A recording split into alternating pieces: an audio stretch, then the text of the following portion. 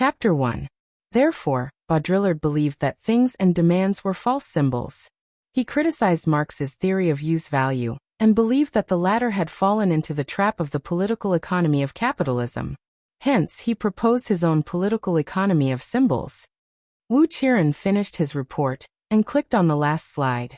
He nodded and thanked the teacher and a dozen students. The teacher signaled him to leave the podium and wait for the next student's report. Fails. The next moment Wu Qiren, who was once a postgraduate student, woke up from his dream. He curled up and lay in a cold, abandoned hole in the wall. He felt the cold wind blowing from all directions. Wu Qiren sighed. It had been 5 years since he transmigrated, but he still had the dream of his previous life. His life before transmigrating was boring, but it was better than the miserable situation before his eyes. Thales. A large hand reached out from the hole in the wall and grabbed Wu Qiren's ear. It then violently dragged him out of the small hole. It was a dilapidated house. Through the half-collapsed roof, the bright stars in the night sky could be seen. However, the arrangement and shape of the galaxy were extremely unfamiliar to Wu Qiren. Wu Qiren could not resist the violent hand. What could a 7-year-old child do? He was dragged on the rough brick floor. His knees were in pain, but he gritted his teeth and did not make a sound. This was because the cruel Quide was especially impatient with children's cries. It was said that he once paralyzed a 6-year-old girl who wanted to use her tears to exchange for food. I asked Rick, "Your monthly allowance this week is 5 coppers less than last week. Did you hide it?" The angry Quide was like a lion with red fur. His protruding nose made him look even more ferocious. Wu Qiren fell to the ground. His gray eyes glanced at the holes in the walls around him from the corner of his eyes. The 5 child beggars who lived in the same house with him, ranging from 4 to 10 years old, were all shivering in fear at Quide's furious roar. In the innermost hole in the wall, the youngest short-haired girl bit her left hand tightly. Her face was red as she looked at Wu Qiren, who was on the ground in fear. In the hole beside her, the 6-year-old boy, Ned, was so frightened that he screamed. That was Korea. Wu Qiren knew what she was afraid of. In fact, Wu Qiren's luck this week was pretty good. He, the child beggar Thales, Wu Qiren's current name, received a total of 37 copper coins this week, which was 18 more than the previous week. However, he only handed over 14 coppers to Quide, the head of the Blackstreet Brotherhood who was in charge of child beggars. He then used the remaining coppers, along with the money that he had painstakingly saved for 2 years, to go to Grove Pharmacy. He then bought a typhoid potion from the kind-hearted helper, Yanni, at cost price. Thales fed the 4-year-old Korea the potion. If she got typhoid at her age, without the potion, she would almost certainly die. In the 5 years since he transmigrated, Thales went through the memory formation period from when he was 2 years old to when he was 7 years old. From an ignorant toddler, he gradually recovered bits and pieces of memories from his previous life. Among them, the child's memories were fragmented and scattered. Even so, during the 2 years when he was ignorant and awake, every time he witnessed someone die, it left a deep impression in Thales' mind. From dying from sickness, falling to death, drowning to being hanged to death, to being beaten to death, there was even one time when Thales personally witnessed a crying child beggar being suffocated to death 10 meters away with a psionic ability. The Blackstreet Brotherhood, which specialized in human trafficking, never had any bottom line or principles. Even a gang needed time to settle down and establish rules and order. The Brotherhood, which originated from Blackstreet, rose to power in less than 10 years. Moreover, even the Brotherhood's sworn enemy, the Blood Bottle Gang, which had 90 years of history and was known as the aristocracy of the gangs, had killed many people. Most of the time Thales, who witnessed death, was powerless. Even he himself had to rely on the wisdom and maturity of an adult to avoid being killed more than once. For example, Quide, who was rubbing his palms excitedly, revealed the cruelty and viciousness of a gang sadist. I did not hide it. It's winter this week, and the number of people passing through the 3 districts of the lower city has decreased. Thales got up from the ground. His brain worked quickly as he spat out an excuse. Slap. What welcomed him was a merciless slap that caused Thales to fall back to the ground. Hand over the money you hid, and I will beat you up. Or I will beat you up first, and then you will hand over the money. Choose. Obviously, Quide did not want to listen to his explanation. This leader of the Brotherhood might just want to extort some money for wine, or he might just want to beat someone up. But you can also be stubborn. I like stubborn children the most. Quide grinned as he moved his fist.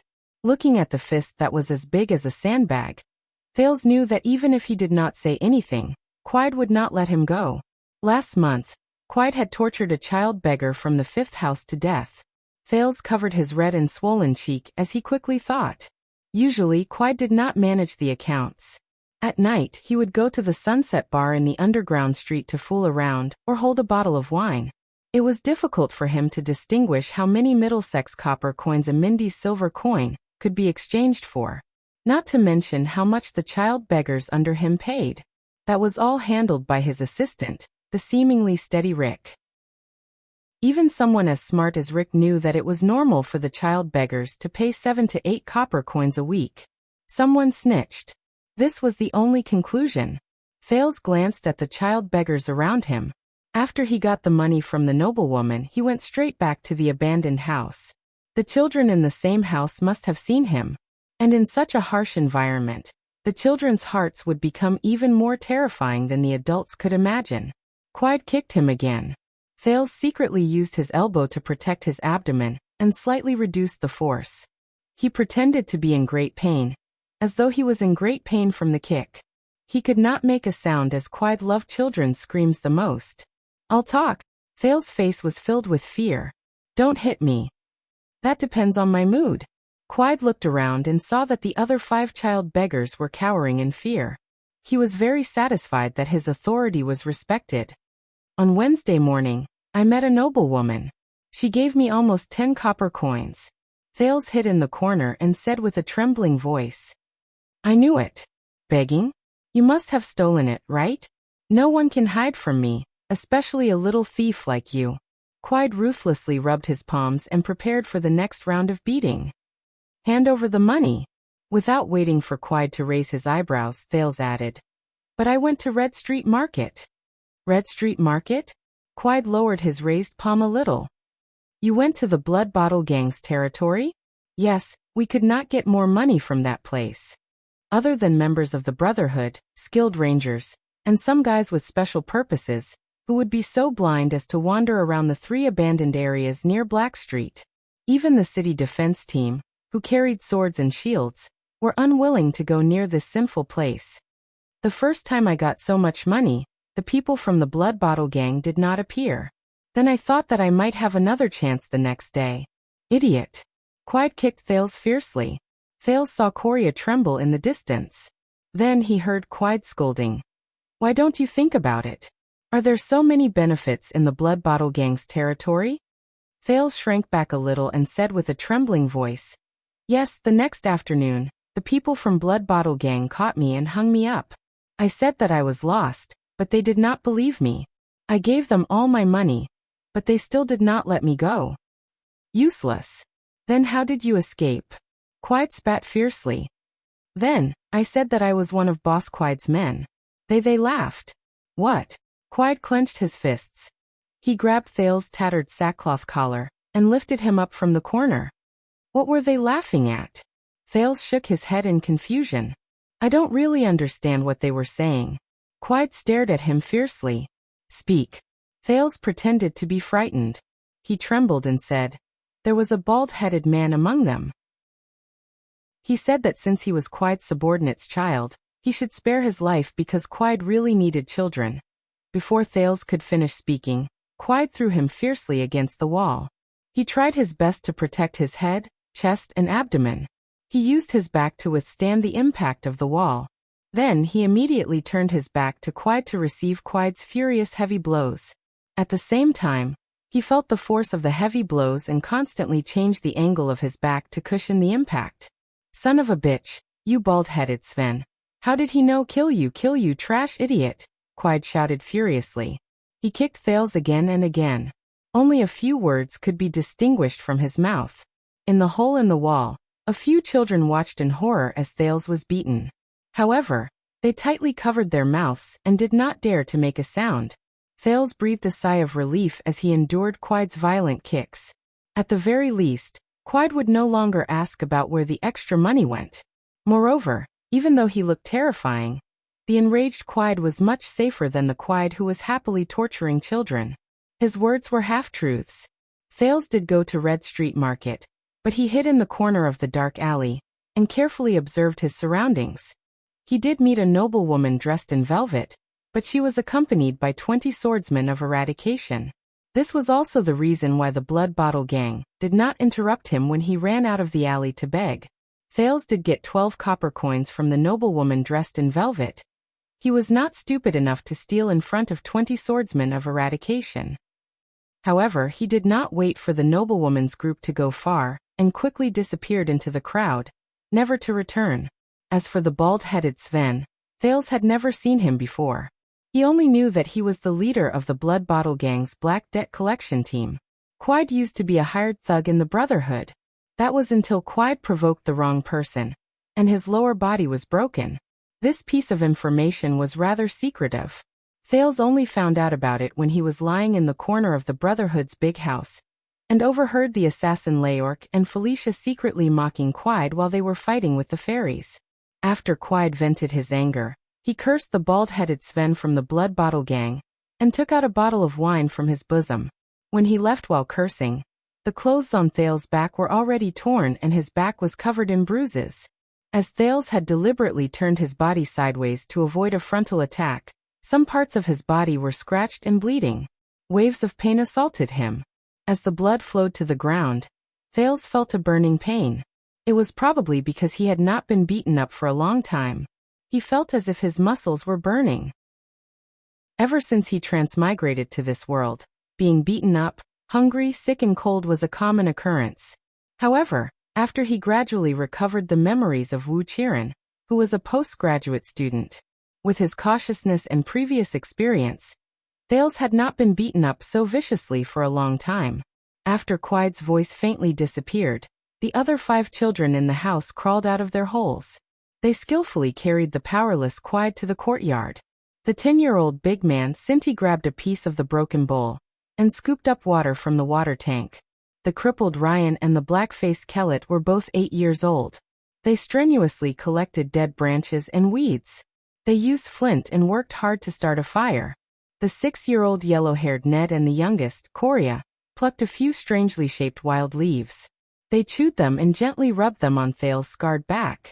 Thales endured the pain and tried to find something to divert his attention. He looked at the tearful Coria and turned to the dejected yellow-haired Ned. He tried his best to sound calm. "It's okay, Ned. I don't blame you." Ned suddenly raised his head. His face was full of fear. The other 4 children also turned to look at him. "How did you know?"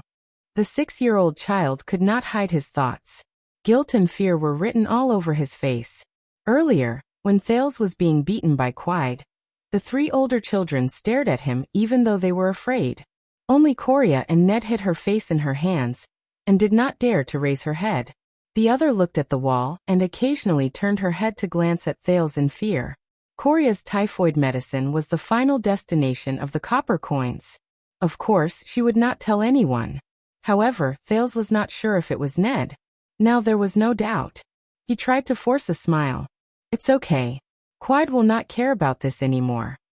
Aye. Ned's face was unbelievably red.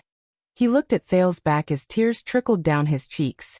"I did not ask for money this week, and I did not dare to steal," he sobbed. Rick did not say anything, but Quide was very unhappy.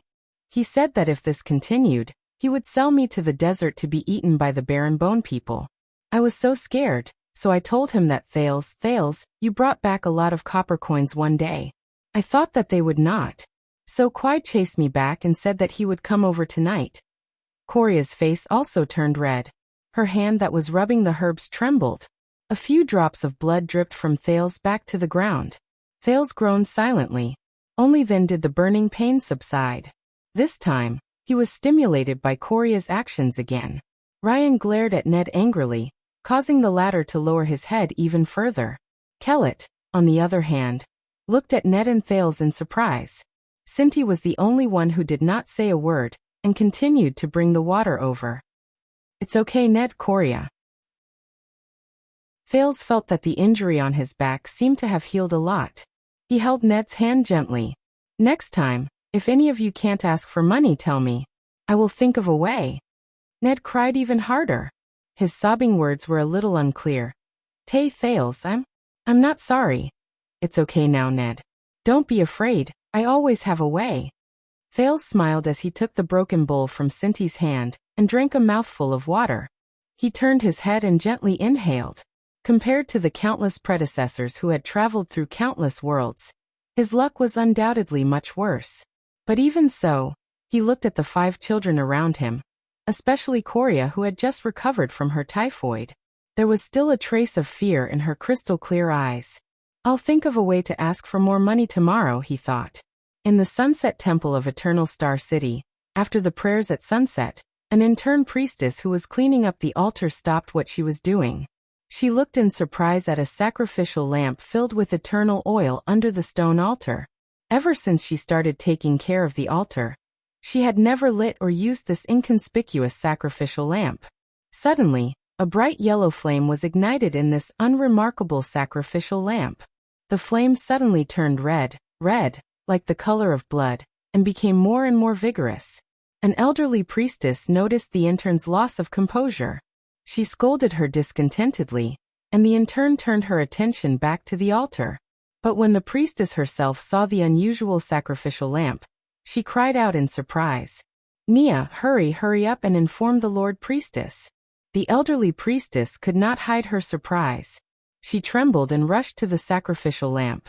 She raised her right palm and turned her left palm up, preparing to pray. What's going on? It was the first time the intern Nia saw the esteemed priestess lose her composure. Even she was affected. Did I make a mistake? But I didn't touch the lamp. But, what should I tell the Lord Priestess? Did someone secretly light up a lamp next to the altar? Nia asked in a panic. No. The elderly priestess stared at the lamp, her hands constantly changing the prayer gestures. Even if the entire Errol's 2 continents and countless islands were used, only one person could light this lamp. Chapter 2. Why is he so drunk again? In an abandoned house in the 2nd district of the lower city, Quide's assistant, Nar Rick, looked at the drunk Quide with disgust. He waved his hand and asked 2 young Brotherhood members to help him down. Lock him up for a day and let him out when he is sober. Rick, who preferred to be called by his surname instead of his name, smiled mysteriously.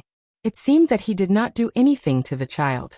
Nar Rick was different from Quide, who had regressed from being a hired thug to a child beggar. He was an ambitious and capable member of the Brotherhood. He used to study at the accounting school in Sukhard City in the south of the kingdom. If his father, who was a scribe, had not committed a crime, Rick could have been an accountant in a certain city department, or even a certain family. He could have even gone one step further and become a businessman in a certain industry. When the time came, he could spend money to buy a title and enter the first rank of Constellation's upper society. 300 years ago, the Sukhard family, which had the symbol of a sunflower, was born this way. Now, wasn't it also a prominent family in the kingdom?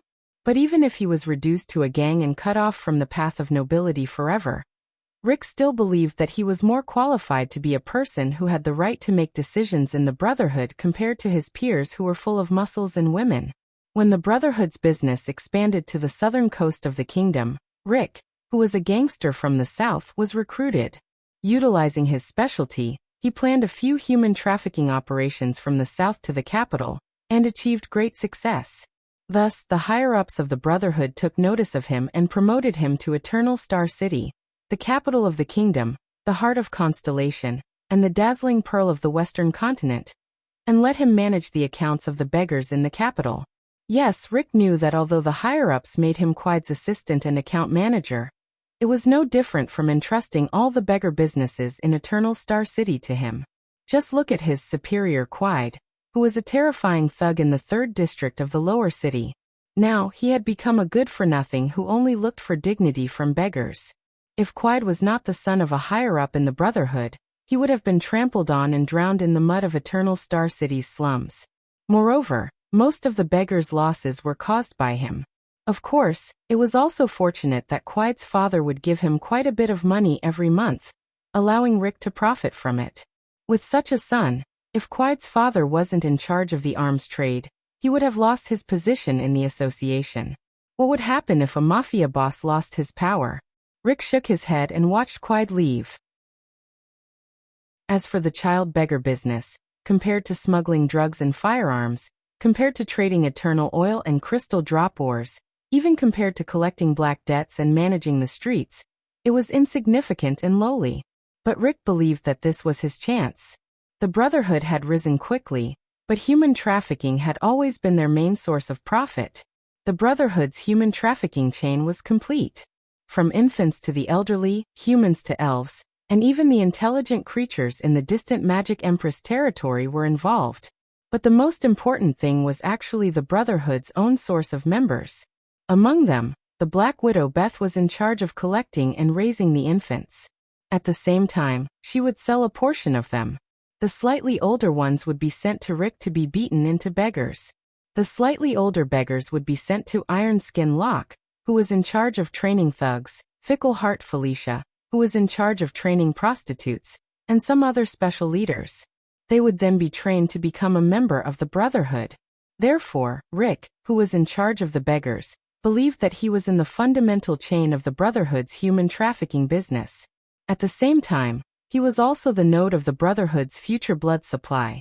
Thinking about it, he was the future member of the Brotherhood. He was the leader of the Brotherhood when he first had memories. He was able to see which people had a bright future when he was a child. If he could help them at the right time, in the future.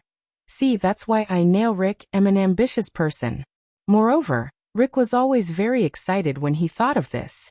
Moreover, this was Eternal Star City. Constellation was the capital of the second largest kingdom in the Western continent. It was also the birthplace of the Blackstreet Brotherhood. Being able to work here meant that the leaders of the Brotherhood could always see him. Being able to see him meant that he would always have the opportunity to be promoted. Of course, the chances of him causing trouble were not small. Fortunately, Rick put his hands behind his back and looked at the drunk Quide. He raised his eyebrows. Fortunately, there was this guy to bear the brunt of the trouble. Under the moonlight, Rick turned around and continued walking. Looking at the 20 abandoned houses in front of him, he knew that there were many beggars in each abandoned house. And these beggars were the most important seedlings and bargaining chips for him to climb up the ranks in the future. For example, the black-haired Thales in the 6th house. 2 years ago, when Beth, who was in charge of the baby, sent him here, she showed a different attitude to the child. Sure enough, although this child was only 8 years old, 8 or 7 years old, he was cunning and cunning. But he was clever and cunning. A week ago, he actually came up with the idea of acting as a beggar. A cute child was beaten up by other older children and robbed of his money and food. So, when he hid in a corner and cried alone, the ladies passing by could not help but give him more compensation. Rick thought that compared to those annoying child beggars who cried themselves hoarse, the gang was short of such people who could use their brains. This child would definitely climb up the ranks when he grew up. I should give him a reward to win Thales' gratitude. Of course, a reward without a contrast would not make people feel grateful. This was why when the boy in the same room with Thales told him that Thales might be hiding money, Rick urged Quide to settle the score with him. When Quide beat Thales to the brink of death, Rick would step in to stop him. He would even go against Quide because of this. That was the only use of that trash. Then, Thales would intentionally or unintentionally take Rick as his backer. Rick did not care if the beggars did not give him enough money. This was something that only short-sighted people would care about. Compared to a few copper coins, Rick knew that favors were more important assets. But that boy, Thales, was too smart. Rick knew that whether Thales gave Quide money or not, Quide would torture him to death. If Thales really took out the money, it would only be worse. But it was obvious that the boy thought of a way to escape. According to common sense, Quide, who was in high spirits, would meticulously prepare these disobedient children to liven things up, regardless of whether they were truly disobedient or not. No matter, he still had to do what he had to do. Even if the results were not good, he could just find another reason to let Quide beat him up. Rick walked to the 6th room and stepped over the broken door. He saw Thales lying on his stomach on the ground in the courtyard that was overgrown with weeds. There were a few children next to him who were smearing something on him. Oh my God! A few children around 7 or 9 years old actually know how to plant dragon leaves in the courtyard. Usually, only experienced gang members and poor people who had lived for many years would know that this kind of wild plant could be used as a convenient and cheap medicinal herb for external injuries. Ah, Mr. Rick. Cripple Ryan was the first to notice Rick's arrival. After having one of his legs broken, he was more sensitive to his surroundings. Quiet had not left for more than an hour, and the fear in the yard had yet to dissipate. Ned, the boy who told on Rick, had tears on his face. Kellett covered her black face while the older child, Cindy, took a step back in fear. Especially the youngest girl. She was so scared that she even screamed. At that time, Bessie had told him that this was a hereditary aristocrat's descendant. There was a high possibility that she would be a beauty. He did not want to spoil her. In the future, Felicia could train her and earn a lot of profits. It was a pity that his child beggars had to be handed over to the gang at the age of 10, or at most 12. If only he could keep her until she was 15. Then he could send her away. Otherwise, it would be fine even if she was 13. Mr. Rick. Thales interrupted Rick's subtle thoughts. He turned his head with difficulty, which affected the injury on his back. He grimaced in pain. Sigh, I'm sorry, Thales. Rick sighed and showed a pitiful expression. I couldn't stop him, Quide. After all, I'm only his assistant. I can't afford to offend his backer. I could only come here quietly after the incident. Under the cautious gazes of the children, Rick squatted down and worriedly checked Thales' injuries. Fortunately, he didn't hit you too hard today or else. Mr. Rick, I'm fine, Thales struggled to say. I'm sorry, my allowance last week was indeed. Forget about the allowance, he said. Rick took the broken bowl from Cindy's hands and poured away the water inside. He plucked a few pieces of dragon leaves and picked up a stone to grind them. You were sent to me when you were young. In the past few years, I've watched you grow from trembling little guys to careless hairy kids. To me, you are far more important than a few copper coins. Rick's face showed a trace of pain. At your age, you shouldn't be begging on the streets, but this is the rule of the Brotherhood. Mr. Rick. Thales seemed to be moved. He clenched his fist. Come grind the herbs with a stone. It's better than chewing them with your mouth. Rick wiped the herbs in the bowl and personally applied them to Thales. Kellett, who was beside him, bit her lips and whimpered. Thank you, Mr. Rick, Coria said softly. If only you were in charge of us instead of Quide. Don't let Quide hear this. Rick smiled helplessly. To be honest, I'm very afraid of him. The other children also smiled knowingly. Rick knew that showing similarities and a sense of humor at the right time was a good way to make people accept him. Thank you very much, Mr. Rick, Thales said solemnly. He knew that in the eyes of many people he appeared to be more mature, so there was no need to act like a child. Rick nodded. Protect yourself well. You are a smart child. I believe you can do it well. Oh right.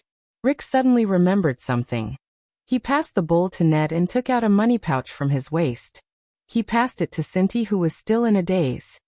I have to hand in my salary every month, and I don't have much money myself.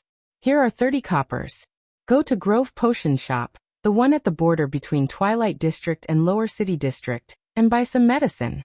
This money should be enough if the price of the medicine hasn't increased. Of course, this money is not enough, Rick thought. He went to Grove Pharmacy a week ago, and it just so happened that the price had just increased. This way, when the children realized that they did not have enough money, they would think that it was because of the temporary price increase. If they did not have enough money, what could they do? Of course, they would take it from the money that they begged.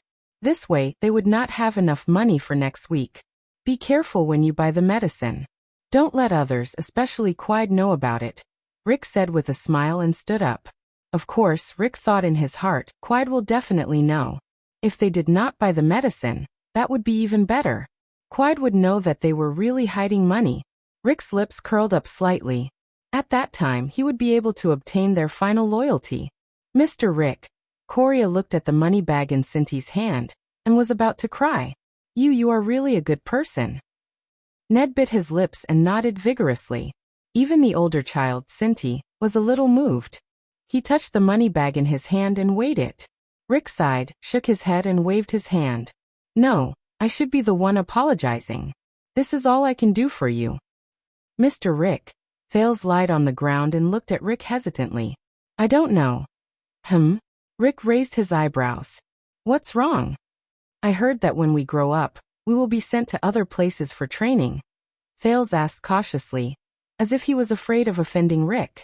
Then, after we finish our training, can we work under you? Hearing this, Kellett, Ned, and Coria looked at Rick with hopeful eyes. Snap. Rick snapped his fingers in his heart. Score. It was faster than expected. Hee about this. Rick smiled. Don't look at me like this now. In the Brotherhood, I am a man with dreams.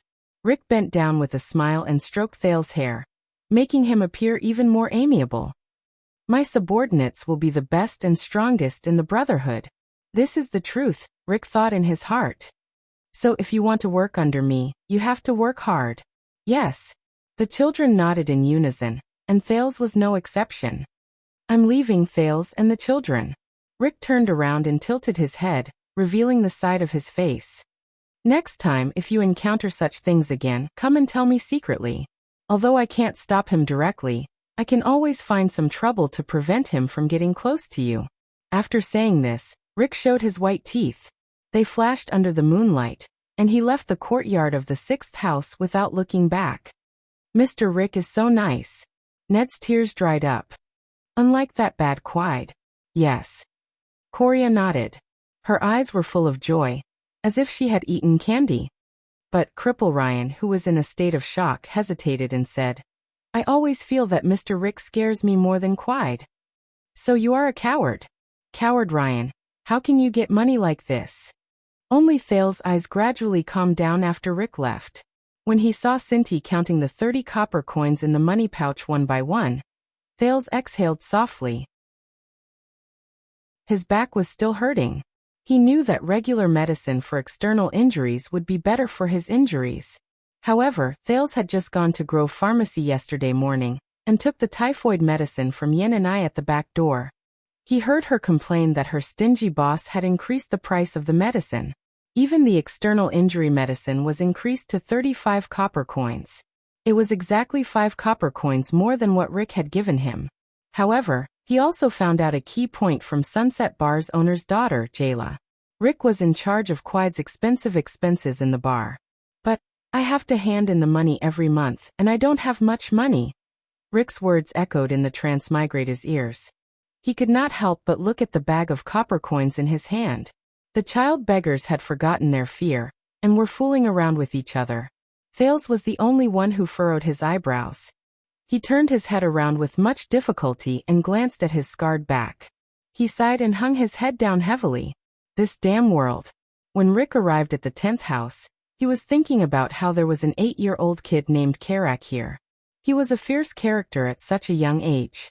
Just as he was about to beat him up a bit and pull him under his wing, he suddenly felt a chill on the back of his neck.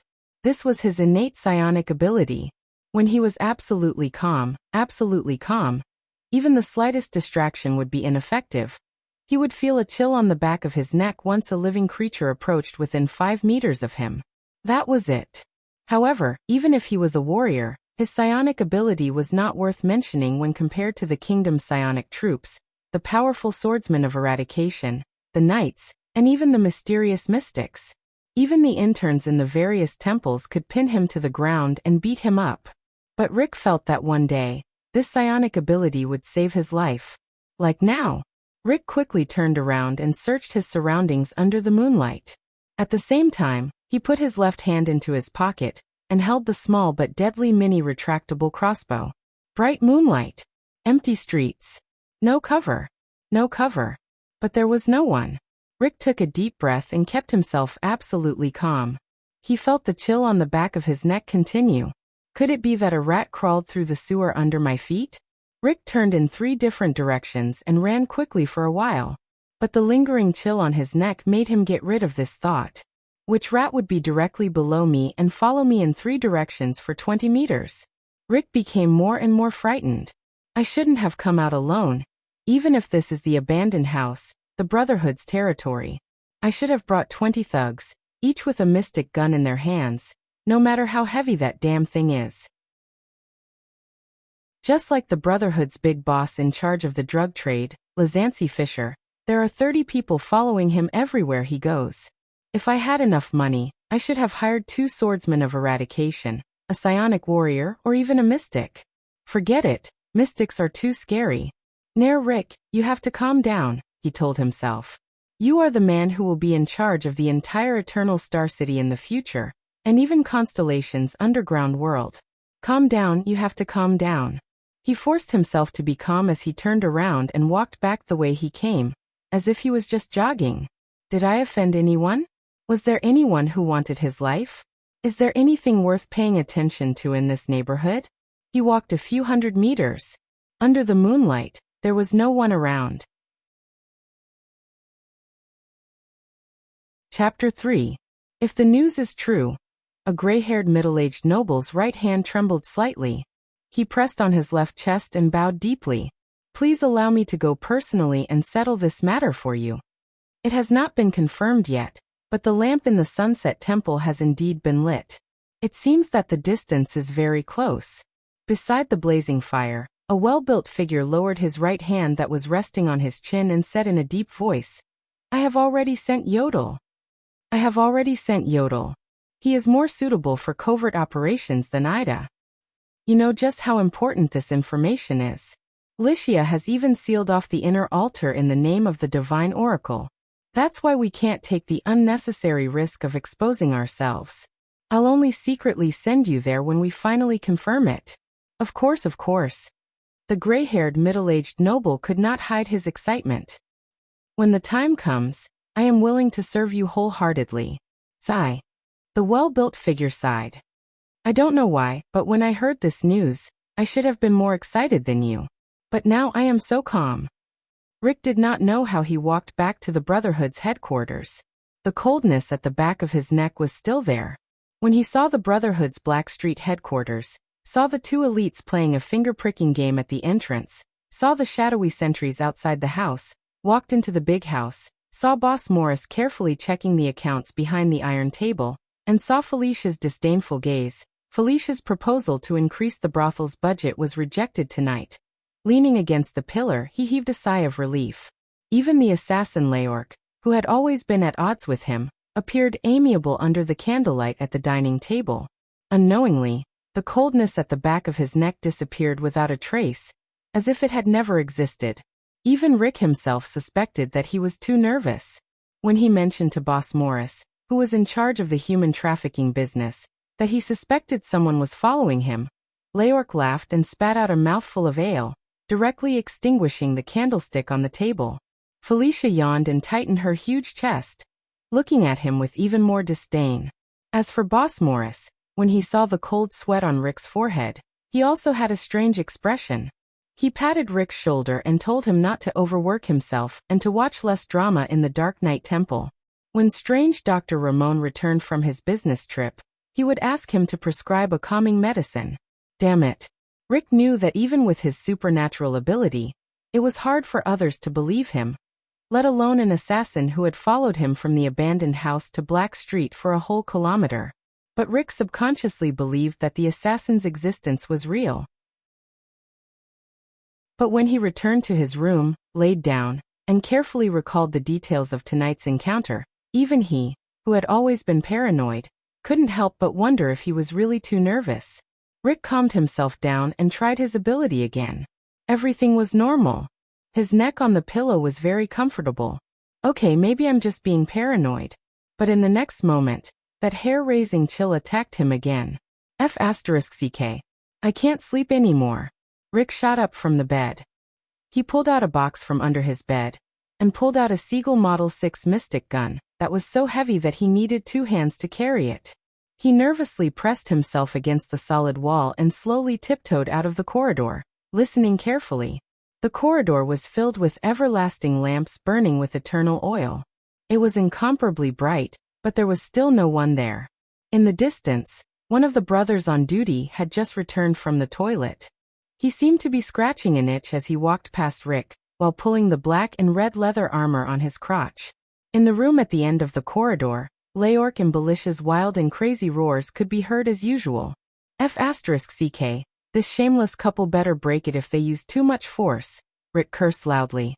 The two brothers at the checkpoint who had just passed by turned around and nodded at Rick. Their gazes met, and they immediately felt like they knew each other. Then, Rick saw that the other party was painfully scratching the leather armor on his crotch, and the other party was looking at Rick, who was leaning against the wall while holding the mystic gun. Both of them awkwardly turned their heads and returned to their posts, while the others returned to their rooms. Rick rubbed the back of his neck. F***ck, this damn supernatural ability must have failed. Besides, if the other party had reached the headquarters of the Brotherhood and not been discovered by a single person, then it would be useless even if he held the mystic gun. Even Boss Morris's supernatural ability would be useless. Sleep. Thale's back injury looked bad, but it did not seem to be too serious. It was only the third day, and he could already stand up and walk. His attributes were extraordinary. Thale stood in line and sighed. He looked at the dilapidated houses and walls around him, took the black bread and wild vegetables handed to him by the thug Pearson, and put them into his mouth. It was a pity that he was born in such a place. There is a sharp branch next to you. You must have secretly cut my hand. It's not me. My hand was also cut last night. Everyone in our house had their hands cut. It must be the people in the 8th house. They are jealous of our harvest yesterday. It's them. The people in the 14th house were also cut last night. They don't want us to touch sheep on the streets. Thales yawned and listened lazily to the child beggars in the other houses. The child beggars next to him even made a fuss until the thug came to stop them. He sighed, swallowed the last mouthful of the disgusting breakfast, and clapped his hands to call the child beggars in the 6th house. They started work. It was Tuesday, and the begging in the 6th house was relatively smooth. For more business, they went directly to the west gate near the sentry post. The recent week seemed to be the celebration of Sunset Goddess, but it was said that Sunset Temple had sealed the inner altar due to the oracle, causing many believers to enter the city from the west gate, climb the city wall, and pray to the sunset to make up for the regret of not being able to pray to the spokesperson of Sunset Goddess in the human world. Before the guards could stop them from glaring at them, Thales even managed to steal a blackwood carved bright moon god statue from a fat vegetable and fruit vendor with the help of Ryan and Coria. The vendor paid too much attention to the wallet in his arms. Hence, when Ryan and Coria were bargaining with him over a clover, Thales reached for the package behind him. The bright moon god statue should be worth at least 50 coppers on the market. Of course, this kind of stolen goods could not be seen in public, and could only be sold through the channels of the Brotherhood. The veterans of the Brotherhood knew that they were only child beggars and thieves, and would desperately lower the price. They would even rob the valuable ones. It was good enough to get 5 coppers. But no matter how small a mosquito was, it was still meat. When Thales and the others returned to the abandoned house, they saw Rick, who came to patrol as usual. He did not have his usual kindness and indifference. Instead, he hurriedly gave a few instructions to the thugs and disappeared from sight. Is Mr. Rick in trouble? Coria, who was hungry, asked while biting her finger. They went far away and came back late. Fortunately, Thales had a good relationship with Pearson, the thug who was in charge of delivering food. He often bribed the thug with small gifts, and the latter agreed to keep food for them. It could be Quide. That guy is the most troublesome, Kellett said. His stomach was also growling. Ned and Ryan shuddered at the mention of the name. Boys, there's no food tonight. The 6 children entered the now empty yard. Pearson, who was in charge of getting food, waved his hand when he saw them from afar. Don't look at me. I can't do anything about it. Pearson shook his head indifferently in the face of the 6 children's angry, but somewhat unconfident questioning. Rick has ordered us to rest early tonight. Our work and rest schedule has been brought forward. In the end, Thales persuaded Pearson in every possible way, and used the bright moon god statue as the price to exchange for the 4.5 pieces of black bread and half a bowl of black pine vegetables that he had originally planned to save for his 2 hounds.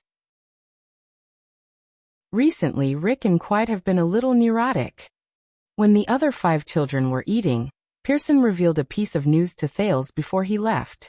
Quiet's temper has been getting worse recently. He's been cursing damn Baldy all day long. But he's always been like this. Rick has become very strange, especially in the past 2 days. I heard from the people at headquarters. Speaking of this, Pearson looked around and whispered in Thales' ear, he's being haunted by a ghost.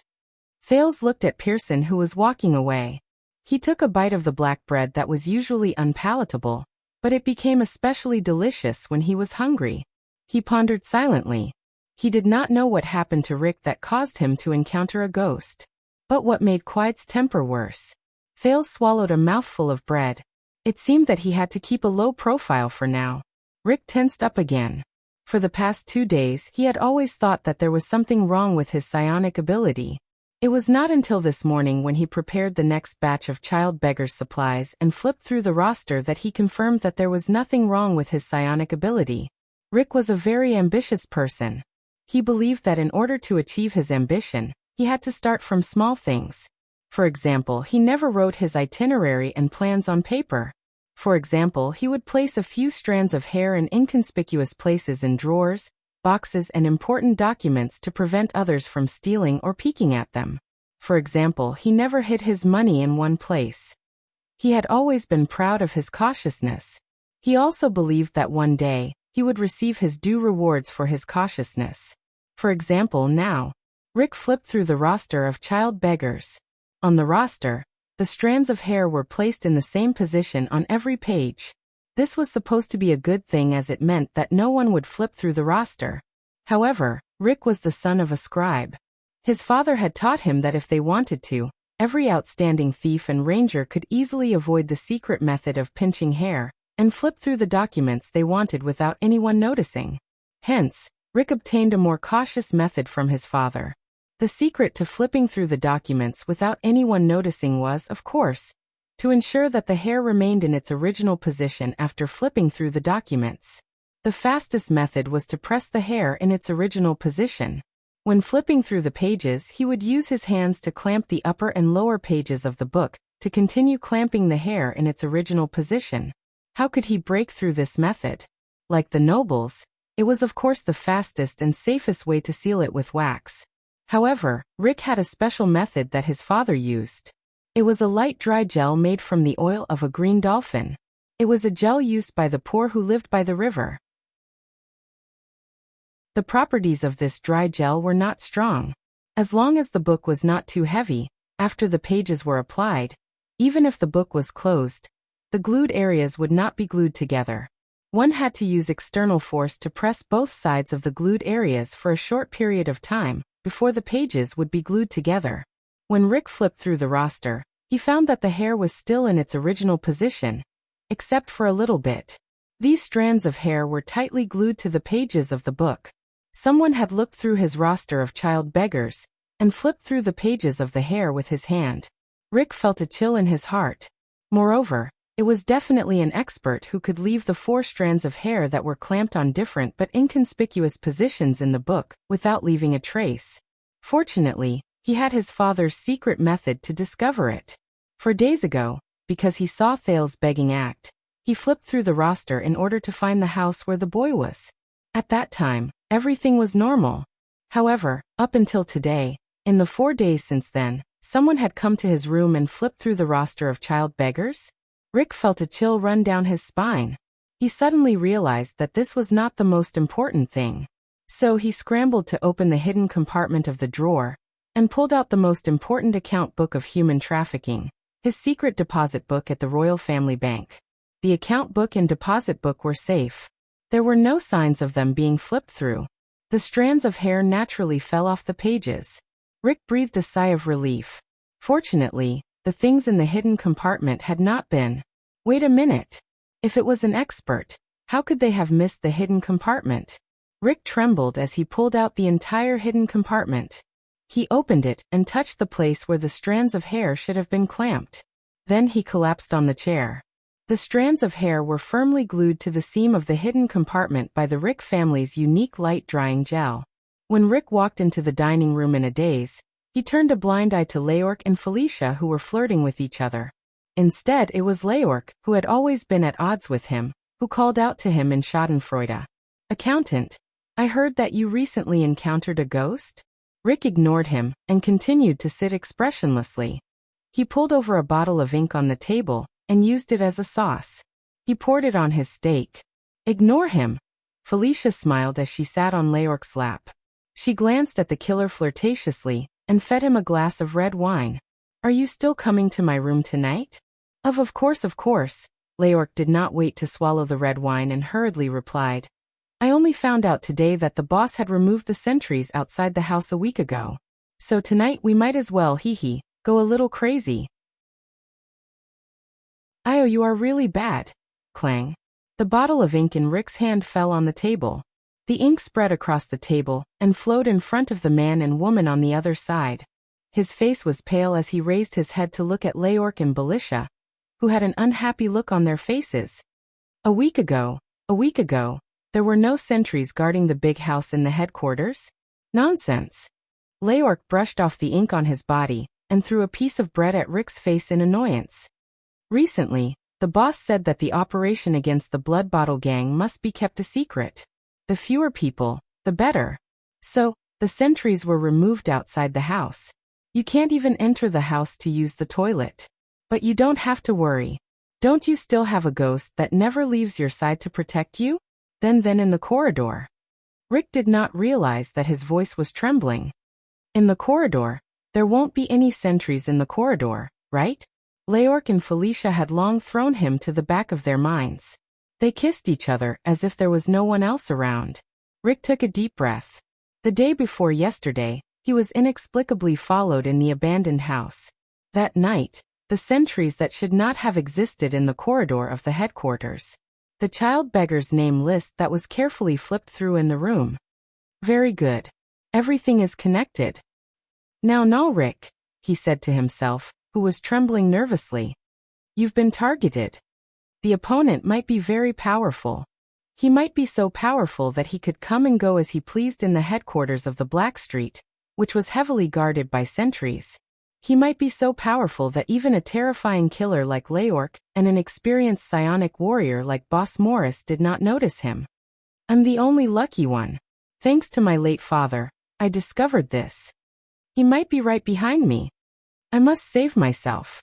I must save myself. I must find his purpose." Rick's brain worked frantically. The other party must have turned his room upside down in the past 2 days. However, he only carefully looked through the child beggar's name list. He abandoned the more important account book like it was a worn-out shoe. The thing that the other party is looking for is in the child beggar's name list. That's right. I was targeted near the abandoned house. That's where the child beggars live. He's looking for a certain child beggar. However, Rick had a headache thinking about it. He had more than 100 child beggars on hand. Next month, Beth would send another batch over. These were all children of unknown origins, or children with no future trouble. Important and valuable children, such as the descendants of certain powerful people, or the children of certain wealthy merchants, had long been ransomed or killed. Which child beggar does he want? He's so skillful and has such terrifying strength. Why doesn't he make a request to the Brotherhood openly? We'll just give it to you directly. I'd rather cooperate with him one by one. Even if I have to drag out all the child beggars, strip them and search their bodies, or even kill and dissect them, it would be better than being hung by a ghost every day. Wait a minute. I seem to have thought of the key point. Why doesn't he make a request to the Brotherhood openly? Of course, this matter cannot be known by anyone, not even the Black Street Brotherhood. Is it a competitor of the Brotherhood? No. If the Blood Bottle Gang had such strength, the Black Street Brotherhood would have been destroyed dozens of times. He doesn't have any formal channels, and he doesn't want to deal with the Black Street Brotherhood in downtown. Such a terrifying person would definitely not be at a low enough level to deal with a gang from the slums. Why is he interested in these orphans who have been lost for many years? Can't he just go to the police station to look for missing children? Moreover, the police station would not dare to slight a person of this level. Even the Brotherhood could only lower their heads. Wait. Rick's mind lit up. He seemed to have grasped the main point. He's skillful, comes and goes without a trace, works in secret, and is interested in the origin of a certain child. His level is far higher than the Blackstreet Brotherhood. Strength is built with money and resources. He's secretive because it would be disadvantageous to him if this matter were to be made public. He doesn't deal with the Brotherhood because his level is too high. He's interested in the children that the Brotherhood collected from different sources. He's probably above the supreme class, and he's backed by someone with power and wealth. Yet, he avoids the eyes and ears of the Brotherhood and the police station to secretly search for an important child. Rick fiercely slapped his thigh. A string in his mind seemed to have been connected in an instant. He's involved in some big family's bloodline inheritance struggle. F***ck. Rick fiercely glared at Leork and Felicia, who had already started to move up and down. However, his thoughts had long since left the couple in front of him. Chapter 4. Jayla. Black Pine Wine. Give me another dozen. In the noisy and dark Sunset pub, Clyde panted heavily as he leaned on the bar counter. One glass after another, he poured the wine into his mouth. Hey big guy. If you don't have money to tip, you won't get any Black Pine wine. Jayla, who was standing behind the bar counter, unhappily brought out 2 large glasses of Black Pine wine. She placed them on the bar counter without a trace of politeness. For your father's sake, these are the last 2 glasses. I'll give you 30 seconds to finish drinking, and then get out of here. Every hour you sit here, our pub, no, the entire underground street's profits will decrease by 10%. Clyde was already a little dizzy from drinking. However, even in the noisy pub, Jayla's shrewd voice still traveled far. Clyde could feel the gazes of the customers around him, and the ridicule they might have in their hearts. His heart was filled with anger. Back then, I was the blood axe Clyde Rhoda who made the entire lower city tremble in fear. If it was not for that incident, why would a girl at the bar counter dare to bully me? Even the bald Sven, who debuted 2 years later than me, dared to laugh at me in front of the beggar and laugh at my next words. F***ck. You blind girl. Clyde gritted his teeth and shook his heavy head. He stood up and grabbed Jayla's hand. He dragged her in front of him across the bar counter and fiercely roared. I told you. A dozen Black Pine wine. The whole pub quietened down. The lower city district was a famous chaotic place in Eternal Star City, and the underground district was a famous chaotic place in the lower city district. It was especially so after Blackstreet Brotherhood took over the place 10 years ago. Sunset Bar was the center of operations in this chaotic place. The people in Sunset Bar were basically people who belonged to Blackstreet Brotherhood, or people who were looking for Blackstreet Brotherhood. Hence, when Clyde grabbed Jayla's hand and roared, everyone in the bar looked like they were watching a good show.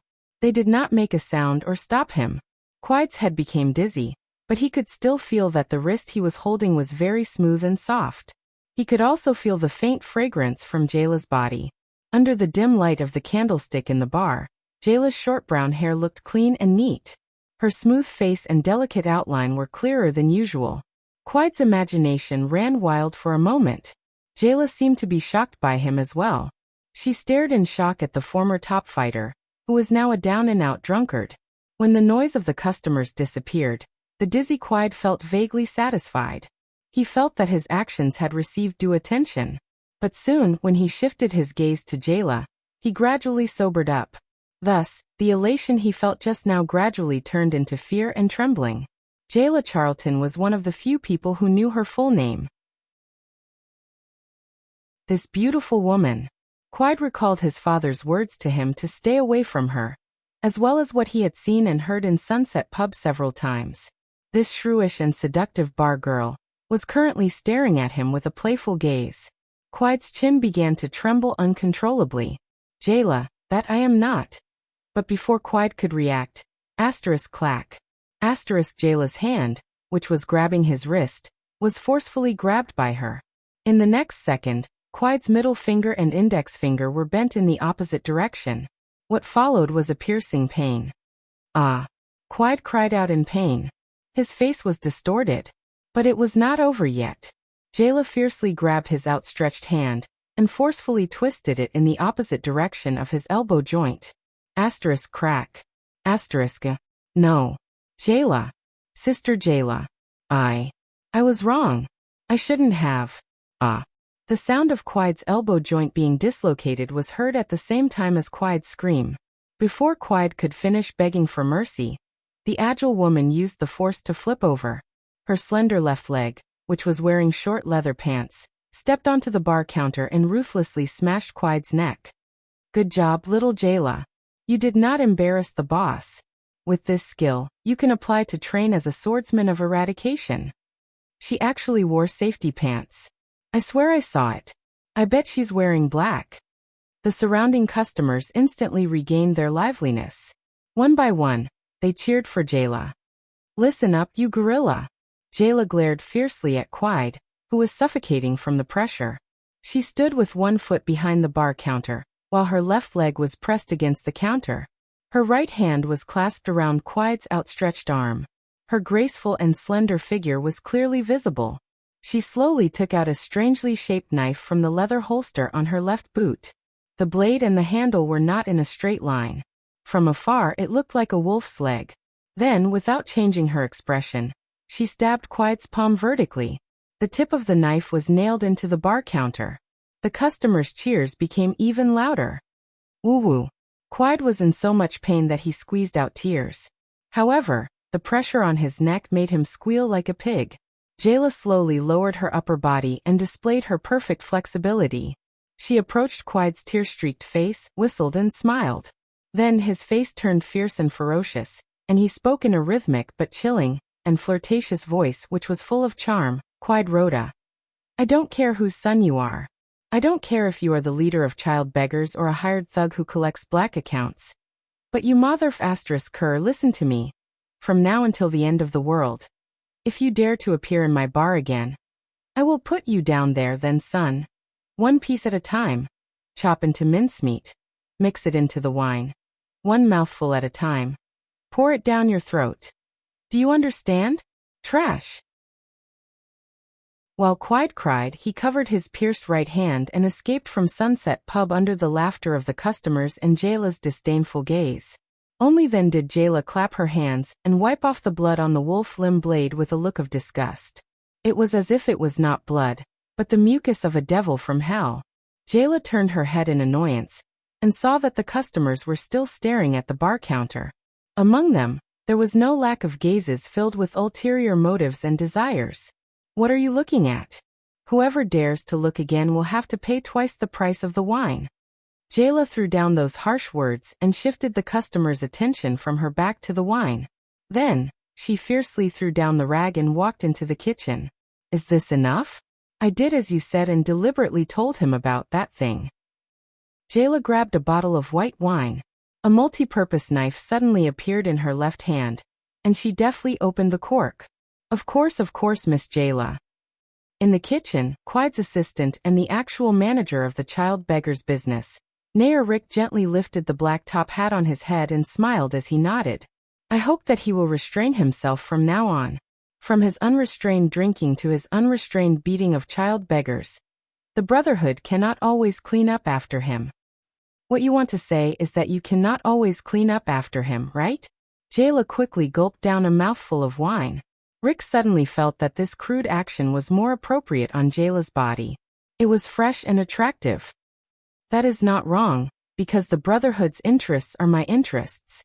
Rick smiled and subconsciously touched the back of his neck. Are you sure that this will work? Why do I feel that a person like him will find more trouble when he goes back? For example, to vent his anger on your child beggars? You really know him well, Rick thought. Actually, I do not know whether it will work or not because I do not know him, but... Rick shook his head helplessly. This was his signature action to show his innocence and sincerity. Recently he has become worse. 3 days ago, for a ridiculous reason, he beat up a seedling that I thought highly of. If it were not for that child's intelligence, another seedling would have died in Quide's hands. I did not know that you were so generous and righteous. Jayla rolled her eyes in her heart. As he said this, Rick's gaze suddenly became firm. That is why I decided that this cannot go on. He must be warned. Otherwise, he will sooner or later ruin the business that I have worked so hard to manage. All right, you do not have to explain to me so many reasons like, I was forced to kill my superior.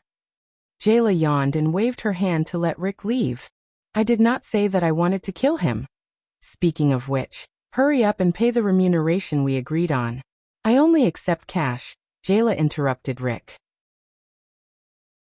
She lazily finished the white wine and stuck out her tongue to lick the last drop of wine into her mouth. This action made Rick's heart skip a beat. Also, you still have to pay for the wine he owes today. Jayla slightly narrowed her eyes as she watched Rick leave after he took off his hat and saluted her. Don't think that I do not know that you switched Quide's wine today. Others might not be able to recognize it, but I, Jayla from the Sunset Pub, know it very clearly. Quide only drank strong Shaka wine. Unlike the wine that makes people drunk, Shaka wine is usually given to the prisoners on the Western Front who are shackled and ready to charge. The drunk person's movements will not be hindered, but their minds will not be clear. So, Nair Rick, are you sure that you have too much money to spend and that you really do not want to kill him? When Quide returned to the big stone door in front of the abandoned house full of humiliation, pain and drunkenness, he did not live in the Black Street headquarters. Quide felt that anyone who knew the inside story would stare at his lower body when they saw him. At that moment, two thugs happened to pass by the wall in a hurry. Their chatter could be heard from afar. Have you heard? The child beggars are spreading a rumor that Boss Quide is no longer a man. What do you mean? Can he become a woman? Oh, idiot, it means that Quide has been castrated. I heard that a few years ago, when he was collecting debts at Karaima Street, he encountered something strange in a haunted house. It was the house where the Earl of Norfolk and his family were hanged. Everyone said that a female ghost in a red dress cut off his lower body. It was clean. For a moment, Quide felt all the blood in his body rush to his head. The next moment, he lost control and roared angrily. He pounced from behind the wall and grabbed one of the thug's neck tightly. Who? Who said that? Which bastard? Which bastard? I'm going to kill him. The other thug panicked and retreated a few steps. Quide fiercely pressed the person in his hand to the ground. His grip became tighter and tighter, but his pierced right hand was unable to withstand the force. After all, he was a famous leader of the thugs in the Brotherhood. He was also a top-notch expert in the ordinary rank. Even though his physical strength had declined and his skills had deteriorated due to many years of decadence, as long as he did not fight against the female cat burglar from the Charlton family, he would still be able to defeat an ordinary thug. Especially now, Quide felt that all the anger in his body had turned into an inexhaustible force. Boss Quide, it was just a rumor. We don't believe it. Quide was like a wild beast as he suddenly raised his head. The thug who was trying to defend himself was so frightened that he took a step back. However, he immediately saw that his other companion's face was pale. He was exhaling more than he was inhaling. The thug who kept retreating looked at Quide's ferocious gaze. His face was full of fear. Yes, it was the child beggars who spread the rumor. Boss, it was really not our fault. You can ask the child beggars and you will know. Gotcha. It was the sound of a neck bone breaking. The thug who was choked by Quide had already stopped breathing. Quide slowly stood up from the ground. His eyes were filled with a ferocious glint, as if he was about to devour someone. The after-effects of tonight's alcohol were too strong. It caused him to gradually lose his last bit of rationality. The remaining thug's body was trembling.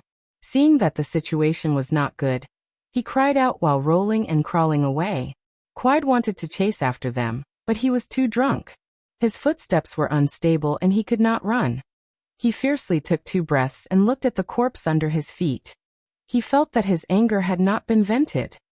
He kicked it a few more times before shaking his head and walking towards the 20 or so abandoned houses.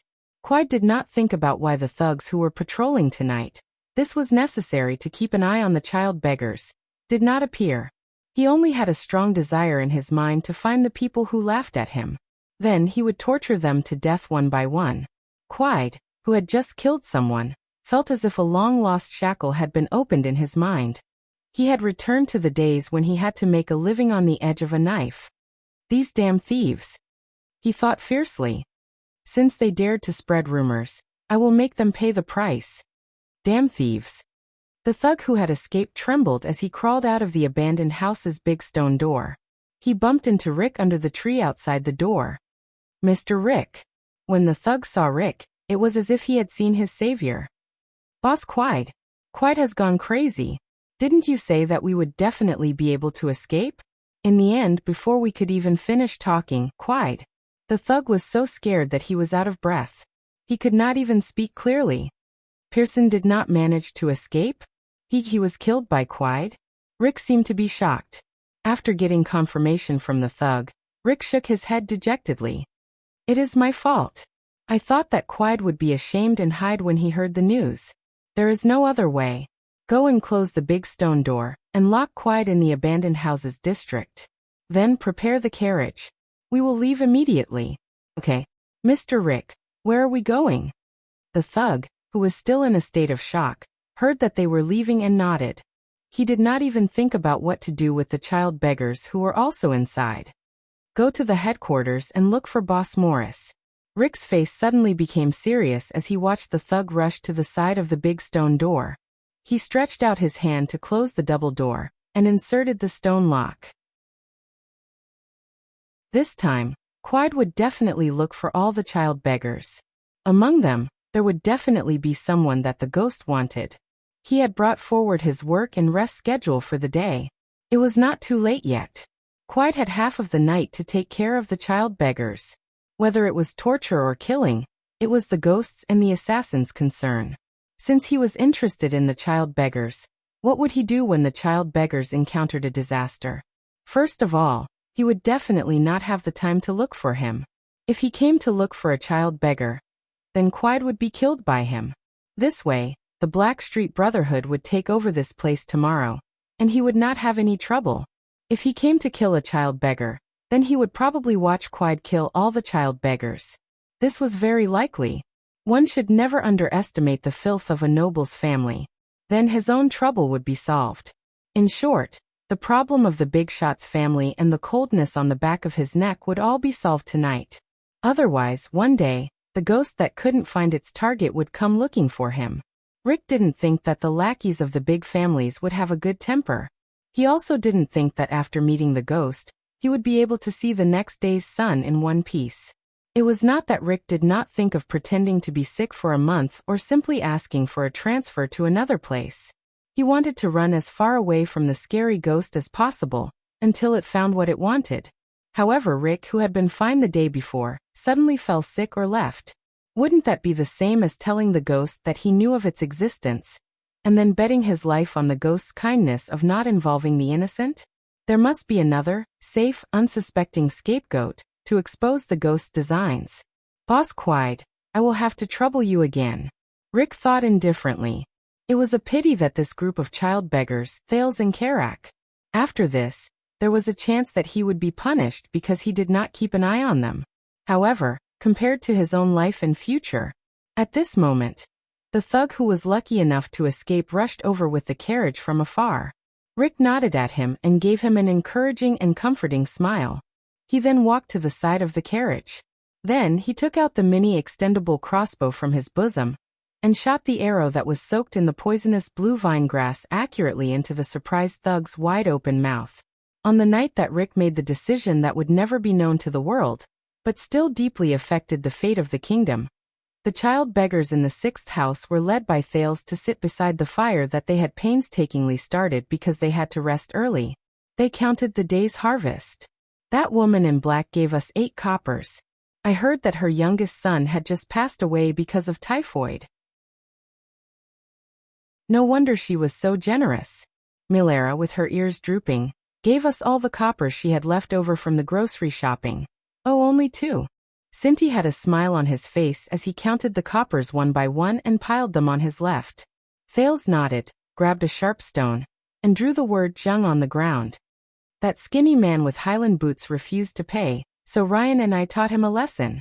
Kellett took out a card and looked at the words on it in distress. But he only had this card in his bosom, and I don't know what it is for. That is the pass to the National Institute of Science, Jadestar Grand Library. That is in the upper city, 5 blocks away from us. Thales looked at the card and said, "That skinny man must be a scholar from a foreign academy. I don't know if he is a philosopher or a scientist. But looking at him, he might be a literary scholar." "Wow. Thales, you actually know the words on it." Coria and Ned looked at Thales with admiration. "How is that possible?" Thales shrugged and looked at the vague hope in the eyes of the two children. "No one has ever taught us how to read and count. I only knew about it when I saw the book emblem on the back of the card."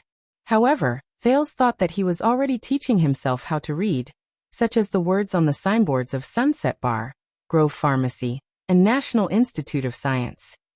And his past memories gave him an inexplicable respect and admiration for knowledge, so he would not let go of any opportunity to learn and accumulate knowledge. Thales raised his dust-covered hands and looked at the calluses that had appeared prematurely due to working hard all day long. He rubbed his half-full stomach and sighed. It's really a form of happiness to be able to sit in front of the study table freely and absorb the wisdom of the predecessors. Thales could no longer remember the scene of his transmigration. To be precise, the memories of his transmigration were retrieved bit by bit as Thales gradually grew up, and his brain gradually took shape. His memories from the age of 2 to 3 were scattered and sparse, just like a real 2-year-old. He only remembered a patch of sticky red. He did not know why the color could be described as sticky.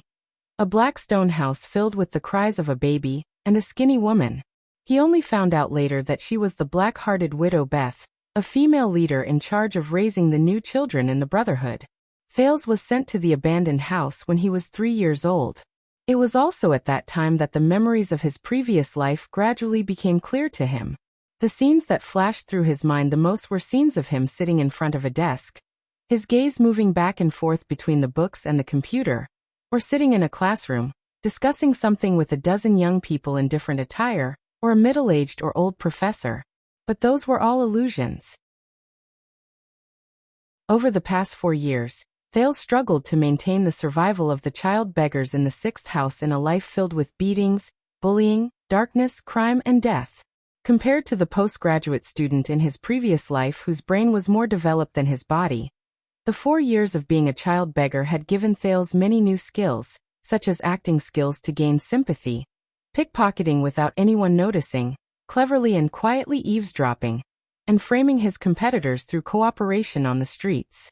During this period, Thales also made many preparations that exceeded the scope of a child beggar, such as building good relationships with people of different social classes. In Lower City, different social classes probably meant different social classes of the lower class. Secretly finding out the secrets of the Brotherhood, arranging several secret locations, secretly storing some inventory. Quide was not wrong about this, and so on. Thales was not prepared to accept the fate given to him by this world. He would not be a child beggar who knew his place, nor would he become a thug or a thief for the Brotherhood. He was also not interested in creating a gang storm in Eternal Star City. He wanted to escape. Then he would live his own life and be a free person. At least he would be freer than he was now, as long as he took one step at a time and followed the plan he had made. Thales looked at the corner of the house. There was an inconspicuous stone slab there. No. Kacha. At this moment, a scream of fear and panic suddenly came from the 17th house next door. Chapter 5. The abandoned house was not a house, but a place in Eternal Star City.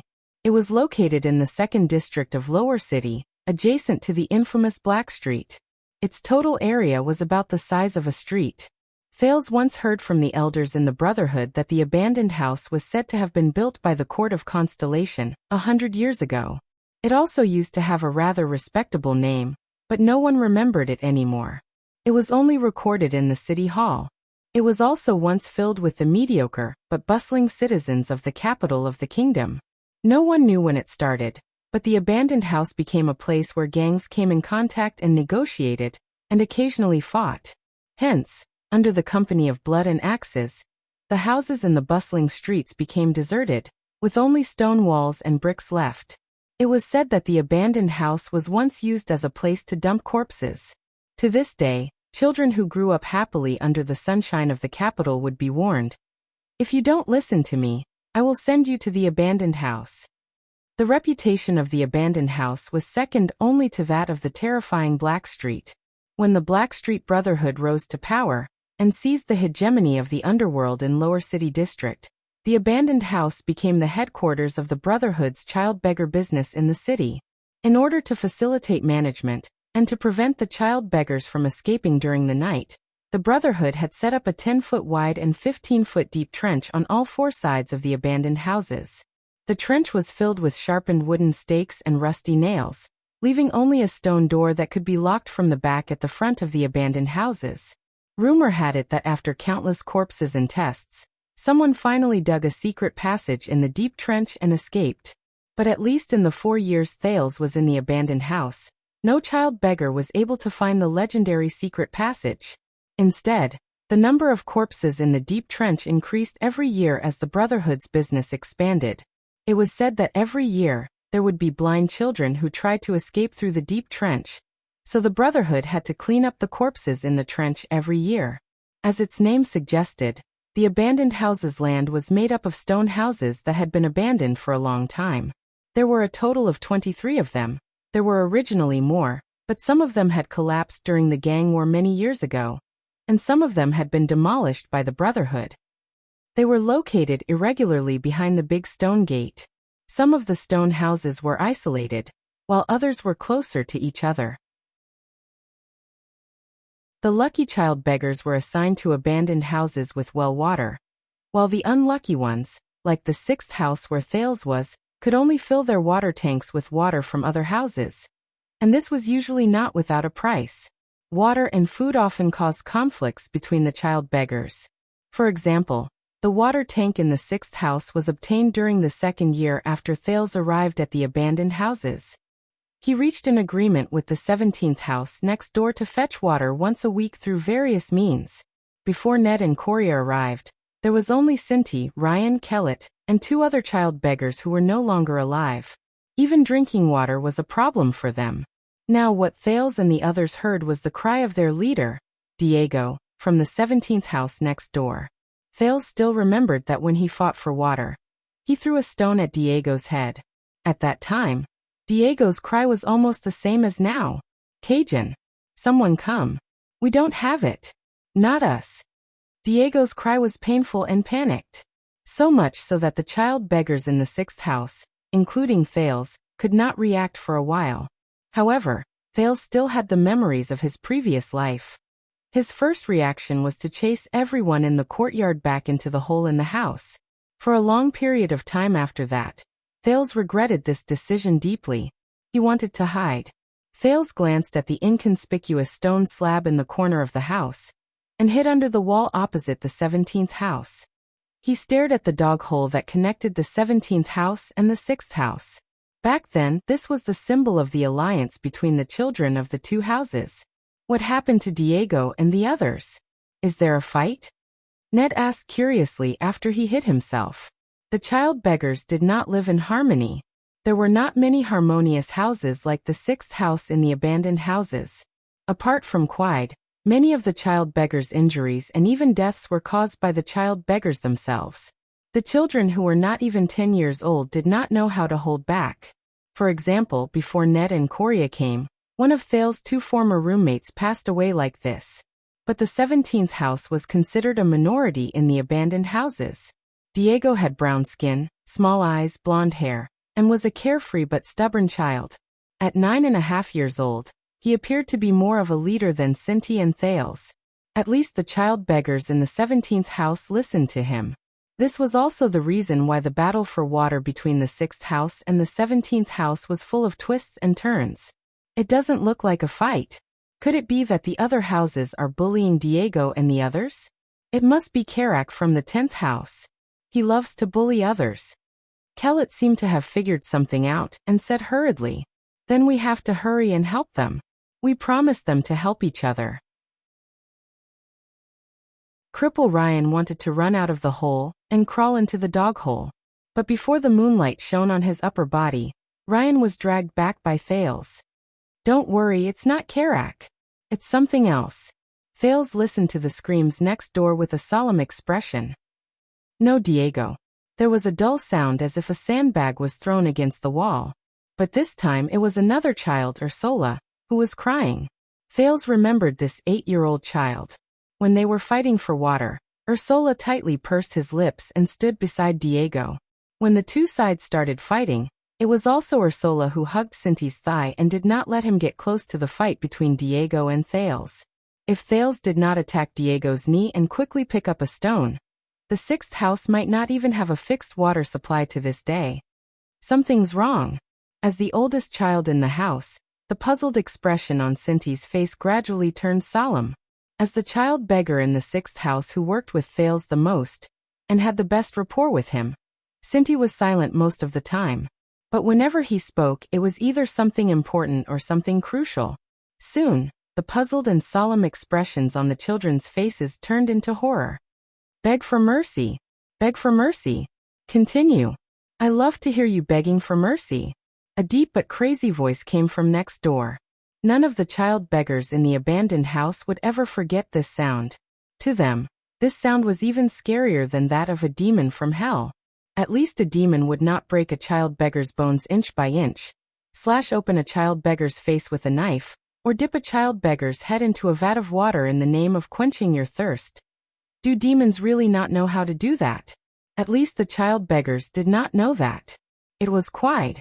Quide Rhoda, the leader of the child beggars in Blackstreet Brotherhood. He was also the child beggar's nightmare and bane. No. Boss Quide. We were wrong. Let's see if you still dare to speak nonsense. Do you dare to scold me behind my back? Damn it. Red-haired woman. Damn it. Baldy. Damn it. Jayla Charlton. All of you deserve to die. As Quide cursed in a delirious manner, a series of beating sounds came from next door. Sometimes it was a fist, sometimes it was a stone, and sometimes it was the sound of a human body colliding with the wall. Help. Help. Diego. Callie. Marita. Get up. Save me. Run. Run. Ugh. Oh my God. Where are the guards? Where's Mr. Rick? Oh my God. He wants to kill us. He wants to kill us all. No. No.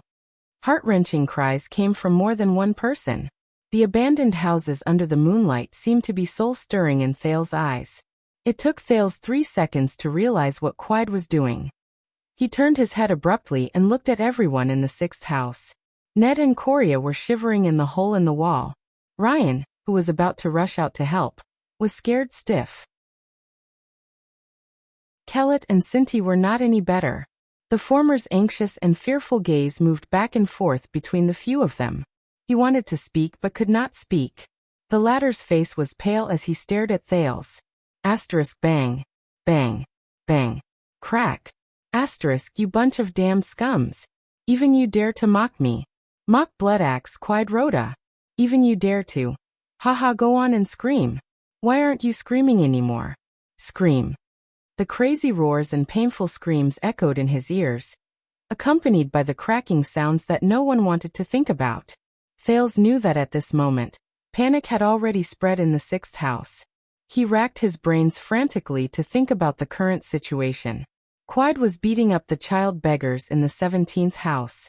No, judging from Quide's appearance and the frequency and strength of his beating, it was not as simple as venting his anger tonight.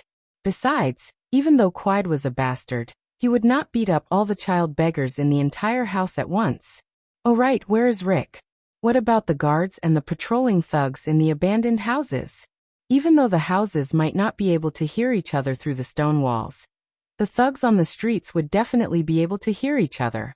Of course, Thales did not know that the guards in the abandoned houses had been reduced to 2 people. Moreover, the 2 thugs would never come again. Thales, what should we do? Cinti instinctively felt that something was wrong when he heard the tragedy next door. His pale face was already covered in sweat as he kept asking Thales. Quiet, no one is allowed to make a sound. Thales furrowed his eyebrows and thought hard for a solution. However, before he could finish speaking, he saw a child beggar's figure emerge from the dog hole between the 6th house and the 17th house. Coria was so frightened that she let out a small scream. Thales' eyes were very sharp. He could tell with one glance that the person who emerged from the 17th house was Nsora. whose head was covered in blood. However, Nsora seemed to be on the verge of a mental breakdown. Without waiting for Thales to help him up, Nsora panted and fell to the ground. He did not care about the blood on his head and face. Run. Run. We have to. Thales and Sinti anxiously helped him up. The screams and roars were still ringing in their ears. However, Nsora seemed to have lost his mind. He did not speak no matter how they asked. He only muttered run with a horrified expression. That was until Thales used a slap to wake him up. What's going on? Did Quiet come to vent his anger? Nsora's tears flowed down his face. Quiet, he's crazy. He wants. We are not the only ones. He wants all of us to go in one house after another, to see. Nsora was already rambling incoherently, but it was enough for the child beggars in the 6th house to understand what was happening. The 6 small faces instantly turned pale, and even Thales could not help but feel fear in his heart. I heard crying and went out to take a peek. I saw Quiet dragging Larry from the 3rd room. There was blood everywhere. Then I saw me. He grabbed Caca and slammed him on the ground, and Diego tried to stop him, and then he punched him hundreds of times and Diego didn't move, and Marita and Quaid pushed him into the fire. The fire dash. Thales felt his skin crawl. It was not that he had never seen Quaid beat someone up. However, most of the time he would be stopped by multiple thugs just before he was about to kill someone. As for whether the children who were beaten up would be permanently disabled, the Brotherhood did not care about this. The 3rd house is finished, and ours, he has just been fighting the Midlands. I don't know how many houses, however, before Nsola, who was crying and complaining at the same time, could finish. Thales covered his mouth with his hand. At this moment, through Thales' actions, everyone realized that the crying and roaring next door had disappeared. The 17th house was quiet, as though the children had fallen asleep. Only a rough panting sound was left, and it was still moving slowly. Everyone knew what this meant. Almost all the children in the 6th house began to tremble. At that moment, Thales suddenly turned his head and tried his best to lower his voice. Listen, let's quickly. Asterisk bang. Asterisk, there was a loud sound. The door of the 6th house was kicked open. At the door, Quiet's swaying figure slowly approached. His ferocious and evil grinning face looked at the 7 shivering children. Ran, where did you run off to? You look a little familiar. Everyone in the 6th house was stunned, and Thales was no exception. Quiet rubbed his nose. Thales saw that his face was bright red. It was the color of drunkenness. His hands were also dark red in color. That was the color of blood. Quiet looked at Thales, who was covering Nsora's mouth tightly for a while. I remember you. The expression on his face kept changing. Gradually, it changed from a sinister smile to one of ferocity and hatred. You are that brat that was caught by that damn Baldy. It's you. You must be the one laughing at me behind my back. Am I right? It must be you. It must be you. Thales felt a chill in his heart. Rick carefully steered the carriage. He forced himself to calm down and felt the warmth behind his neck. Fortunately, everything was normal. That ghost did not appear. It was probably having a headache because of Quiet. In front of him, the big house of the Blackstreet Brotherhood gradually approached. Rick heaved a sigh of relief. Accountant. Leork's voice could be heard. The assassin from the Brotherhood was shouting for Rick from 20 feet away. Leork's face appeared in the distance. It was as though he had appeared under the light of the torch. He asked in a dissatisfied tone. Why did you come at this time? This is a knife business. You want to join in the fun with that pair of accounting hands of yours? Rick was stunned for a moment. As the carriage moved forward, he saw that the small square in front of the big house was filled with the shadows of torches. They were all figures standing quietly, and every single one of them was wrapped in black cloth. The black cloth belonged to the Brotherhood. There were at least a few hundred of them. Rick suddenly realized that almost all the people in the Blackstreet Brotherhood were here. Rick quickly moved to the side and got off the carriage. He took a few quick steps forward, and with the help of the moonlight, he saw his superior, the plump Morris, who was also the boss of the human trafficking business in Eternal Star City. He was discussing something with a few other figures with different silhouettes, a 2-meter-tall yellow-haired giant, a mysterious figure dressed in a dark red long robe, and a plump and honest man. Rick was startled. He recognized them. They were the other big shots of the society. There were even a few leaders who did not usually stay in Eternal Star City. Rick walked past groups of black-clothed thugs who were armed to the teeth with axes, knives, daggers, and even studded clubs. He walked straight towards Leork. "Leork, it's nice to meet you." "Forget it. I will not talk nonsense." "What do you want to do tonight?" Rick did not like Leork, just like how he did not like Rick. They had to meet frequently because of their work. Both of them had a tacit understanding about this. However, Leork was the one who knew the most inside information, and was the quickest to ask about it. "Didn't the boss tell you?" Leork curled his lips in disdain and glanced at Rick. "Old rules. When facing the Blood Bottle Gang, other than mystic guns and infantry crossbows, you can use any weapon." The assassin, who was known for his efficiency and ruthlessness, touched the scimitar behind his waist. It was as though he was feeling the sharpness of the scabbard. Rick was shocked. "Against the Blood Bottle Gang." The assassin took a deep breath and licked his lips with a playful smile. "Tonight, we will take down Red Street Market. Is there still no news from Yodel? What about Sunset Temple?" A middle-aged noble with gray hair asked solemnly as he faced a luxurious chair in front of the stove. "Patience, my friend. We have waited for 12 years. It does not matter if we wait a little longer." The robust figure stood up from the chair and grabbed a scepter inlaid with a bright blue crystal. Upon closer inspection, the crystal on the scepter flickered with starlight slowly but rhythmically. "Our pointless guesses here will only show that we are doubting Yodel's abilities. Moreover, did he not bring the flame of that lamp? I believe that he is already very close to his goal. He is just making a final confirmation," the robust figure said slowly. The middle-aged noble bowed deeply. "It's not that I doubt Yodel's ability, and I've never underestimated his loyalty. It's just that." He paused for a moment and sighed. "Yodel is too calm and callous. Compared to his unwavering loyalty to, he doesn't care about anything else.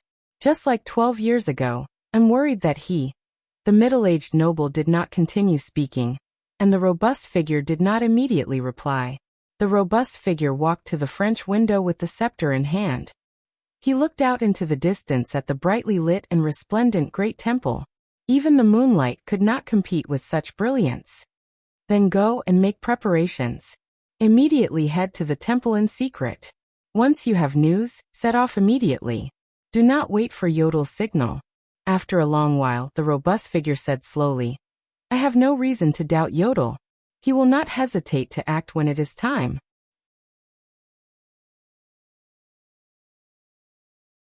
Chapter 6. Warning. High energy ahead. Non-combatants must evacuate immediately. Repeat. High energy ahead. Non-combatants must evacuate immediately. When Thales regained his senses, Quiet had already grabbed him by the throat and lifted him into the air.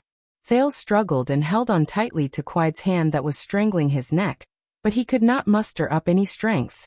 He desperately opened his mouth wide, but he could not inhale any air. His legs kept kicking. His head started to spin. Beside his ears, all the sounds seemed to be separated by a thick layer of cloth. Coria was crying, Ryan was shivering in the hole in the wall, and Kellett was sitting in front of the hole in the wall, muttering to himself. Cinti and Ned shouted angrily and fearlessly rushed over. One of them hugged Quiet's thigh, and the other hit Quiet's stomach with his small hand. Cinti flew out and knocked over the water tank. The water splashed all over the courtyard. Ned was kicked by Quiet. He screamed and fell to the ground, unable to get up. Thales did not have the time or mood to be surprised by Ned's bravery and Kellett and Ryan's cowardice. He knew what Cinti was doing. He dug his nails into Quiet's hand from the front of his neck to the back of his neck. He wanted to break free, to get a breath of air. Suddenly, his nails dug into the back of Quiet's right hand. It was as if he had dug into a hollow wound. Thales did not hesitate. His face was already red, and he dug his nails into Quiet's hand. "Ah!" Quiet cried out in pain. He loosened his iron-like hands and flung Thales against the wall. Thales felt dizzy and his throat was in pain. He held onto the broken wall, and could not help but cough. Quiet grabbed his palm. The wound caused by Jayla's knife had started to bleed again. "Damn you, Jayla Charlton. Damn you, brat." Quiet endured the pain and roared angrily. His anger and drunkenness surged at the same time. Bang. The ferocious Quiet suddenly turned around and saw Ursula in the 17th room trying to escape. However, the door that Quiet had just kicked down could not support his weight and broke apart. "Haha, you want to run?" Quiet laughed sinisterly. He strode forward and grabbed Ursula's left leg. "No. No." Ursula cried as she was lifted upside down by Quiet. "Kid, have you ever forged iron before?" "There is?" "No." "Haha, it's all right, I'll teach you." Thales crawled up in pain. He only had time to see Quiet swing Ursula's left leg with both arms and smash Ursula's head against the wall behind him. Thales only had time to instinctively turn his head to the side. There was a muffled sound above his head. It was similar to the sound of a fruit and vegetable vendor in Arlen smashing a melon. That's right, it was the vendor from whom they had stolen the bright moon god statue. Coria's cries turned into piercing screams. Thales was stunned. He could not close his eyes in time. Red and white liquid splashed onto Thales' face from afar. It was warm, but also cold. Ned crawled up from the ground and witnessed everything. He broke down and screamed, then ran toward the dog hole that led to room 17. Quiet opened his mouth and took a deep breath. He had an intoxicated look on his face, as if he was not inhaling air, but high-grade black pine wine. The demon in human skin turned around and threw away the remaining part of Ursula. He laughed angrily and looked in Ned's direction. At that moment, Thales thought that Ned was small and agile. He would definitely be able to get through the dog hole before Quiet did. Everything would be fine once he got through the hole. Once he got through the hole, he would be safe. Get through the hole. Get through the hole. Get through the hole. But before Ned could get through the hole, Quiet grabbed both of Ned's legs. "Are you that kid who can't even pay up?" Quiet laughed. "Then what's the use of having you?" Ned cried loudly as he was dragged out of the hole by Quiet. "Scream, it's not miserable enough. It's a pity that the water tank is broken. I can't catch fish anymore." Quiet shook his head to dispel the dizziness caused by the alcohol. He looked at Cinti, who had just woken up from the ground and the water tank beside him, and muttered, "Then let's make it simpler."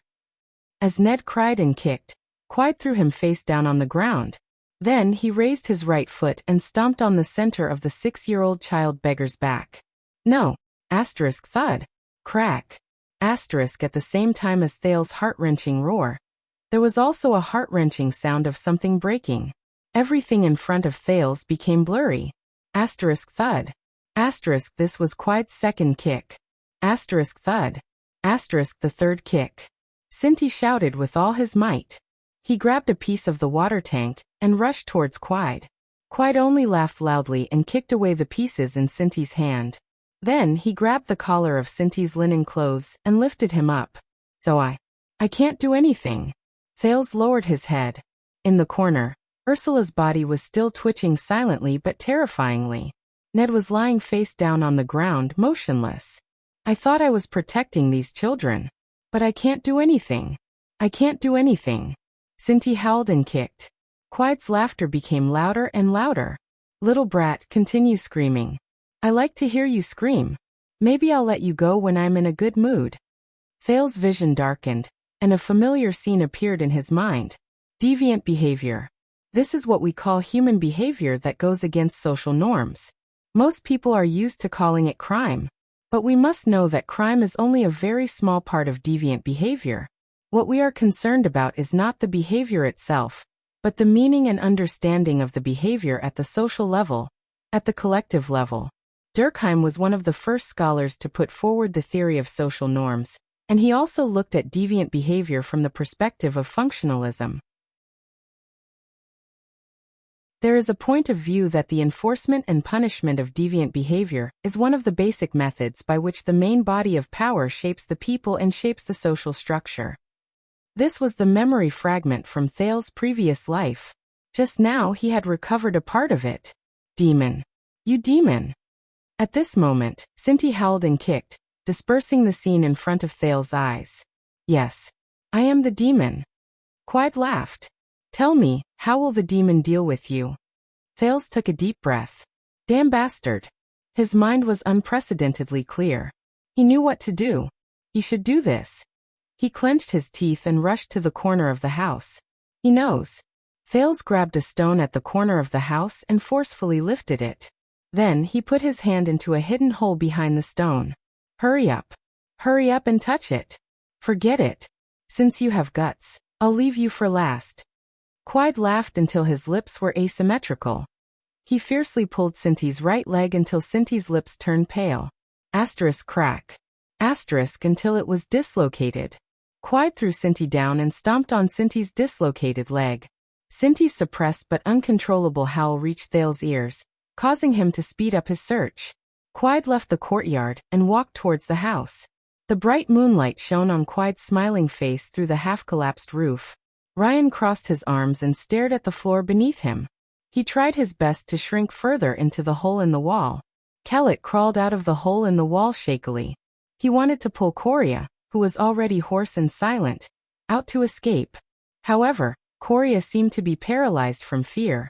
She sobbed and did not move. Kellett did not dare to look at Cinty. He only pulled Coria as if he was pleading. However, Coria suddenly raised her head and whined like a lamb. Kelly seemed to have noticed something.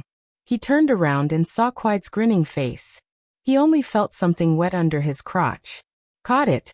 Thales touched the thing he wanted and pulled it out with all his might. Then, Quide grabbed his right arm from behind with a delighted expression on his face. Did you think that I would miss you, brat? I knew it. You're the most cunning and treacherous one among these little bastards. Haha. Quide gradually tightened his grip and laughed sinisterly. No. Thales felt the pain in his right arm. He struggled to turn around. At the same time, he wanted to stab Quide with the thing in his left hand. Look. Quide looked as if he had found a treasure. He dodged and avoided Thales' attack. Then he snatched something from the boy's left hand. A dagger. Haha. Brat, you actually want to use a dagger to deal with me? Ha ha ha ha ha. What are you going to do? Stab my thigh? Quide pulled Thales up and laughed maniacally. No. Thales thought in despair. The dagger. The sheathless dagger that I stole from Sunset Pub. That was his last hope. Yo. Quide looked behind Thales in surprise. When Thales pulled out the dagger from the hole, he used too much force and brought out a coin. Look at what I found. A silver coin? A silver coin. Ha ha ha, you really are a damn brat. You secretly hid a silver coin. Thales wanted to use his left hand to struggle, but a 7-year-old child's strength was not enough. He could only hit Quide's iron-like abdomen in vain. That silver coin was a gift from the noblewoman in Red District. Thales wanted to say that he did not lie. Copper coins. That lady only gave me 12 of them. 1 silver coin. Thales let his imagination run wild in despair. But it all came to an end. He had failed. As the price for lying, Quide did not care about Thales' punches and kicks. He only laughed sinisterly and used the dagger to pick up the silver coin. He swung it in the air and caught it with the other side of the dagger. This Mindy's silver coin of the kingdom was very valuable. It was rare even today. The front side of the coin was engraved with the portrait of King Mindy's III. In the history of Constellation, and even in the history of the eastern and western peninsulas, there was also an inscription engraved with ancient patterns. A king is not respected by his bloodline, but his bloodline is glorious because of the king. Thales could not understand this line of words at all. Its true meaning was the answer that Thales had received when he boldly asked the noblewoman. Thales thought silently. He still wanted to learn how to read, and learn the knowledge and wisdom of this world. In the end, Quide held the silver coin with the dagger again, and swung it a few times. He nodded and was very satisfied with his knife skills. It seemed that he had not regressed. Then he pulled Thales a few steps away, and threw the silver coin into the fire near the courtyard. As the price for lying, I will reward you with this silver coin. Thales looked at the silver coin that was gradually turning black in the fire. He suddenly realized what Quide was going to do. He kicked even more crazily. At that moment, Thales suddenly caught a glimpse of the cripple, Ryan, who had always been timid and cowardly, shakily crept behind Quide and lifted a stone. No. Thales thought sadly. Ryan did not fight much. That stone. Too small. Too small. Asterisk thud. Asterisk Ryan did not have enough strength. The stone only hit the back of Quide's neck. But it was enough to attract Quide's attention. Run. Ryan. Run. Thales and Cinti, who was hugging his right leg in pain, shouted loudly. However, Ryan was a cripple. His leg was broken by a bad-tempered thief when he was begging. He became a cripple after he became a child beggar who lacked medicine. Ryan retreated in fear. He turned around and ran away with a limp. Thales was dragged by Quide as he chased after Ryan. Soon Quide caught up to Ryan. Quide was so angry that he laughed. Cripple. Quide opened his mouth wide and panted like a wild boar. Smashing just now was really fun. Asterisk plop. Asterisk Ryan was kicked to the ground. His eyes were filled with fear and regret. I. Without waiting for the terrified Ryan to finish speaking, Quide raised the dagger in his hand and ruthlessly stabbed Ryan's right wrist. Ah! Ryan's screams were deafening. Even Thales trembled a little. Aren't you a cripple? You have a broken leg. Quide shouted crazily. You should at least be symmetrical from top to bottom. Then Quide pulled out his dagger. The smile on his face became wider. He pushed Thales to the ground with one hand, and turned around to focus on Ryan. He viciously kneed Ryan's stomach. He raised the dagger and aimed it at Ryan's wrist that was already pierced. It was like sawing wood. Start. Cut. Thales closed his eyes in pain. No. No. No. That. Ryan's screams had already turned into a continuous, unrhythmic wail. Cinti's angry roar rang in his ears. Thales did not look at Coria, who was still sobbing. He also did not look at Kellet, who was silent. Please, let this end quickly. Quickly end it. When Ryan's continuous wails turned into painful moans, Thales, who was already numb, felt his collar being grabbed by Quide again. He felt a burning sensation. Thales opened his eyes and saw the dagger in front of him. There was a silver coin on top of it. It was a silver coin that was scorched black by the fire. The burning heat assaulted him. Open your mouth, Quide said fiercely and coldly. Beside him, Ryan held his bloody right hand. There was no emotion in his eyes. He just lay on his side in a daze. His body trembled from time to time. There was only a bit of flesh left on his right palm that was connected to his wrist. Thales retracted his gaze and looked coldly at Quide. Are you not willing? Quide shook his head and chuckled. Then your eyes will do. After he finished speaking, he grabbed the dagger and the silver coin that was burnt black and moved it closer to Thales' eyes. The burnt black King Mindes was getting closer and closer to his eyes. The inscription became clearer. A king is not respected by his bloodline, but his bloodline is honored by the king. Just as it was about to touch his eyes. Thales roared and struggled fiercely. He bit the little finger of Quide's hand that was holding the dagger. Quide hissed in pain and leaned back. The silver coin fell from the dagger and landed on Thales' bare chest. A burning sensation came from his chest. No. It was an intense burning sensation. It even caused excruciating pain. Thales could not endure the burning of the silver coin. He let go of Quide's teeth and reached out to grab the silver coin on his chest. Bastard. Quide looked at his bloody little finger. He was furious. Then I'll leave you something as a souvenir. He knocked the boy down with one punch, then pounced on Thales and pinned him down. He pressed the scalded silver coin against Thales' chest with his dagger. Hiss. It was like the sound of a soldering iron rapidly cooling down. However, the material used to cool it was a body of flesh and blood. Thales roared furiously. Along with the burning temperature on his chest, there was also a burning smell. The muscles all over his body started to burn in pain again. Quide pressed on the silver coin for a full 5 seconds. He stared at Thales' face that was constantly changing in pain. Only then did he feel relieved and let go of Thales. Thales struggled free and fiercely pulled the silver coin that was stuck to his chest. He did not care about the burning temperature, and tore it off along with his belt and blood. The silver coin rolled on the ground with charred flesh and fresh blood from Thales's hand. It clanked loudly. Thales' blood fell to the ground and quickly dried up. He laid on the ground and tears flowed out uncontrollably. Damn it!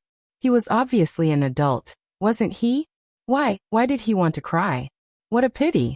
It would have been better to swallow it or press it against my eyelids. Quiet carefully picked up the silver coin and threw it into the fire. It's okay. We'll do it again in the next round. Thales closed his eyes tightly. The burning sensation on his chest did not seem to weaken. Instead, it became stronger and hotter. There seemed to be a surge of power. It was accumulating. Just let me slit Quide's throat. He muttered in his heart. When Thales opened his eyes again, he only stared coldly at Quide. Quide looked at those lifeless eyes and suddenly felt a little bored. Hey brat, don't you want to play anymore? Quide kicked Thales. Thales only stared at him coldly. Come on, he thought. This time, whether it's my eyelids or my nose. You can burn it however you like. After all, I can't do anything after I transmigrated, can I? Quide looked into Thales' eyes and confirmed the coldness in them. Quide hated this kind of coldness. When he was collecting debts, he hated this kind of debtor the most. This meant that no matter how much he tortured the other party, he would not be able to collect any money. Boring. Quide spat and thought fiercely. The fun has been ruined. I've wasted too much time. However, when he turned around and saw the other two child beggars in the hole in the wall, his eyes brightened again. Under Coria's cries and Kellet's fearful gaze, Quide reached his hand into one of the holes in the wall in the sixth house. He reached for the only and youngest girl. Thales' pupils instantly focused. Cinti looked at this scene in horror. Even Ryan put down his broken hand and raised his head. No. That's Coria. That's their youngest child. That child. The burning sensation in his chest became hotter and hotter. His muscles also felt like they were on fire. Coria only cried loudly. She was only 4 years old. Bastard. How dare you? Coria. Devil. Come at me. How dare you? You can't. Thales, Cinti, and even Ryan, who was holding his broken hand, frantically crawled towards Quide. However, they were all kicked away by Quide one by one. You are not allowed to hurt her. At this moment, a figure blocked in front of the hole in the wall. It was Kellet, who had been scared back into the hole. At this moment, he bravely pounced forward, wanting to protect Coria. However, Thales only shook his head in pain. No, you are not enough. Kellet's fist was easily caught by Quide. Don't disturb the entertainment. Quide chuckled. Without any hesitation, without any hindrance, he slit Kellet's neck.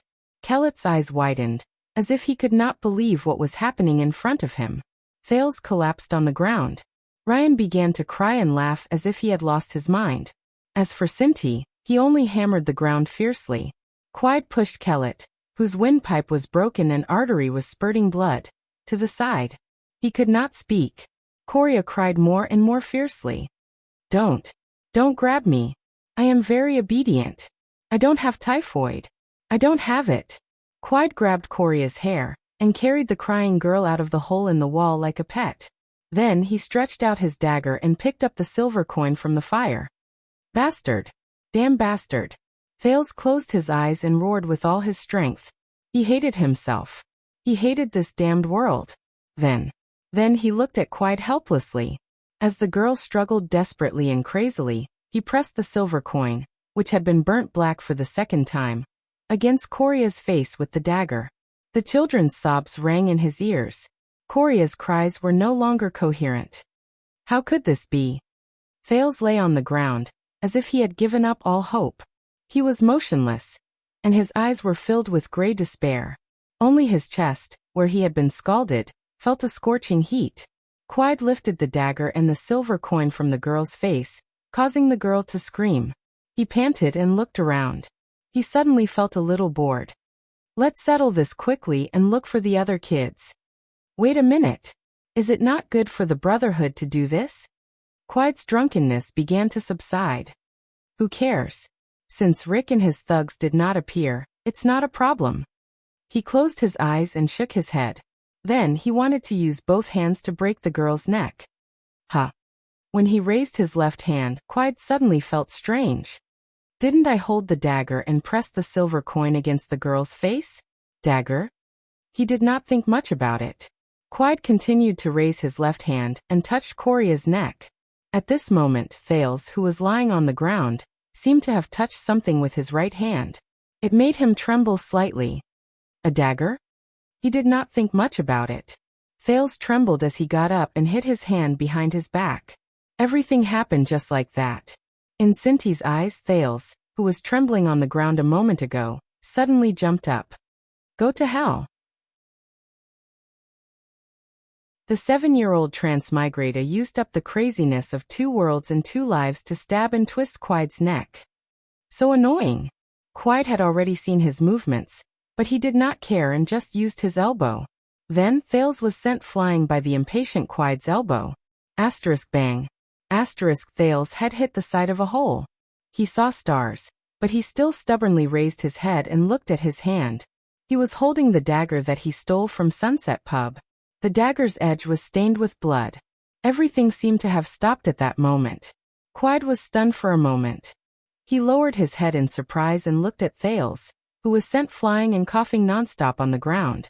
Quide's surprised gaze did not last long before he realized what had happened to him. He suddenly let go of Coria. Then, in disbelief, he stretched out his trembling hand and touched his neck. His hand felt warm, moist and sticky. This feeling spread down from his collarbone to his chest and abdomen.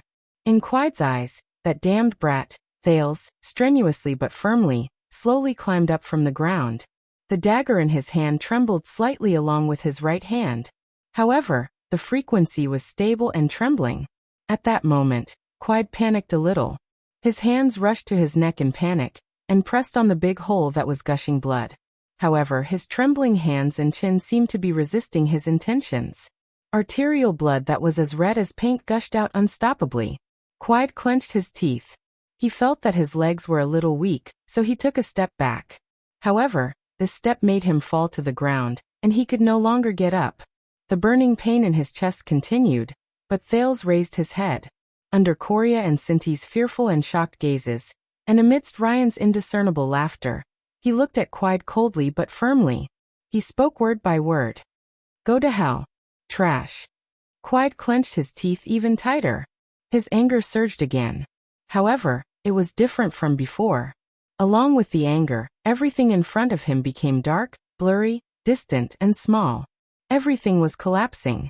His eyes bulged as if they were about to pop out of their sockets. He glared at Thales. Then he extended his slightly trembling hand, the hand that was pierced by Jayla, towards Thales' direction. He spoke in a hoarse voice. He spoke hoarsely. Damned brat. His blood-stained hand swept past Thales' ice-cold face.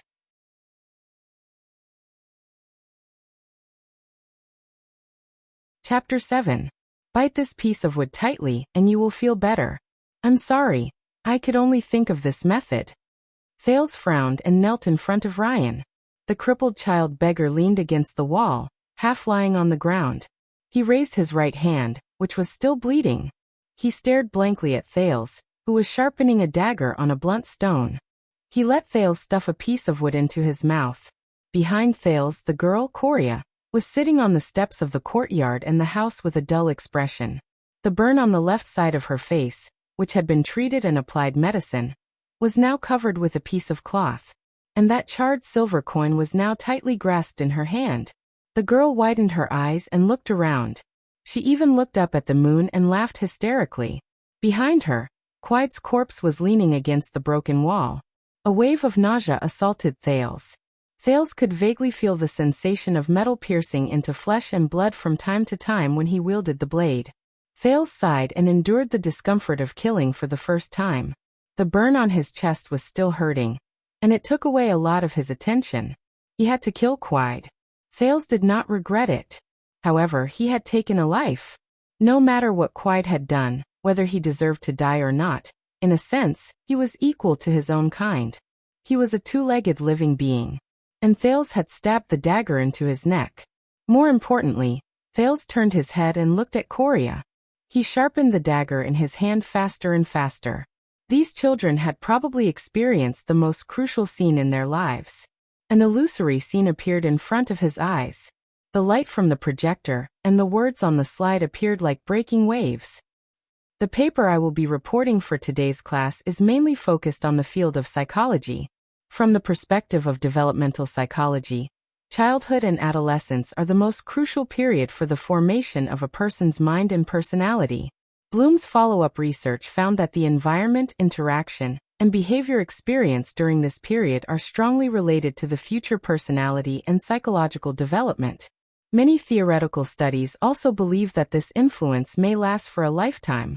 Thales shook his head and buried another piece of memory that had been retrieved deep in his heart. The mental health of the child beggars was secondary. The problem at hand was how to survive. Thales suppressed the disgust in his heart and shifted his attention to the dagger in his hand. The dagger was not even as long as an adult's forearm. It was single-edged, and the tip of the blade was slightly curved. The wooden handle was wrapped with a black leather belt to prevent slippage, and the two sides of the blade were smooth. Thales suddenly noticed that the word JC was engraved on one side of the blade after being washed by the fresh blood. D. Thales' gaze changed slightly and a thought struck him. Haha, no matter how many tricks, how many schemes, and how clever they are not as useful as JC's dagger, Thales thought. Then Thales' gaze turned cold. A moment ago he was still sharpening the blade, but in the next moment, it appeared beside Ryan's severed hand. Thales cut down without hesitation. The blade cut off the last bit of flesh between Ryan's palm and wrist. Yes. Humph. Ryan's body spasmed violently like a prawn in the Asur River that had fallen into boiling water. He bit the firewood tightly, and a frightening sound came from his throat. His eyes were tightly shut in pain, and his face was distorted into an exaggerated shape. Tears and snot flowed down his face. Thales quickly pulled over a strip of cloth with medicine. It was actually just some dragon grass, wrapped it around Ryan's severed hand, and tied it back and forth violently. Hopefully this will work, stop the bleeding, and prevent infection or else. Thales looked at the fire and shook his head. Ryan was still convulsing in pain. Thales pressed down on his severed hand with one hand, and pulled him into his embrace with the other. Hang in there, Ryan. It'll be over soon. Hang in there. Thales comforted him softly with his eyes closed.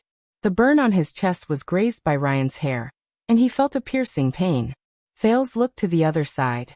Kellett, Ned, and Ursula were lying quietly under the moonlight. It was as if they were asleep. Ryan's breathing gradually became regular, but Coria began to sob softly again. Thales sobbed, I'm so scared. Coria doesn't have typhoid. Coria is already healed. Thales put Ryan down, turned around, and held Coria in his arms. He carefully avoided the burn on her face, and patted her gently. It's okay, Coria.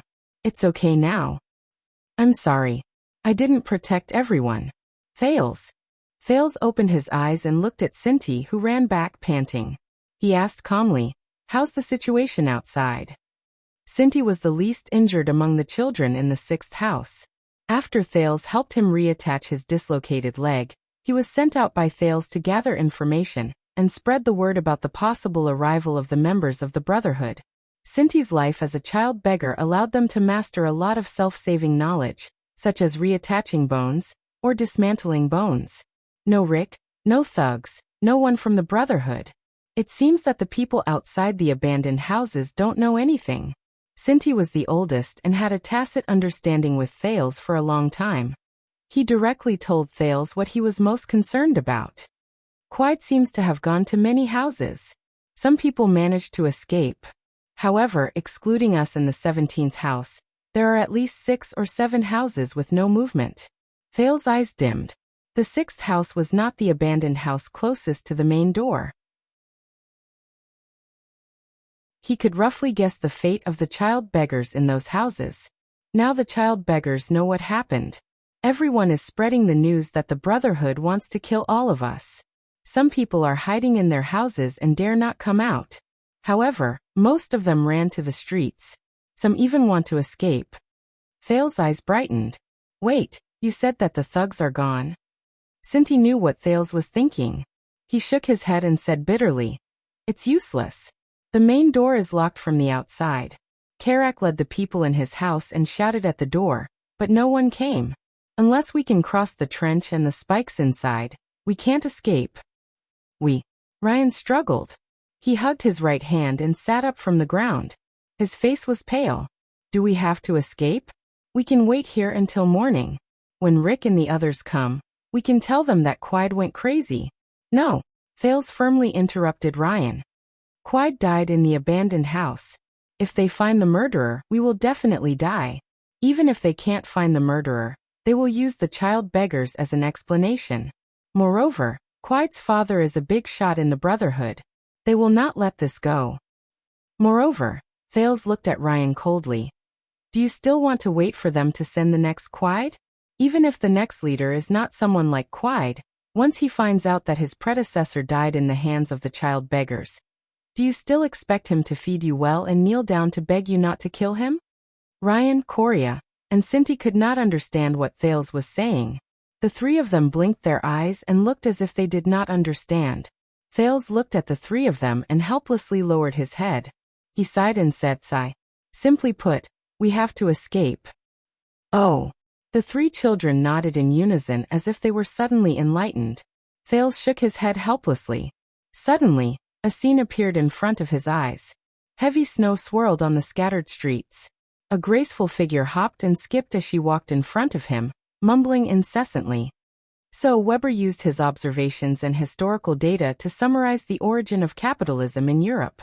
In his book, he mocked Old Ma for saying that the economic base determines the superstructure. "Although I don't understand what you are talking about, it sounds very powerful." Sigh. Simply put, Weber is using his intelligence to crush Old Ma. "Oh, is that so? Then let's go eat hot pot.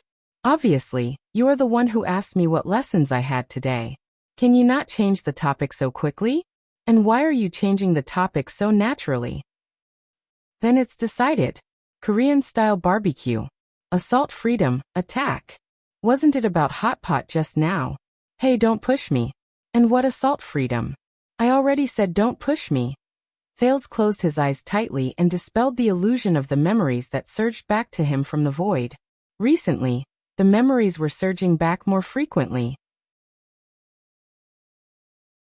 Past events appeared one by one. But not now. It cannot be now. There are more important things to do now. Thales opened his eyes and found that the three children were waiting for his decision. He stood up gently and pulled Ryan up as well. He took a deep breath. "First of all, when there is no one outside, move Quide out of the sixth house. Although he is very heavy, we cannot let anyone know that his death is related to us in the short term. Then Sinti, go and secretly pass the message to everyone. You must do it secretly. Don't let anyone know that you deliberately passed the message. Tell them that there are 5 loose spikes at the bottom of the trench on the left of the 4th house. Remove them and cover the remaining 2 spikes with a stone slab or something. Then they can escape from the abandoned house." Sinti was shocked. You found the secret passage in the deep trench?" "Secret passage." Ryan and Korea seemed to be shocked as well. Thales did not say anything. He only patted Sinti's shoulder. "Go." That was not a secret passage dug by a powerful senior child beggar. The so-called secret passage was dug by him using the excuse that he could return at night by begging at the West City Gate twice a week. He took a dagger, tree vines, linen, and a corrosive agent from the pharmacy and secretly dug it over the past 4 years. It was like Errol's Shawshank's Redemption. As for the legend, it was simply a fantasy. There was never a savior, was there? Thales patted Sinti's shoulder again. The latter nodded, and was about to turn around when he scratched his head.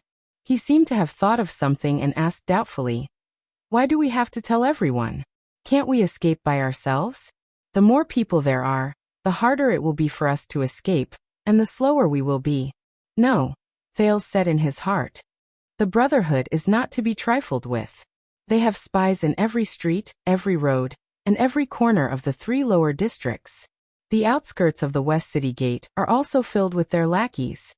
For a few child beggars who were not even 10 years old, even if they escaped from the abandoned house, it would be difficult to escape from the Brotherhood."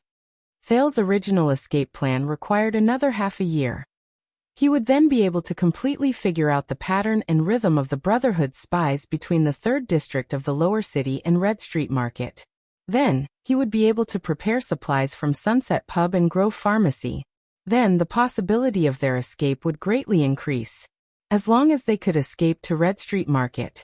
But now was not the best time.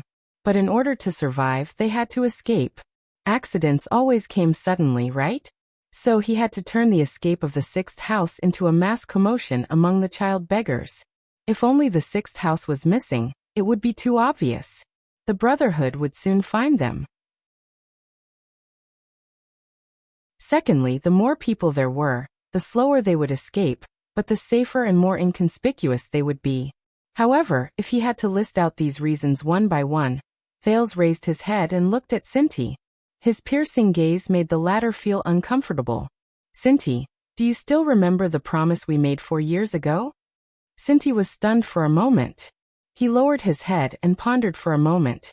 When he raised his head, his gaze had already become firm. Of course. Cinti looked at Thales, at the boy who was a head shorter than him, and slowly said, "You are in charge of thinking. I am in charge of doing." Thales nodded solemnly. "Let's escape together."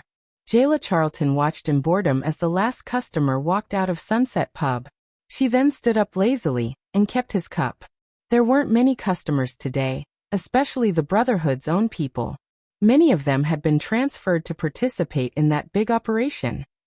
Even the cook, Edmund, had gone with a machete. It was said that he was going to return a favor. The old man had not been back for a long time. Boring. Jayla glanced at the clock on the wall. It was 3:30 in the morning. It was a little early.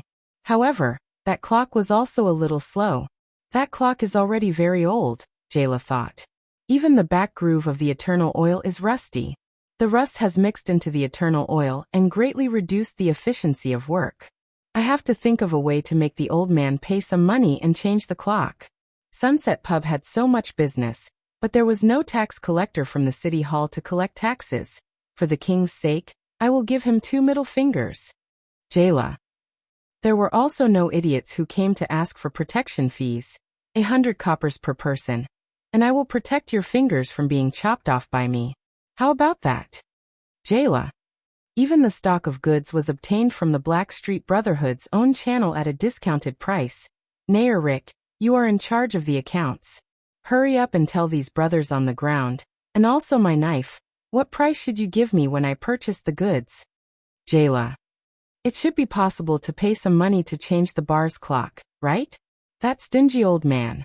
After closing the main door and dealing with the matters at the bar counter, Jayla put down her apron and rag, tightened her leather pants, extinguished the everlasting lamp at the front desk, what an ironic name, and walked into the kitchen. It was a little early today. According to the old rules, after she finished her training, there was still. The next moment, Jayla's expression became cold and fierce. She instantly lowered her body and bent her knees to a position where she could easily exert force. The wolf-limb blade, which was famous in Blackstreet, instantly moved to her left hand. The blade flew out like a bolt of lightning. Asterisk thud. Asterisk the wolf-limb blade fiercely stabbed into a wine barrel. Only a small part of the blade was exposed, and the hilt was still trembling. Ah! It was a little girl's terrified scream. Jayla slowly straightened her body, and sheathed the other wolf-limb blade in her right hand back into her boot. Then she lit the everlasting lamp beside her. The lamp illuminated the dark kitchen, and a few small figures appeared. Jayla. Thales, the boy who was frightened by the wolf-limb blade, forced a smile. He raised his slightly trembling right hand and shook it unnaturally. Hi. It's me. Jayla stared at him coldly and did not say a word. Her gaze was sharp and terrifying. Coria shrank her body towards Thales in fear. Jayla suddenly walked over. Thales felt the 3 child beggars behind him take a step back unnaturally. I know, Jayla said coldly. Otherwise, I wouldn't have been aiming at a wine barrel. Jayla walked in front of him and pulled out the wolf-limb blade from the wine barrel that was 2 inches away from Thales' left ear. She twirled the blade in front of him as if to demonstrate her strength before she sheathed it into her boot. And you brat. Thales rolled his eyes in his heart. He instinctively raised his hand to protect his forehead. But a slender finger had already poked him. Ah. It hurts. You must call me Sister Jayla. When I came in from the back door, I didn't see Edmund, so I wanted to go to the kitchen to take a look. They were now in the cellar of Sunset Pub. The three child beggars, aside from Thales, were leaning against the large sack of food. They were restless and chewing on the white bread in their hands with great difficulty. They had not eaten such good food for a long time. A little further away from them, Thales sat on a wine barrel that was twice his height. He looked straight ahead at Jayla Charlton, who had her arms crossed in front of her chest and one leg leaning against the wall. She looked languid but valiant. If this was his previous life, Thales would probably look at her from head to toe with an appreciative gaze. Then he would look up at the sky and reminisce about the beauty of this world. What would Thales do after that? Nonsense. Of course, he would go home and do whatever he needed to do. As for now, sorry, this body is still young.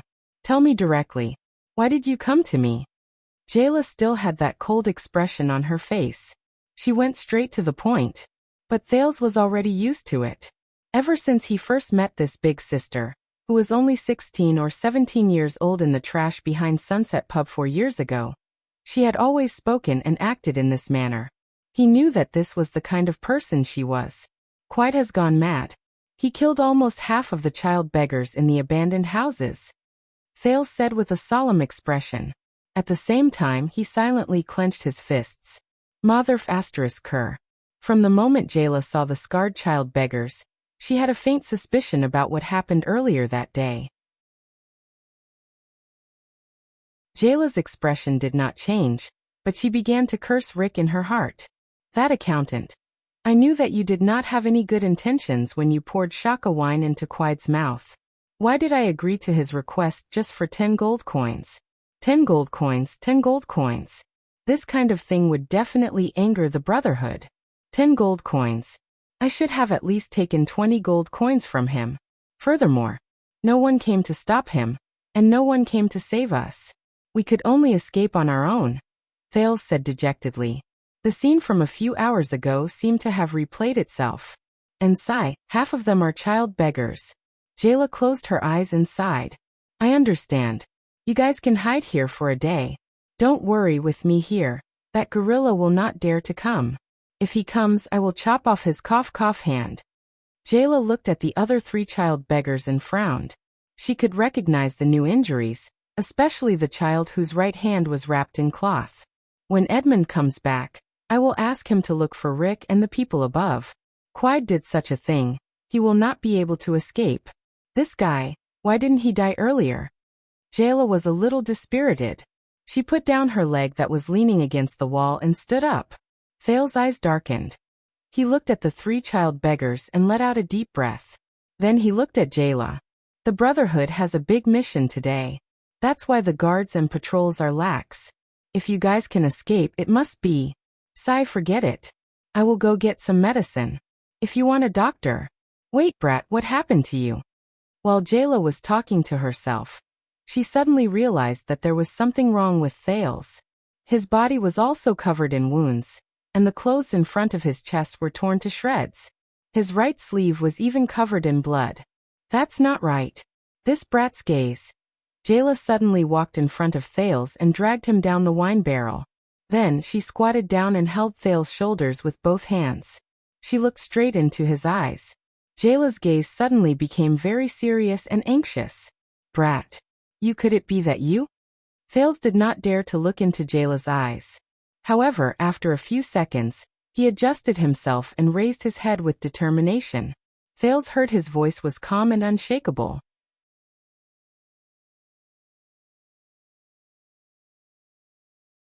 Chapter 8. 5 hours ago. Lorbek Dara was 43 years old. He was a first-class police chief affiliated with the city defense team. He was in charge of the Western City Police Station, which was responsible for the safety of the west side of Eternal Star City. 20 patrol teams, a police officer of various sizes, and countless civil servants were all under his command. More than 100 police officers equipped with excellent suppressive equipment such as electric batons, mini crossbows, anti-charge shields, fog bombs, and thunderstorm bombs. Nearly 300 high-quality soldiers equipped with anti-mystic equipment such as the Fallen Demon Sword, Arc Light Shield, Perpetual New Armor, and energy-breaking crossbows. 20 swordsmen of eradication, who were the elite military force of patrol captains, were all under his command. This was very rare for someone who was born into a low-level noble family. Lorbeck's father was just a small lord in Kira County in the west of the kingdom. If he had not climbed up the Covendier family's high branch, it would have been impossible for him to become the chief of the Western City Police Station of the capital, Eternal Star City, at this age. In this wonderful relationship where he showed sincerity to the Covendier family and received an official position in return, there was only a small fly in the ointment. That was, he was responsible for a total of 6 districts in Eternal Star City. They were the 3 districts of the Western District and the 3 districts of the Lower City. Yes, it was the front line of the bloody battle between the Blood Bottle Gang and the Blackstreet Brotherhood. A small fly in the ointment. A fly in the ointment? Bah. Oh, by the king's grace, this is simply a huge misfortune. Oh, he was also responsible for the patrol of the Western City Gate and the safety of the streets. This was what his white-haired predecessor had warned him when he handed over his position. You must instruct your subordinates that when they set off from the barracks and pass through the Western District and the Lower City District to the Western City Gate. Yes, his predecessor believed that the Western City Gate was the only place for the patrol team to patrol. For the police, the Western City Gate was the only place where they needed to enforce the law. For the sake of your money, when you pass through the 3 districts of the Western District, you must be polite and friendly. For the sake of your life, when you pass through the 3 districts of the Lower City, you must be on tenterhooks and advance cautiously. For the sake of your position, when you reach the Western City Gate, you must be cautious and full of energy. Lorbeck quickly figured out why. The Blood Bottle Gang, which was rooted in the 3rd district of the Western Ring District, had a long history. They had an unclear relationship with many of the bigwigs in the imperial court, but they would regularly pay a lot of money to the city defense team. Therefore, for the sake of their wallets, when they passed through the Western Ring District, they had to be friendly with the police and the people. The Blackstreet Brotherhood, which was entrenched in the Lower City's 3 districts, was ruthless, crazy, and violent. Half of the unsolved criminal cases in the kingdom were related to them, and they showed no mercy to the officials. Therefore, for the sake of their lives, when passing through the Lower City District, they had to keep their eyes and ears open. They had to jog along the way and not stop for too long if there was nothing important. The Western City Gate was the face of Eternal Star City. It was the gate that many foreign dignitaries, nobles of all sizes, stewards of the Temple of Gods, and adventurers from all walks of life had to pass through when they visited Eternal Star City. Many diplomatic disputes, struggles between nobles, religious confrontations, and conflicts among the people occurred in this area. It was also the place that the bigwigs in the palace paid the most attention to. Therefore, for the sake of their positions, when they were on duty at the Western City Gate, they had to be fair, strict, diligent, dedicated, and selfless in serving the people. In summary, in the 3 years that Director Lorbeck had been in charge of the police station, half of his hair had turned white, and he had 3 more wrinkles. Because he did not return home at a fixed time, his wife often protested against him in bed. This was understandable. At this moment, Lorbeck sat at his desk and looked at the moonlight outside the window with a worried expression. He did not want to work overtime either. It was just that there was an important person who had called him tonight, so he had no choice but to work overtime. Also, he was not worried about his work, but about the rash young man in front of him who worked for him. The 25-year-old Cohen Caribbean, who had just been promoted to patrol captain 2 months ago, relied on his superior skills even among the swordsmen of eradication. It would be even better if he could defeat that pervert Miranda, Cohen, and his good family background. Sigh, old man, it would be even better if you were a king. Then I could also be a prince. Ouch, why did you hit me? Sigh, old man, it would be even better if you were a king. Then I could also be a prince. Ouch, why did you hit me? Cohen, as well as his military experience, which was rare among young nobles. After he was discharged from the army. Damn old man. I didn't sign it. How did I get discharged? It must be because you shamelessly. Ouch. Why did you hit me again? Cohen. He became the first trump card of the 20 patrol teams of the Western City Police Station. They all say it's because I have a good father, but old man, you must know better than anyone that I don't have a good father. Ouch, old man, if you hit me again, I'll get angry. Cohen. At this moment, Cohen was wearing a neat and dignified military cap, with a few strands of beautiful blonde hair peeking out from behind the brim of the cap. He was wearing a well-tailored blue Meteor Star uniform, which accentuated his strong and well-proportioned figure. On his feet was a pair of black military boots that did not reflect light. Coupled with his determined and heroic face, he was the undisputed lady killer in the capital. What a pity. If I were 20 years younger and transferred to Eternal Star City earlier, I would probably be in existence that would make all the noble ladies in the capital scream. These were Chief Lorbeck's daydreaming thoughts. Because the young and heroic maiden killer, Cohen, was speaking righteously and resolutely explaining his point of view to Chief Lorbeck. He patted his chest resolutely, as if to let his superior know of his determination. Sir, in summary, I think it is absolutely inappropriate to empty the garrison forces in Red Street Market. Especially tonight. There is a high possibility of a violent conflict between the Blood Bottle Gang and the Black Street Brotherhood. In addition, I have received information from my subordinates that the Black Street Brotherhood is in front of the headquarters. You still have spies in Black Street? Chief Lorbeck yawned and interrupted him. Ha! It is indeed difficult to plant spies in the Brotherhood. Cohen scratched his head in embarrassment and curled up the corners of his mouth. But under my astute and capable. Idiot. I think you are tired of living.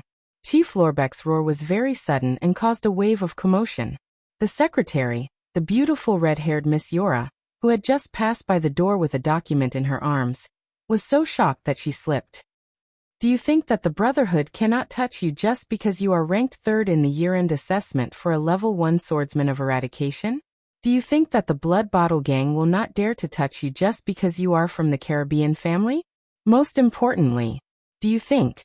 The angry Chief Lorbeck's voice became louder and louder. Cohen, who had been speaking incessantly, was stunned. You can command your immediate superior just because you are more handsome than me? Outside the door, Miss Yora, who was picking up the documents on the floor, trembled. The documents that she had already picked up were scattered all over the floor. Chief, I have gone off topic.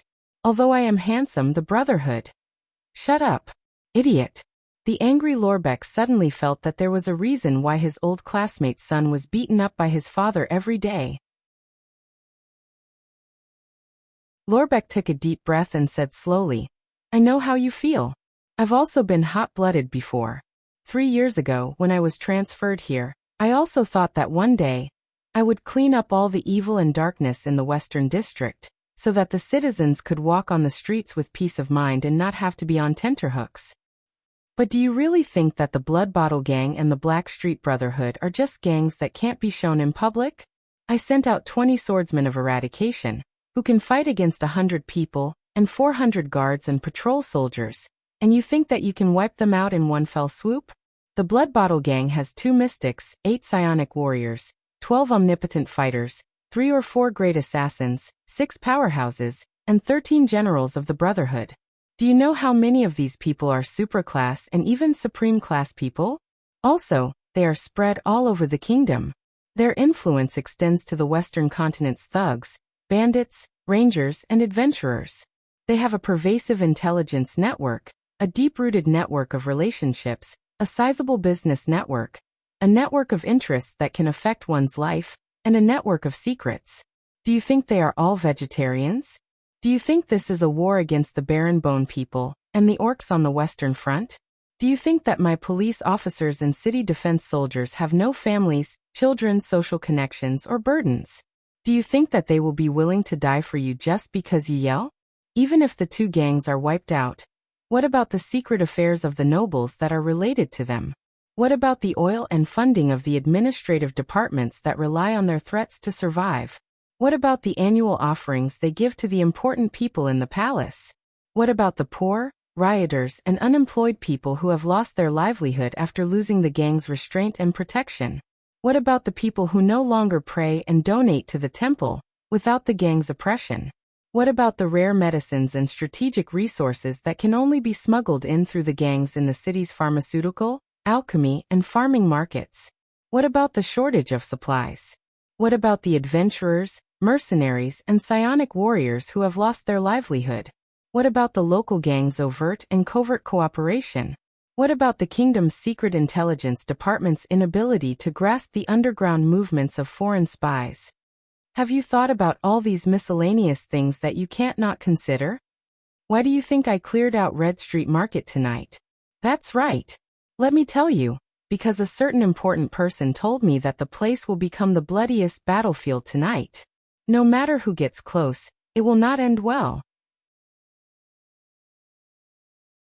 So not only do I want to clear out the place, but I also want to put up a curfew notice and warn everyone not to get close. Why do you think we're working overtime today?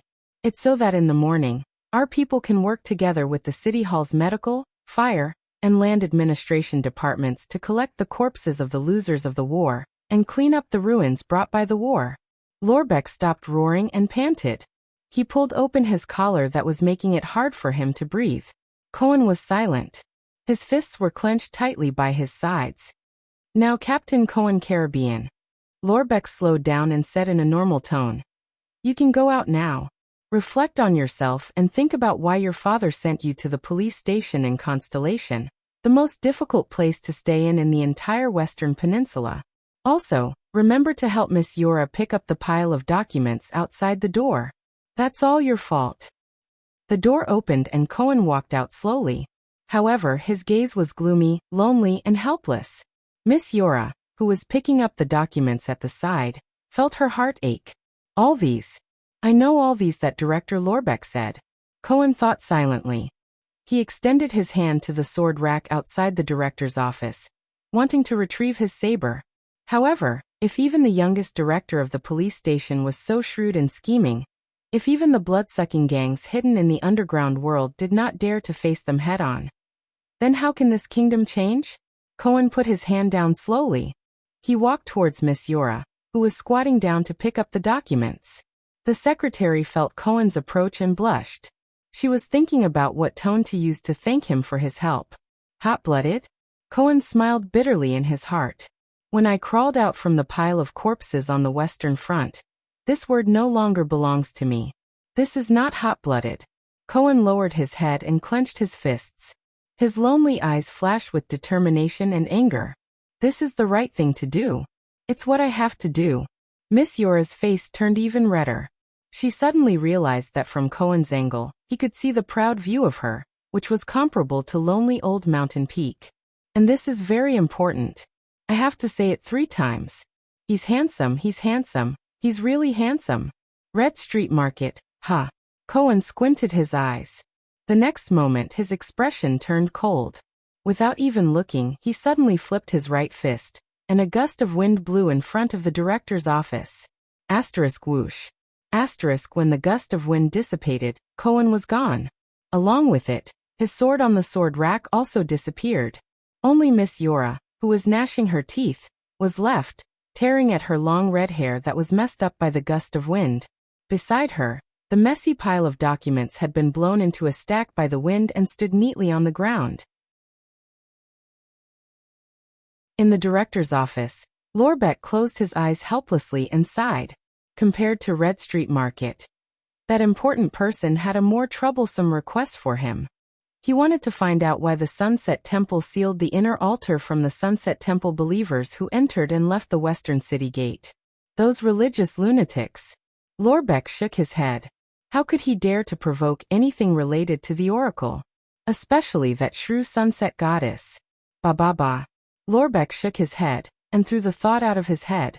If it was 300 years ago, he would have been sent to the Inquisition by the temple priests of the Sunset Goddess, just because he had this thought. From the looks of it, although the 2 magic empresses were shrews with bad tempers, they still did some good deeds. Ba.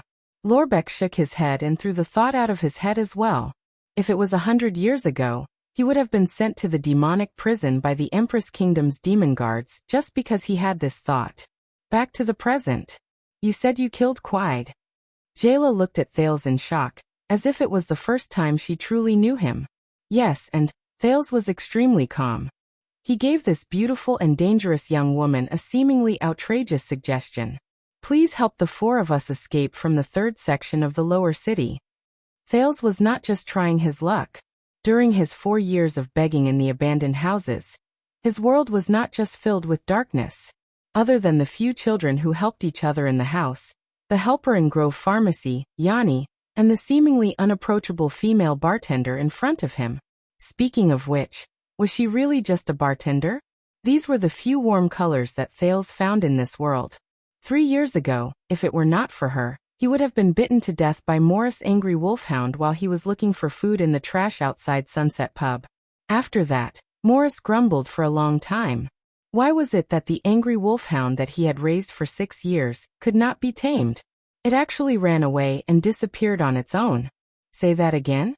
Jayla seemed to have heard the most unbelievable words, such as the devil from hell returning to the human world, or the gods descending upon the human world. I mean, I would like to ask you. But Jayla interrupted him. You have just killed the most terrifying force in Constellation's underground world, Quide Rhoda, the only son of Blackstreet Brotherhood's leader in charge of the beggar business in Eternal Star City. He is also the boss of firearms, Ironheart Shanda Rhoda. Jayla finished speaking in one breath. With a steely expression, she extended her slender index finger and poked Thale's forehead. Then, you still want me to protect you, betray the most terrifying force in Constellation's underground world, and escape from the Blackstreet Brotherhood's hunt and pursuit?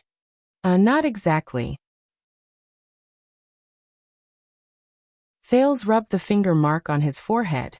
Under Jayla's murderous gaze, he smiled sheepishly and said, but that's about it. Jayla digested this news for a long time.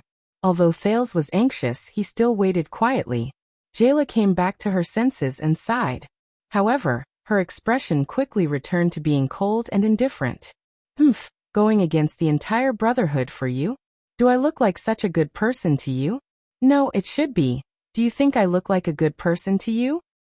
You don't need to meet the people from the Brotherhood, Thales said anxiously. We have our own escape plan. You only need to give us some food and supplies.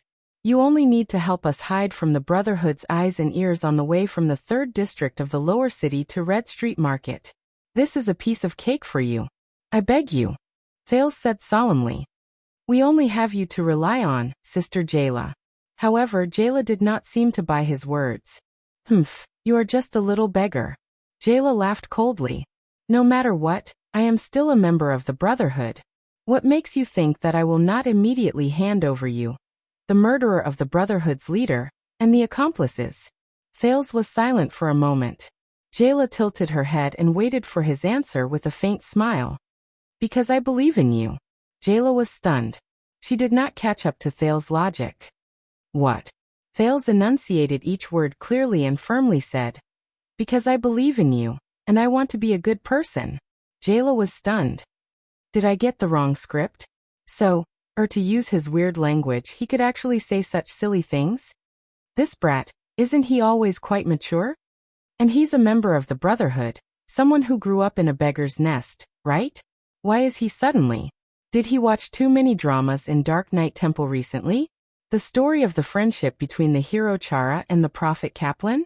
Or was his brain damaged by Quide? But Thales took a deep breath. What he said next made her speechless for a long time. I know that almost everyone in the Brotherhood is scum and scoundrel. They are all perverts with blood debts. They are mad wolves and demons in human skin. To them, sympathy, kindness, conscience, and compassion are not even as good as the mud in the sewers. They sell young girls whose families have been ruined to brothels. They beat desperate children until they are disabled. They sell drugs to teenage girls. They extort diligent merchants until they are penniless. They force farmers who sell their children to starve to death when they encounter natural disasters. They capture people who cannot pay their debts and sell them as slaves in the desert. They work together with degenerate nobles in the ugliest of secrets. But I also know that many of them are forced to make a living. They are all forced. They are all influenced by what they see since they were young. They are all unable to extricate themselves from it. They all want to survive. They all have their own reasons of, I can't not do this. That is why they become the Brotherhood's most vicious pawns and ruthless thugs. But it is precisely because of this that I feel that in this kind of environment and situation, besides surviving, I can still persevere. I can hold on to a little sympathy, a little compassion, a little kindness, a little conscience. I can persist in doing good deeds. I can be a good person. I can give up the idea of earning dirty money with my knife skills. I can give even the most destitute drunkard a cup of free ale. I can give a cloak to a beaten woman. I can even kill the beloved dog of the Brotherhood's leader to save the life of a child I don't know in the cold, windy garbage dump.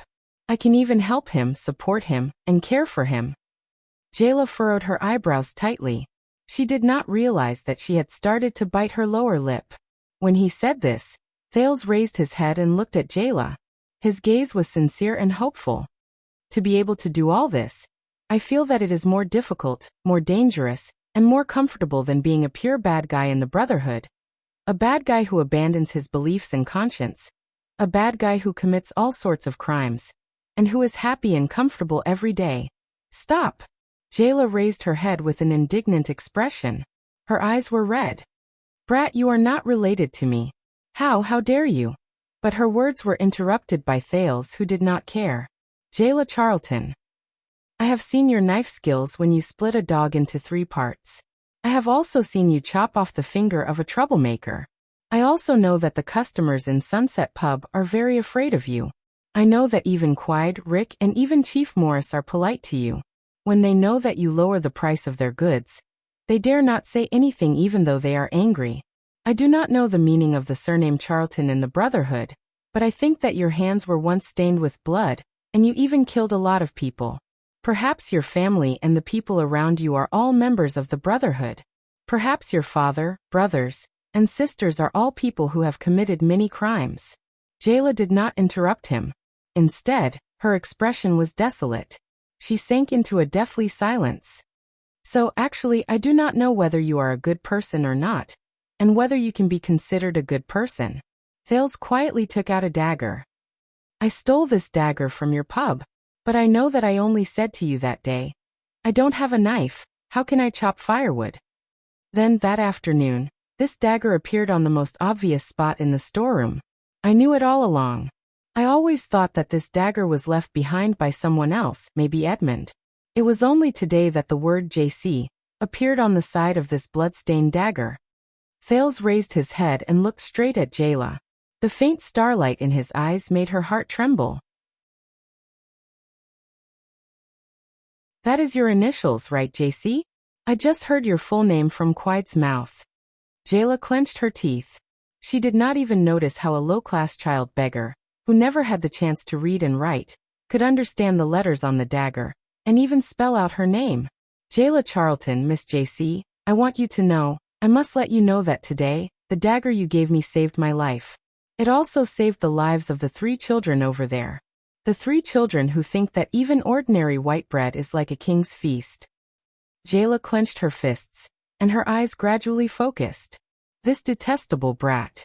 So even though I do not know what you were like in the past, and I do not know what you will be like in the future, I always feel that you want to be a good person.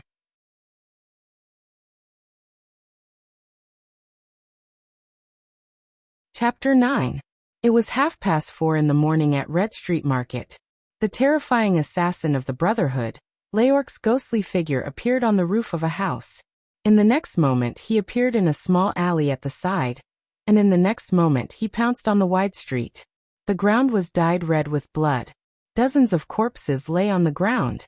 Some were elites of the Brotherhood wrapped in black cloth, and some were members of the Blood Bottle Gang with red headscarves. Leorc roared angrily again. His figure disappeared. When he appeared again, he was already on the signboard of the shop opposite him. It was as if he was trying his best to get rid of something that was following behind him. The sounds of fighting continued in the distance. Suddenly, calmness and ruthlessness appeared on Leorc's originally anxious face. In the next moment, Leorc's scimitar pierced through his left armpit at a strange angle. It was like an mamba snake hunting its prey, thrusting towards his left rear. There was no one there, but rip. The sound of cloth tearing could be heard. One hit. Phantom Wind Follower, Ralph. Leorc raised his scimitar and wiped the blood off the tip of the blade. The anxiety and anger on his face had already disappeared. What replaced it was cold-bloodedness that hid madness. Silent Assassin Leorc, are you too lucky? Or did you really sense my position? An unfamiliar feminine voice floated from all directions. Leorc maintained his original posture, without uttering a word. It is a pity that an assassin like you is in the Brotherhood. As the voice faded away, a figure appeared on the road in front of Leorc. It was a green-haired man with tattoos on his face. He was wearing a gray tight suit. He laughed as he touched his left collarbone. There was a wound there that was slowly bleeding. Leorc's pupils suddenly shrank. His attack should have perfectly pierced his opponent's heart, and then pulled out the moment it pierced through his heart's blood vessels.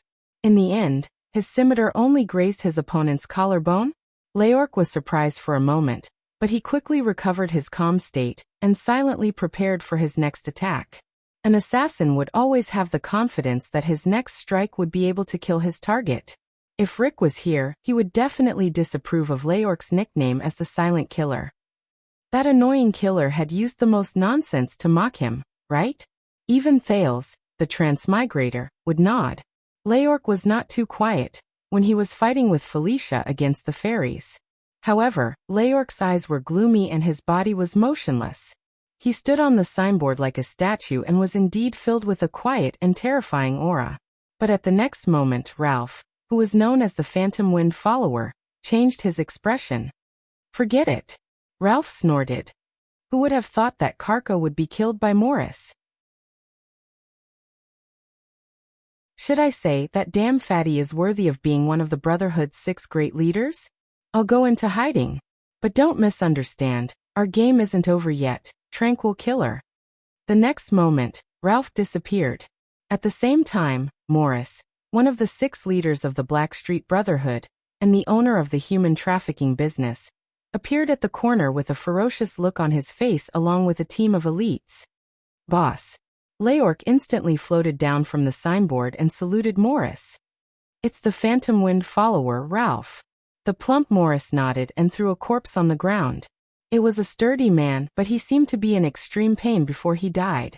If the Brotherhood's exclusive black doctor, Strange Dr. Ramon, was here, he would quickly analyze that the sturdy man's lips were purple, the corners of his eyes were bloodshot, and his nails were pink. Warwolf Karka, a psionic warrior from a nomadic tribe in the eastern peninsula's Kisili Plains, died of suffocation. Have you found the others?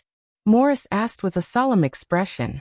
He did not feel the slightest joy of getting rid of a strong enemy, especially when the other party was a psionic warrior.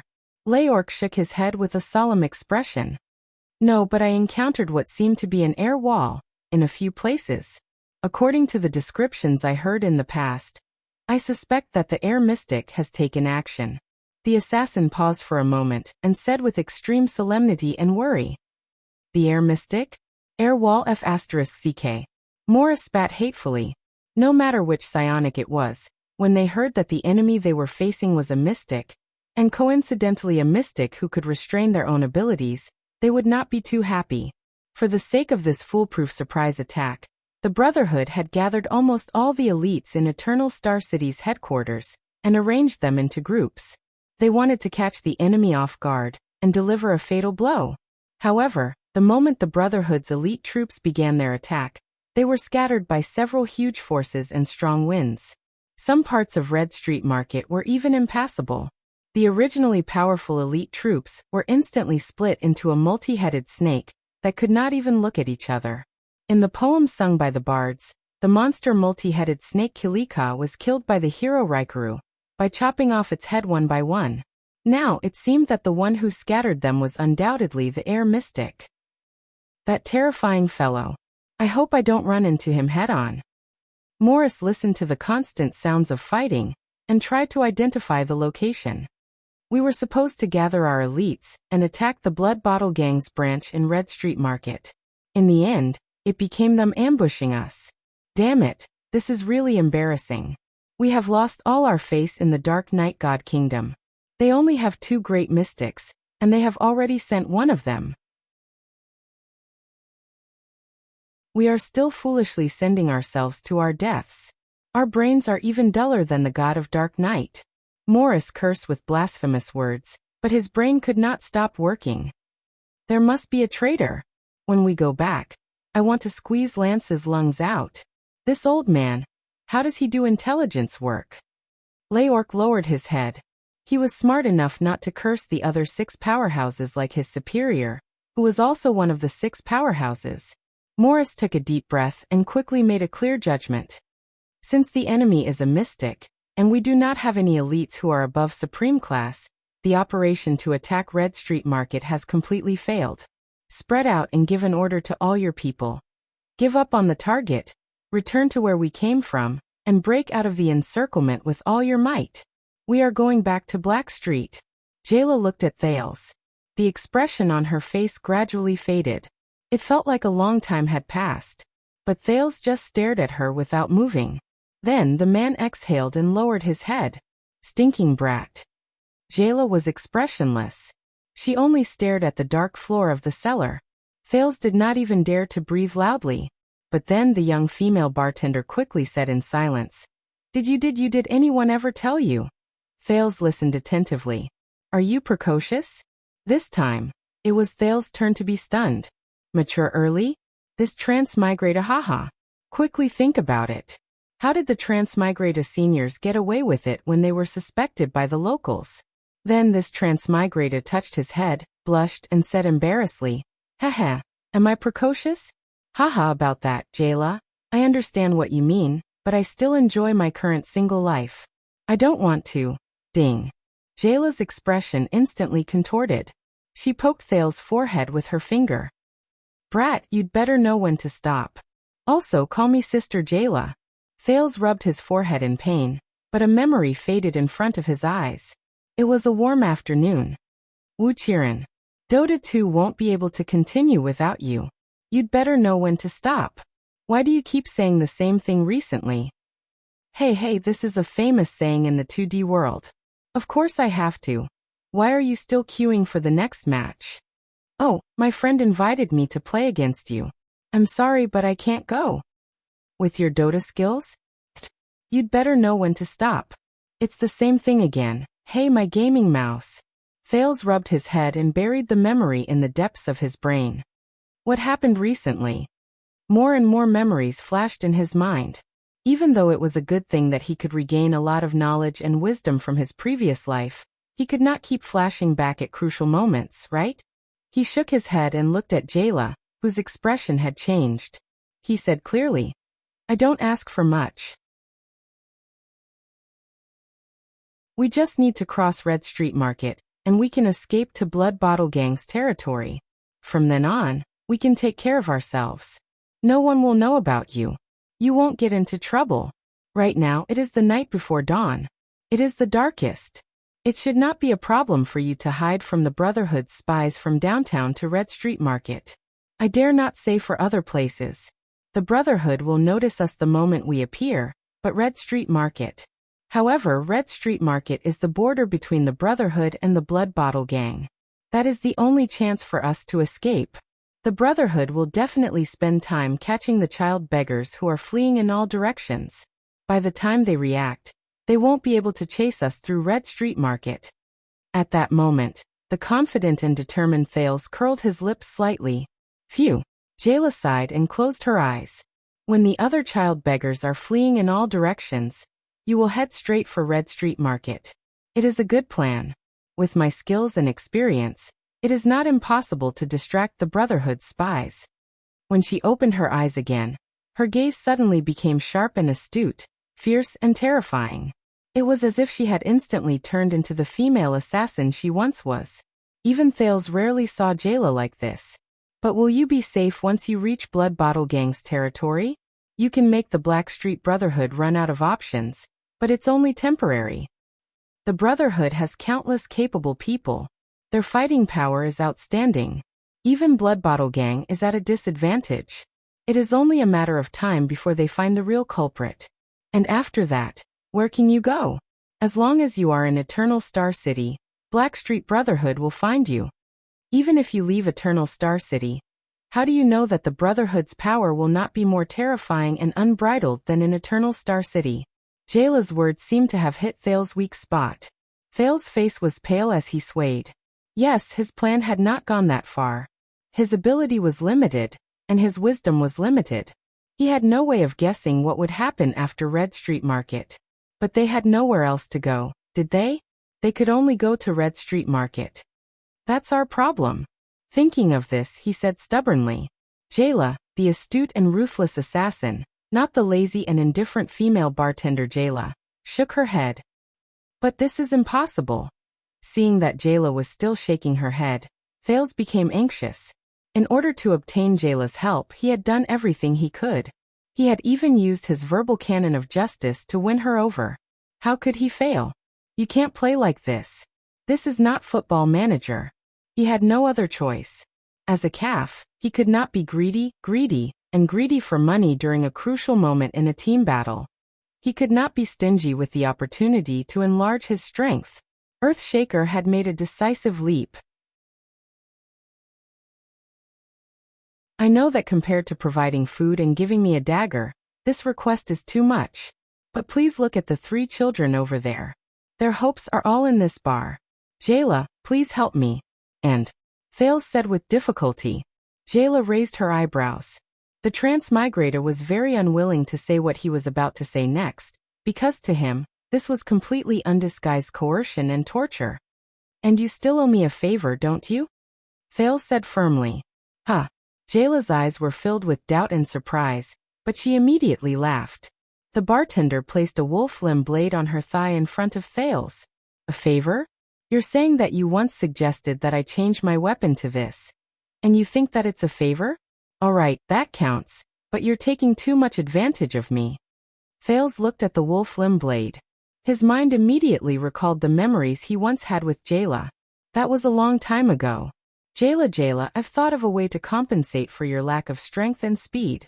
How many times have I told you to call me Sister Jayla? Go away. A brat who doesn't know how to fight, has no psionic powers, divine arts, and knows nothing about mystic energy. Don't disturb my training. Jayla. This is it. Look at this picture. This style and curve of the blade. Brat, where did you get it? It seems quite interesting. This is called a dog limb blade. Whether you believe it or not, it's a weapon from another world. But what dog limb blade? Even if you want to use it, at least change it to a nicer, more majestic name. Also call me Sister Jayla. Also, what other world? Don't go to Dark Knight Temple to watch dramas. The people there are all crazy. When Thales thought of this, he shook his head and chased away the memories. He firmly and slowly enunciated the following words. No, it's not because of this favor. It's because you provoked Quide to this state, causing him to lose his rationality and go crazy. You caused the child beggars to suffer heavy casualties, and caused us to have no choice but to flee. Thales finished his sentence with a heavy heart. As soon as he finished speaking, Jayla widened her eyes and looked at him in disbelief. Her beautiful eyelashes trembled continuously. You. How did you? Thales was originally a little nervous, but when he saw Jayla's expression, he finally made a judgment. Yes. Thales nodded. His heart was a little heavy. You were the one who cut Quide's hand, right? He cursed and called your name. Also, when Quide's greatest humiliation was mentioned, he might have been angry, but he was more ashamed. How could he be crazy enough to kill the child beggars? I don't know what happened, but Quide must have come to Sunset Pub to drink and offended you. Then for some reason he lost his sanity and rushed into the abandoned house to kill half of the child beggars. That's what happened, right? The other half of the child beggars' lives are actually related to you, right? At that moment, Thales clearly saw the trembling in Jayla's eyes. Damn brat. Jayla cursed in her heart, but the wolf limb blade in her hand trembled continuously. betraying her current mood. Too smart. It's just a few dozen child beggars. Jayla's heart trembled. I didn't kill them myself. It has nothing to do with me. It's all that Rick, that damn accountant. It has nothing to do with me. Nothing to do with me? A baby covered in blood suddenly appeared in front of Jayla. The baby was wrapped in an expensive blanket. Then she raised the blade in her hand. At that moment, her heart seemed to be so heavy that she could not draw blood. So, please help the remaining 4 child beggars in front of you, because this is you. This is a favor you owe us. Thales felt extremely uncomfortable, but he still said those words in pain. Jayla shut her eyes tightly and put the wolf limb blade back into her boot. Of course, if the wolf limb blade's version counts as a favor, then it's fine. After all, there's no need to worry about too many debts. Thales seemed to feel that the atmosphere was too depressing, so he laughed again. However, it was very forced. After a long while, Jayla opened her eyes. She raised her head slightly. Thales, you are really a special child. You can always hit people's vitals with one hit. Quite probably died the same way. You killed him with one hit. Her tone was a little weak, which made Thales nervous. However, her next words made Thales feel as if he had fallen into an ice cave. But it's useless. Even if I am willing to help you and sacrifice my life to protect you, you will never be able to cross Red Street Market. Jayla enunciated each word clearly. Every time he paused, he felt as if he was going to die. Because tonight, the Brotherhood will attack Red Street Market. It has already begun. Red Street Market will become the most terrifying battlefield in Eternal Star City tonight. The time around him seemed to have spasmed, and it took a long time for it to return to normal. What did you say? Thales' lips trembled as he asked in shock. So give up. You also know that since Red Street Market is already a battlefield, no matter how powerful I am, even if I have the power of the kingdom's wrath, it is impossible for me to cross the battlefield of 2 big gangs with 4 injured children. Jayla said dejectedly. Thales looked at Jayla in shock, then at the 3 children who had almost finished their bread in the distance. When Korea saw him looking over, she waved happily. 4-year-old girls always forget their pain easily. Don't worry. Cinti licked the breadcrumbs off his hand and patted the still terrified Ryan. Thales will help us escape. Yes, Thales is the smartest. He can do anything. Korea raised a small piece of bread and added happily. But on the other side of the cellar, in front of Jayla, the boy who bore the child beggar's confidence and hope buried his face in his hands in despair. How could this be? Why would the Brotherhood attack Red Street Market today? Why is it tonight? It shouldn't be. Haha, an accident, an accident. Haha. We can't go anywhere else, other than Red Street Market and the Western District after that. The Brotherhood has eyes and ears everywhere. Unless we go straight to the first district of the lower city and go to the sewers, to the underhanded path. That's the Iron Bat Society's territory. No, the Iron Bat Society has long submitted to Black Street Brotherhood. Go back to the abandoned houses? Destroy Quide's body and destroy all evidence. Impossible, the other children already know. They will find out about us eventually. What should we do? What should we do? Thales' face was pale, his lips were pale, and his forehead was drenched in cold sweat. Jayla could not bear to see him like this, but she could only shake her head and pat his shoulder. Stay here with me. Jayla sighed. I have someone I trust who can hide you for at least a month. I can look for the old man. Jayla paused for a moment and said awkwardly, the Brotherhood values the old man's reputation a lot. At least you won't die. But it's definitely worse than death, the hopeless Thales added in his heart. Sometimes, Jayla looked at Thales' dispirited look and lamented that this smart boy had reached the end of his rope. We have to accept our fate. Thales' vision suddenly blurred again. Chiron sighed, she's already gone. You have to restrain your grief. Sob, sob, sob. I'm fine, don't worry. Don't worry, Auntie, I'm fine.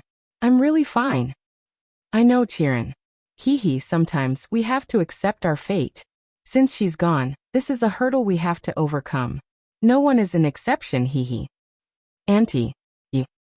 We have to accept our fate. Sob, sob. Accept our fate. Sob. Accept my fate. What is my fate? Am I supposed to transmigrate to this world and be killed? Do I deserve to accept it? Ridiculous. I've read so many books. I've done so much research. I've written so many papers. How can I accept my fate? How can I believe in this so-called fate? Thales raised his head abruptly, startling Jayla. His eyes were filled with determination and anger. Brat, are you all right? Jayla asked tentatively. She did not know why, but at that moment, she was actually a little afraid of this 7-year-old boy. They will stay here with you. Thales suddenly spat out a sentence. The 3 of them will stay. You have to stay as well. Only then can you protect them. Just say that you've caught these 3 child beggars. Thales said emotionlessly, as if everything in front of him had lost its color. What? Jayla was a little surprised, but Thales ignored her. I'll make a statement with the 3 children. I'm the one who killed quite alone. Thales continued to speak expressionlessly, emphasizing the word alone. When the Brotherhood comes, just tell them this. Jayla frowned.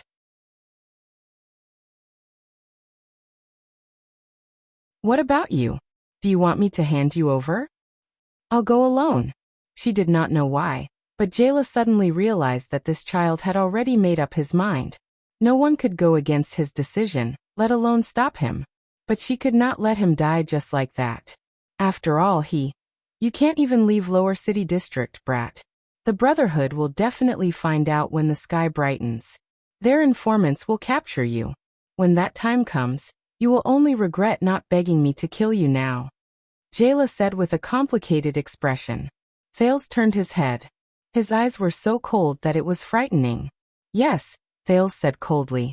Ever since he transmigrated, he had stayed in the Brotherhood's base in the suburbs for a year, and in Lower City District for 4 years. He knew the Brotherhood's methods and abilities very well. I probably can't escape. But they can live. And they don't have to bear the pain Quide left behind. No, Quide has already left them with unforgettable pain for the rest of their lives, he said quietly. Jayla stretched out her hands and placed them on his shoulders, but she turned her face away. Thales could feel Jayla's hands. The assassin's hands, which were known for their stability and precision, were trembling slightly. No, I still have a place to go. The only place. And I already knew it, didn't I?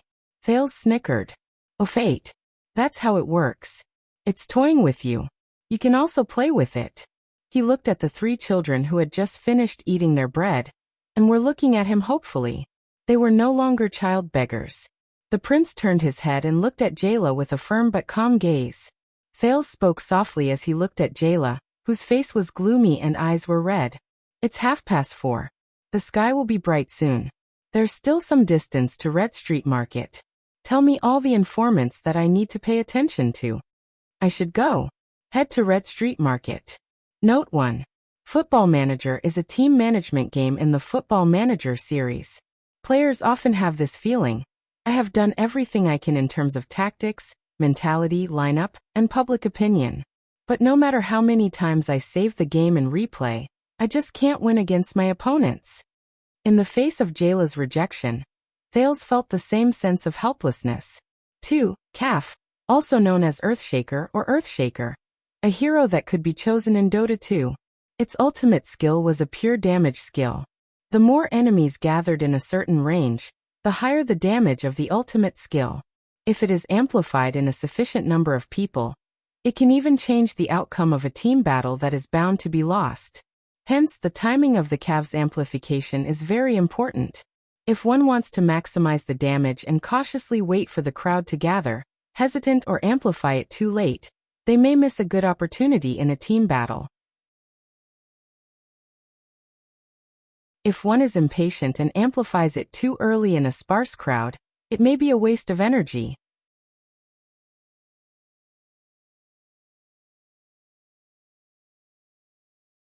Chapter 10. The children's statements were not difficult to string together. In their minds, Thales was the hero who defeated Quide. Thales made up an excuse and lied to them, saying that Jayla would arrange everything.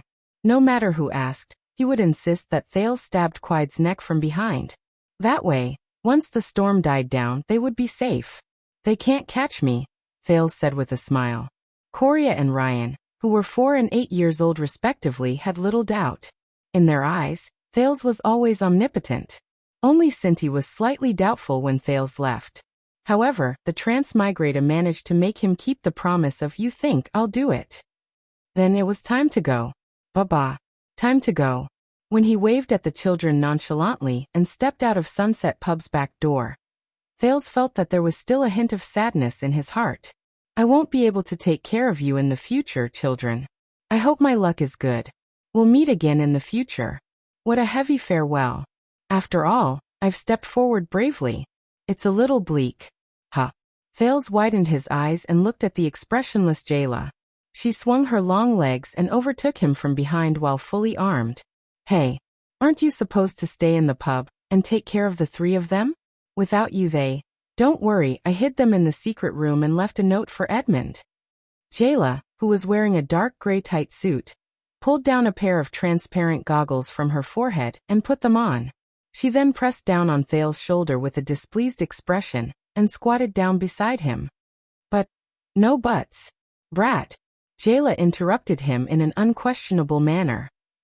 Since you've decided to bear the wrath of the Rhoda family alone, and go to Red Street Market to try your luck, I should at least send you on your way. Jayla patted the wolf limb blade on her boot. Besides, the Brotherhood's hidden sentries in XC are not something a 7-year-old brat can avoid. Even if I tell you everything in detail 100 times, you won't be able to get past me. Thales stared at Jayla dumbly. After a second he squeezed out a sentence. But Red Street Market is at war. Don't waste any more time. Get on, let's go. Jayla did not waste any more words, nor did she bother to explain. Her arrogant expression forced Thales' hesitation back into the depths of his mind. But come up? From where? Thales looked at Jayla, who was kneeling on one knee. The short-haired and valiant sister's tight-fitting clothes accentuated her already hot body, making it look even more shapely. Her chest was even. Ahem. If he sat on her arm and clung to her neck, wouldn't that be? When he thought of this, the prince lowered his head in embarrassment and rubbed it. Boom. Ah. It hurts. Jayla fiercely jabbed the center of Thales' forehead with her finger again, causing his worldview to be shaken. As if she had seen through Thales' thoughts, Jayla fiercely pulled out her wolf limb blade. She glared at him with a look that said, I'm not to be trifled with. Stinking brat. Stop thinking about those messy things and get on my back. I'll carry you. The moon gradually sank into the west, but the sky had not yet brightened. However, this bit of light was still as bright as day to Reedmore. Most of the elites have gone to Red Street Market today, so the Lord is keeping an even tighter watch on us. This is the last intersection to Red Street Market.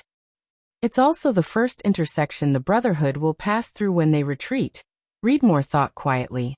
As a professional hidden sentry, Reedmore hid behind the corner of a dark alley. From his angle, he could clearly see the crossroad leading to Red Street Market. However, there was no one there because of the curfew tonight. His companion, another hidden sentry of the Brotherhood, was behind him. He was also vigilantly observing the other corner. No problem. I'm in perfect condition. Not even a black fly can fly over. And not even a gray centipede can crawl over, his companion said darkly. Very good. My period of vigilance is almost up. Later, I'll go and change shifts directly with Nasri. He should have woken up an hour ago. Reedmore nodded at his companion. Remaining vigilant and observing, he left through the hidden alley. The moment he left, he was suddenly stunned. Just now, he seemed to have felt that there was something in the empty alley opposite him. No, impossible. His ears, eyes, and nose had all been trained by Sir Lance. He could even recognize psionic abilities such as changing colors and refracting light. If there was an intruder, as long as it did not have a rare combination of psionic abilities, such as mental influence, it would not be able to escape his sight and hearing. But he still decided to take a look. When Reedmore returned from patrolling the opposite alley, he was finally at ease. It was probably because his period of vigilance had passed, and he was hallucinating. He shook his head and went back to change shifts. Behind Reedmore, a short-haired woman in black tights walked out softly. There was a child lying on her back. She looked at Reedmore's back, then lowered her body. She tapped the ground lightly with the tip of her foot, and quietly but quickly leaped out of the alley towards Red Street Market. They were naturally the female bartender, Jayla, and the escaped beggar, Thales, who were heading towards Red Street Market. Before dawn, before the long night ends, normal people's defenses and nerves are at their most relaxed. Even an ordinary student from the Wong Li Military Academy would know this. For some reason, Jayla could still speak even though she was running. Thales clung tightly to Jayla's back as she shuttled through the alley at an unprecedented speed. She moved as fast as the wind, but she made no sound when she landed. Thales, who was clinging to Jayla's neck, could only close his eyes and press his head against the back of Jayla's neck. His nose was filled with Jayla's body fragrance, and he had no idea where he was. But Jayla's voice still traveled clearly into his ears. So, one of the 6 powerhouses in charge of the Brotherhood's intelligence gathering, the Sleepless Icobian Lance, trained a special group of hidden sentries, the Sleepless. It's not that they don't sleep, it's just that their schedules are different from normal people. I don't know the exact number of them, but all of their schedules are staggered. They start at dusk, start at dusk, start at dusk, start at noon, and start at dawn. There are all sorts of times. That's why Lance's hidden sentries are able to work in shifts to ensure that every hidden sentries on duty are at their most energetic and vigilant. Lance calls this the alert period. From their senses to their experience to their cooperation to their tracking, Lance has trained them to be better than the police station's purebred Rudo police dogs. They have a team that is in charge of the headquarters. During the day, they blend into the crowd in disguise. At night, they turn into hidden sentries to observe and monitor all the key entrances and exits in XC. The 2 people we passed by just now should be the last sentries of the Sleepless, in front of Red Street Market. Thales did not speak. He was already shocked by Jayla's stealth skills. Reedmore was not the first Sleepless they passed by. Every time Jayla leaped to the Sleepless sentry position, she would switch from running to walking slowly. What surprised Thales the most was that Jayla's movements entered an extremely strange rhythm. She quietly crept behind the Sleepless, hiding her shadow and body in the blind spot of the Sleepless vision at the same time. Sometimes, it was the blind spot of 2 Sleepless vision, and all the Sleepless did not notice them at all. What Thales did not know was that Jayla was also very surprised by his performance. From the beginning to the end, even if he was following behind a Sleepless, even if the Sleepless could see them if they turned around, Thales still did not move. His heartbeat was steady, and even his breathing was barely discernible. For a 7-year-old boy's control, this was obviously a little too outstanding. Of course, if Jayla had not used the strange rhythm of her movements to perfectly cover up Thales' breathing, he would have long since heard the barely discernible breathing he thought he was breathing. But this was already very difficult. This child is indeed not an ordinary person. Is it a psionic ability or a bloodline? Or is it a combination of both? It can't be that he was born with it, right? Thales' original plan was to let Jayla lure away these hidden sentries. This was the first time Thales heard about these Sleepless. His previous estimation of the Brotherhood was still too shallow. He also had to take the risk of exposing himself. Now, it seemed that he had underestimated this female bartender. She was not only agile and knew how to use a knife. We're here. Thales reluctantly slid down from Jayla's back at a corner beside the intersection. He slid down gently from Jayla's back. Before his eyes was the Red Street Market at night. The scene of him meeting the noblewoman there a few days ago was still vivid in his mind. The area and volume of Red Street Market was not smaller than Black Street. As the name suggested, it was a famous place for seeking pleasure in the Western District. In fact, there were quite a number of nobles, ranging from dignified dukes who visited Eternal Star City to lords who could not be seen in public in the outskirts of Eternal Star City. They would either conceal their identities or brazenly come to this place. They would have some voluntary or involuntary relationships that surpass friendship with some adorable and confused young girls or boys. Of course, this was the tacit understanding between the nobles of Eternal Star City and Blood Bottle Gang over the years. Tonight, Black Street Brotherhood's hand reached here. Unfortunately, What welcomed this hand was a sinister trap. The situation is not good, Jayla said in a low voice. Thales could see this as well. The road to the entrance of Red Street Market was littered with corpses. Some had severed arms, some were decapitated, some were twisted, some had intestines spilling out, and some had ribs turned outwards. Blood dyed the Red Street Market dark red in the dark. From a distance, there were at least 30 people lying on the ground. Even Thales, who had just killed someone, could not help but take a deep breath when he saw the corpses all over the ground and the various ways they died. He tried his best not to think about it. Faintly discernible sounds of fighting could be heard from afar. Jayla calmly stretched out her hand and pressed it on Thales' shoulder, forcing him to squat down. I think the last time I killed someone was before I met you, Jayla said. Her tone was a little lonely. Thales could not see her gaze behind the goggles, but he suddenly felt that Jayla was a little stern. Brat, from now on, you owe me a favor. Thales was stunned. He saw Jayla stretch her hand to touch the knife on her thigh. Then the female bartender used an extremely soft voice, like a mosquito's buzz, to warn Thales. Don't speak, don't move. There's a real elite up ahead. It's not like the centuries of Sleepless. Thales' hair gradually stood on end. He was a little dejected as he did not even dare to breathe loudly. He had wanted to take advantage of the chaos to cross Red Street Market and escape from the Brotherhood, but if there was already one at the first stop, he was still too naive. In the next second, Jayla suddenly took out a thick black cloth from the left side of her abdomen and gently covered Thales' mouth and nose. Use this to breathe and cover up the sound. Jayla did not say much. Her expression could not be recognized because she was wearing the goggles. She slowly pulled out the knife from her thigh. Thales pressed the black cloth on his mouth and nose tightly. This is really good stuff. I don't feel any difficulty breathing under this black cloth, and the original sound of breathing is also covered up. If this was in a game, it would definitely be a high-grade equipment with sneak plus 20. Thales automatically ignored the faint scent of Jayla's body on it.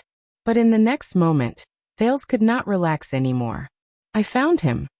He only heard Jayla say that. Then she shot up like lightning, stepped on the wall beside her, and pounced towards the pile of corpses at the intersection like an arrow released from a bow. The only thing that was faster than Jayla was the wolf limb blade she threw. At that moment, Thales, who was breathing through the black cloth, was surprised to find that among the 30 or so corpses, there was a corpse whose intestines had been turned inside out. It moved a little. Asterisk clang. Asterisk a cold glint suddenly shot out from behind the corpse and knocked the wolf limb blade off course. But the second wolf limb blade was already in its owner's hand, and it was charging towards him with Jayla. She held the blade in a reverse grip with her right hand, and instantly slashed at the corpse. Asterisk clang. Asterisk Thales recognized the sound in front of him. It was the sound of a sharp metal blade piercing into flesh. But before he could realize what had happened, he felt his vision blur. He saw a figure stumble out from behind the corpse. Then, a rapier fell to the ground with a clang. Jayla had already landed lightly on the ground. She pressed her left hand against the ground, and the blade in her right hand was covered in blood. The figure that had jumped out from behind the corpse had already fallen to the ground, swaying. She did not move. The female bartender picked up the wolf limb blade that had flown away with a backhand, and quietly stood up. In just a few short seconds, Thales' jaw almost fell off as he watched. Thales knew that Jayla was very strong. But other than when he slaughtered a dog in the past, it was not until today, when he saw her swiftly ambush and kill people, that he truly understood how strong the female bartender was. Thales still did not make a sound, nor did he move. He vaguely felt that at that moment, Jayla was even more solemn. What an eye-opener. Among those in the ordinary class, you should be considered an outstanding assassin, right? As the voice rang, a huge, bald, and ferocious man walked over from afar. He held an exaggerated spiked mace with 5 sides. He did not even look at his comrade who had already died at his feet. He only stared at the female bartender in the middle of the corpses. You also know that your brotherhood is finished, right? Everyone is in the trap, and all of you have been wiped out. Our mission was to be on guard. or intercept any possible reinforcements from the Brotherhood. But we never thought that the dignified Blackstreet Brotherhood would only send a little girl with a blade. The huge, bald man walked under the setting moonlight. For some reason, Thales could clearly see his face in the deep darkness. It was a man who was missing half of his nose. His nostrils were terrifyingly protruding, and he looked like a skeleton. Thales suddenly recognized who he was. It was the bald Sven, the head of Blood Bottle Gang's shady business.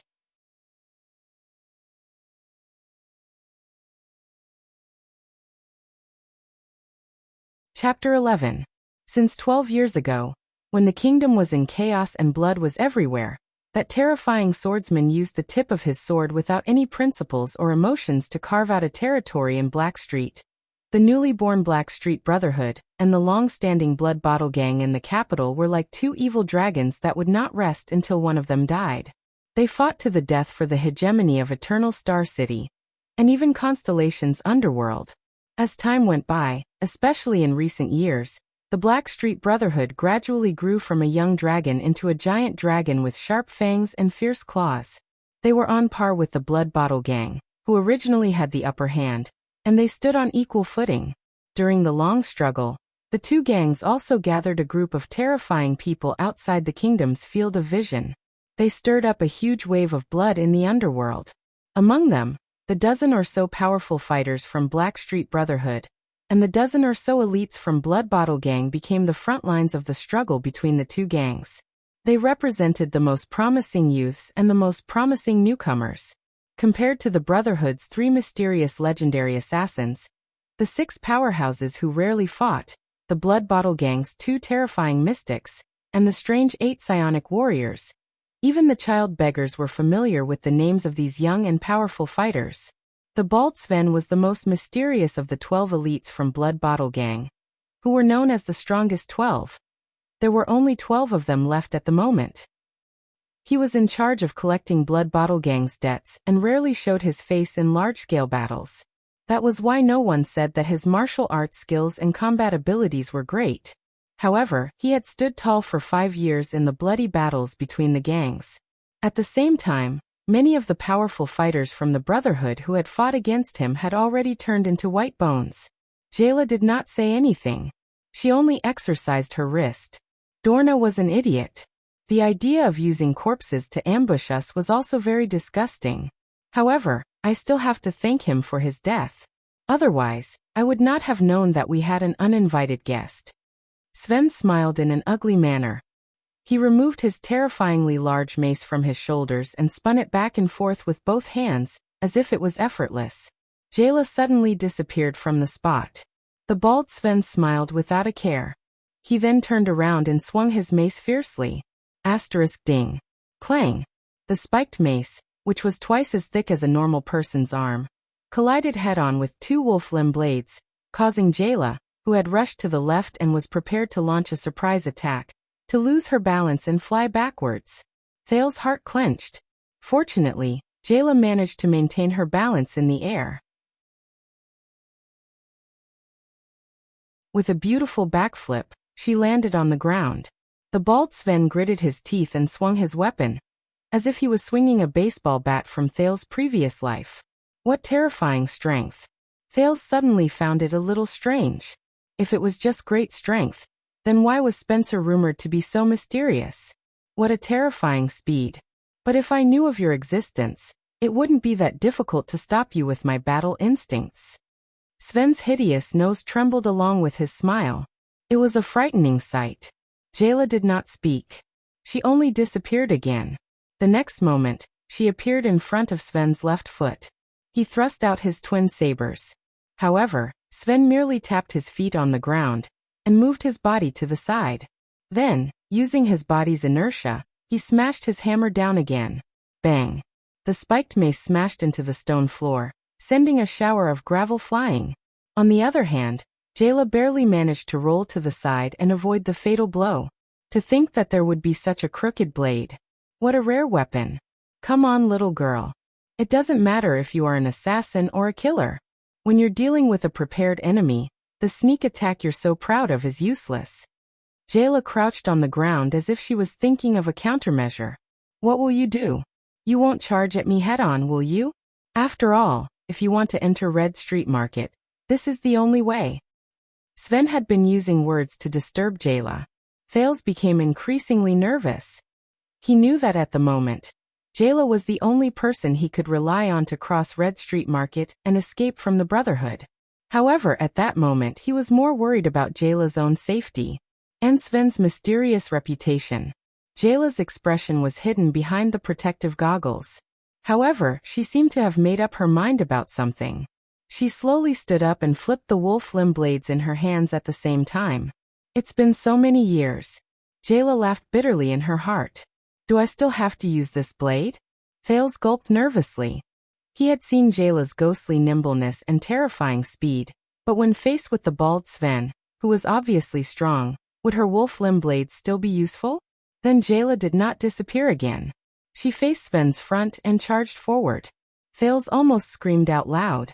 The two blades were positioned in front and behind. The front blade went straight for Sven's throat, while the back blade moved in the direction of the spiked mace. A head-on attack? Don't even think about asking for death. Sven roared excitedly and swung the sledgehammer at Jayla. Asterisk whoosh. Asterisk the spiked mace whistled through the air as it went towards Jayla's waist while she was running. Later, I'll have to properly deal with this pretty girl by my side. Ha. Sven was shocked to see that this time, Jayla did not block or retreat. The moment the mace was about to hit her, her flexible body stretched out at an impossible angle.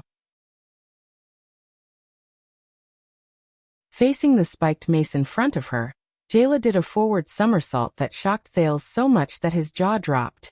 She barely avoided the incoming spiked mace. Even Sven was astonished. This body movement. How did she do it? The attack was not over yet. The female bartender gently pressed the back blade against the spiked mace, and with Sven's great strength, she leaped onto the bald man's left shoulder. Then the front blade slashed downwards. The modified curve of the blade allowed the wolf limb blades to slash at Sven's left neck faster, more forcefully, and more fatally than normal blades. Asterisk rip. Asterisk Sven roared and retreated. At the critical moment, he avoided being hit in a vital spot, but blood still gushed out from his left shoulder. Did this person completely give up on defense and use risky dodges to attack head-on? Doesn't she know that one mishap and she'll be dead? But Jayla did not show mercy after gaining the upper hand. With a tap of her foot, she continued her attack. She turned sideways again, and dodged the tip of Sven's hammer by a hair's breadth. The wolf limb blades in her hands followed their master, and spun toward Sven. There was another flash of blood. This time, Jayla cut open the bald man's right rib. Then the next slash came. She charged head-on and perfectly displayed the agility and flexibility of her body. She faced Sven's terrifying attacks, and every time she was about to be hit by the mace, she would move and dodge.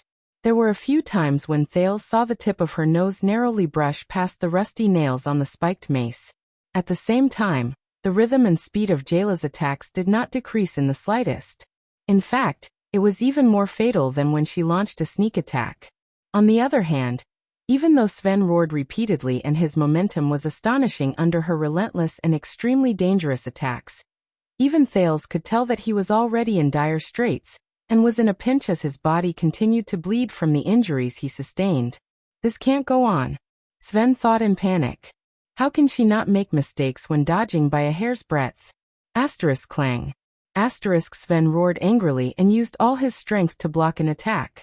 Then he rolled to the side in a pathetic manner. Imagine a big man like a bear being forced to roll on the ground by a slender girl who was only 2/3 his height, to avoid this round of attacks. Then he quickly widened the distance between them. This is the swift killing blade. This sentence was like a pebble that broke the surface of the water. It stopped Jayla's continuous attacks and made the latter stop in her tracks. And the moves you used to kill Dorna were probably the swift killing blade and the instant killing blade. Sven panted violently. His face was filled with fear as he roared in disbelief. The swift killing blade. I have only seen it in the hands of the blood chant, Loden Charlton a long time ago. You are a member of the Charlton family, the assassin's flower. Jayla knelt on one knee without saying a word. This seemed to be her favorite posture to exert force. She only stared coldly at the big man. This is impossible. Sven seemed to have suffered a blow. After Kessel V succeeded the throne, the members of the Charlton family fled Constellation and disappeared outside the country. Why are you here and standing on the Brotherhood's side? He said in disbelief. Wanted posters and bounties have been posted all over the Western Peninsula.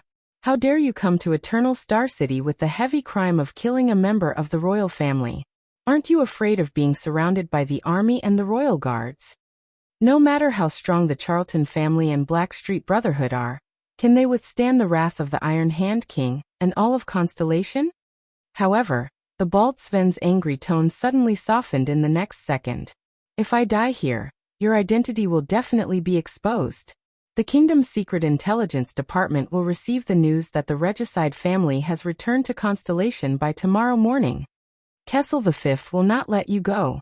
He will eradicate every descendant and bloodline of the Charlton family. You can let me go, he said in a low voice. His tone was already begging. I don't care about the Blood Bottle Gang's mission anymore. Just go there directly. As long as you let me go, I promise that I will leave Constellation tomorrow. I will also not expose your secret. I know what you are capable of. I do not want to provoke the Charlton family. However, in the next moment, Jayla once again dashed in front of him. Asterisk ding. Asterisk shick. Asterisk this time Sven blocked the first slash. However, that slash seemed to have a life of its own. It changed its direction at a rapid speed in a bizarre manner. After it knocked against the head of his hammer, it actually avoided it without any resistance. Jayla's head and chest also changed directions like soft ribbons, avoiding the spiked mace in front of her. It's practically like a human body drifting, Thales thought in his heart. What's going on? Sven thought in shock. Why is the trajectory of this slash unblockable? However, the blade in the female bartender's right hand did not stop moving. After changing directions, it returned to its original trajectory and went for Sven's neck even more fatally, until it cut into his throat. Blood flowed everywhere. Sven watched in shock as Jayla calmly wiped the blood off the blade on Sven's clothes. Then, she quietly withdrew her blade. The spiked mace in the bald Sven's hand fell gently. What is this knife technique? Sven struggled, wanting to ask a question before he collapsed. However, Sven could not finish his question. At that moment, Thales felt as if he had returned to 4 years ago. In the trash pile behind Sunset Pub, there was an indifferent woman in front of him. She waved the blade in her hand and said to the dumbfounded Sven, "It's a pity to use the serial killer blade to kill a dog. Hey brat, do you want to eat dog meat? Call me big sister, and you'll have dog meat to eat." The serial killer blade. Thales knew that it was the serial killer blade. The last person who enjoyed this knife technique was a large angry wolfhound who had a small conflict with Thales. We just had a heated debate about whether humans should be part of the angry wolfhound's diet. At the same time, I'm very grateful to you for supporting my point of view. So dog meat? Jayla's skills surprised him once again. However, what shocked Thales even more was what the bald Sven said. It was the truth about the Charlton family, the assassin's flower. Killing a member of the royal family? Assassin's flower? Regicide? You talk a lot of nonsense. Jayla looked at Sven's corpse and said coldly, "The so-called strongest 12 is nothing more than this." After saying that, she summoned Thales, who was hiding in the dark. "Let's go, brat." Thales walked past the bald Sven's corpse and looked into his eyes, which were filled with grievances. He still did not understand why Sven, who only had strength, a big build, and was missing a nose, was the most mysterious existence among the 12 strongest ones. Was Jayla too strong? He shook his head and walked towards Jayla. The two of them continued to walk towards the battlefield between Blood Bottle Gang and the Brotherhood. Thales glanced at the female bartender's side profile. He was smart enough not to ask her about the Charlton family. I have a secret anyway, the boy thought. And it's even bigger than yours. At the same time, in the inner altar of Sunset Temple, the gray-haired middle-aged noble looked calm, but he was actually anxious as he waited on the stone chair below the inner altar. His gaze never left the small sacrificial lamp that was burning on the altar. It was as if he was afraid that the flame in the lamp would suddenly change. Beside him sat an elderly priest who was focused on praying. He was quiet and pious. This made the middle-aged noble think of Yodel. He was also quiet, but he was even more terrifying than Yodel. Even though His Majesty was very confident in Yodel, and believed that he would not hesitate when he needed to act, Yodel was a person who hid behind a purple drop mask all day long. But Yodel, the guy who always hid behind the purple drop mask, had worked with him once when he was young. It wasn't a happy memory. With his efficiency, he should have found his target long ago. That person was a person with his own creed. After all, he served His Majesty's will, and Yodel Kato, that bottomless man, served His Majesty's interests. The difference between heaven and earth was like the difference between clouds and mud. Does Yodel really know or understand when His Majesty wants him to act? Soon after, the bald Sven's corpse suddenly moved. Then the wounds on his neck and around his body gradually healed at a speed visible to the naked eye. Then the man climbed up with great difficulty. Damn it! Sven cursed and touched his spiked mace. The Charlton family has appeared in Eternal Star City. Just this news alone will get me 10 gold coins from the city hall. But Sven touched the wound on his neck that had just healed. His life was still more important. Fortunately, the woman was in a hurry and did not turn around to check. Sven was one of the 12 strongest in Blood Bottle Gang. There was no need to go into detail about his battle instincts and skills, but more importantly, it was his unknown self-healing psionic ability that allowed him to turn defeat into victory the moment his enemies let their guard down. As long as your head, or more accurately speaking, your brain is not damaged, you can return from death. This was what the Blood Mystic, the true powerhouse of Blood Bottle Gang, said to Sven. Congratulations, Undying Sven. And that boy, the Undying Sven thought. When I was in a state of suspended animation, I saw a thin and weak boy appear at the corner of the street and leave with the woman from the Charlton family. This is also strange. A child who can follow the woman from the Charlton family is definitely not an ordinary child. Is he a genius? Does he have some kind of ability that can turn the tide of a battle? A biological weapon? A large area of effect attack? Or some kind of non-human long-lived species? That boy looks young. Maybe he is already hundreds or thousands of years old. Sven shouldered his spiked mace and frowned. Once I report this to the air mystic, I will. But his train of thought was interrupted, because a strange person wearing a strange mask suddenly appeared in front of him. He appeared abruptly in front of Sven. You saw that boy, the strange masked person said. His hoarse and indistinguishable voice did not sound like a question, but a statement of affirmation.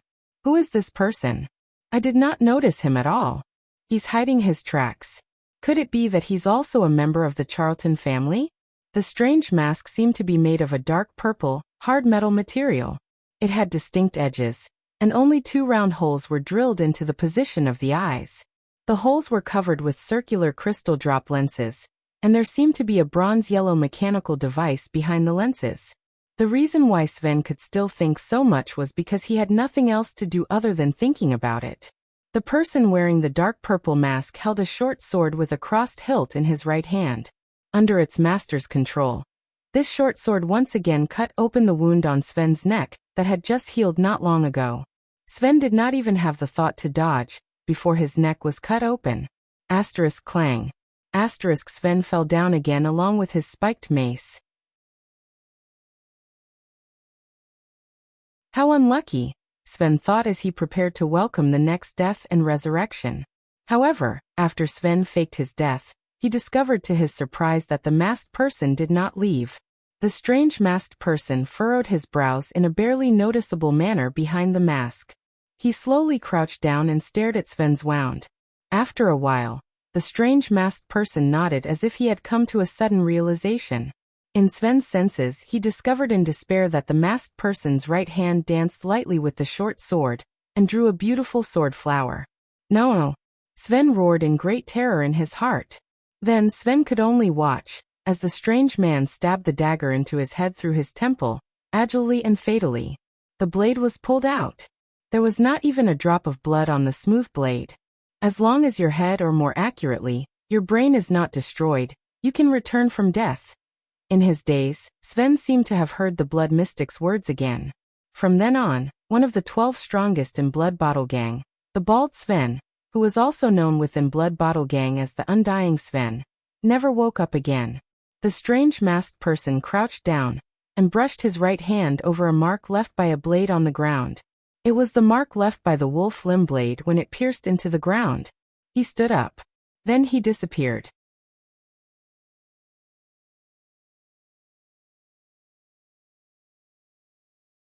Chapter 12. There was a clear shattering sound. The glass on a door was smashed by a figure. Lillian, who was wearing a thin silk nightgown, held a candlestick and looked in surprise at the figure that fell from outside.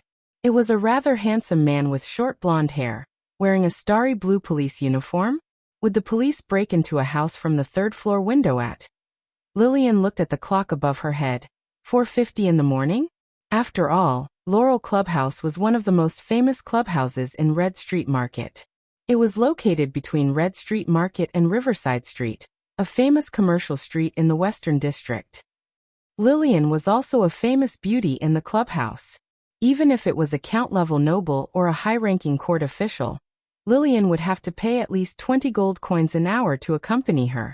Therefore, when Captain Cohen Caribbean of the Western City Police Station, who had a bright future ahead of him, rushed into the private bedroom of the Laurel Club from the third floor, Lillian, who was woken up from her sleep, came over to take a look with a candlestick. "Miss, I'm really sorry for disturbing your rest." Cohen crawled up from the ground in a sorry state.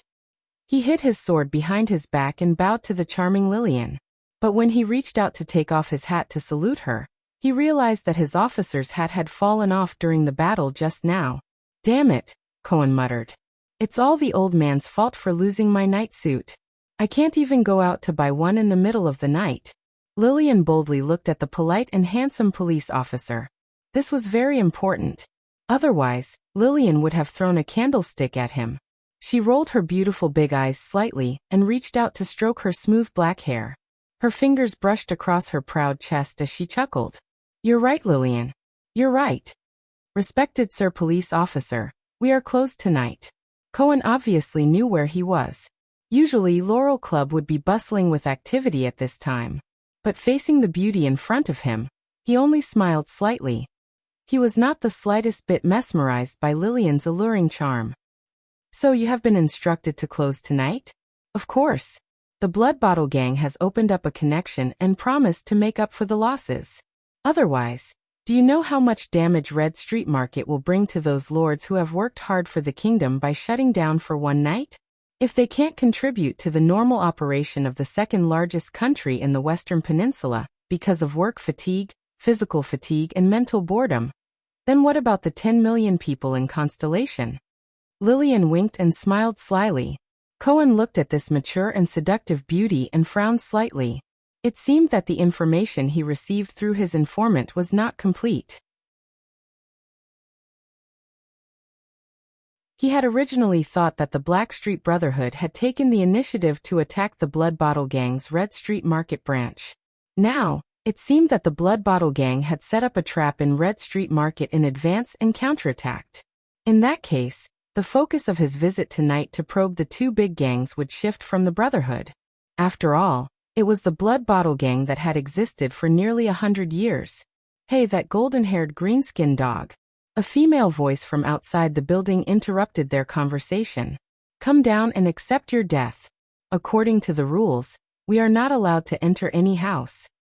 Lillian curiously walked to the broken window and saw a woman covered in blood and wearing leather armor. She was waving the whip in her hand and angrily looking upstairs. Cohen bowed to Lillian again. "Thank you for informing me, beautiful lady. Please forgive me, but I have to meet another lady now." The golden-haired police officer cum patrol leader turned around and lightly leaped down the street. "My dear Lady Bernice, there is no need to be so impatient." Cohen's smile suddenly became cold, and his eyes were filled with murderous intent. "By the king, in the name of the Holy Constellation Covenant, as a level 2 police officer, I have the authority to kill any suspect who may endanger the interests of the kingdom and the lives of its citizens. Don't worry, I will immediately send you to reunite with your brother. Upstairs, Lillian covered her mouth. She recognized that it was the younger sister of the notorious Layton siblings, one of the 12 strongest fighters in the Blood Bottle Gang. Scorpion Whip Bernice Layton. Her brother, Stinger Primo Layton, had just come to Laurel Club yesterday. He, who had a penchant for special things, had nearly scalded a new girl to death with the oil in an everlasting lamp. According to the police officer's tone, Stinger Primo Layton had already died in his hands. Green-skinned dog. Even your superior would not dare to disrespect the Blood Bottle Gang. You. How dare you? Bernice angrily rebuked. As a maverick among the 12 strongest fighters, she had shaved off the left side of her head and combed the rest of her hair to the right side. This made her look much more muscular. I will whip every piece of flesh on your body until it becomes mush. As soon as she finished speaking, Bernice swung her whip in a circle and curled it towards Cohen. The barbs on the whip seemed to come alive as they flew out and attacked Cohen at the same time. I see. Cohen's figure suddenly became blurry. Only an expert would be able to see that he was moving at a speed that could not be seen by the naked eye. He quickly changed his position. Ding. Ding ding. Ding. The phantom of the longsword swiftly turned, and the approaching barbs slashed down. If your brother was still alive, with his ability to control these barbs, the two of you might have been able to create some trouble if you two worked together. But Bernice's whip was as flexible as a snake. The tip of the whip and the flying barbs formed a continuous attack without any blind spots. If I had arrived 10 seconds earlier, Primo would not have died, Bernice said with hatred.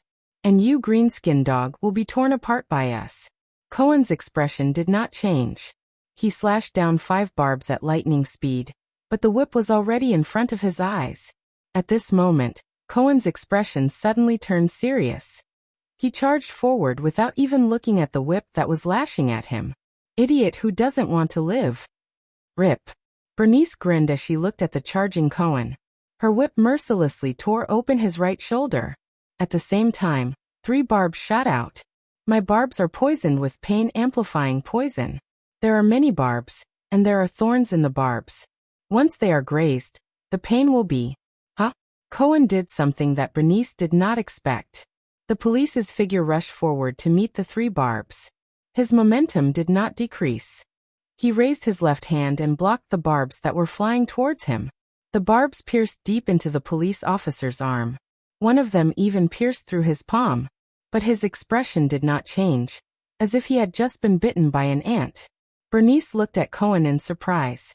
Many of her enemies had suffered from the pain of the poison barbs. Their faces contorted as they wailed and rolled around under her body. But he...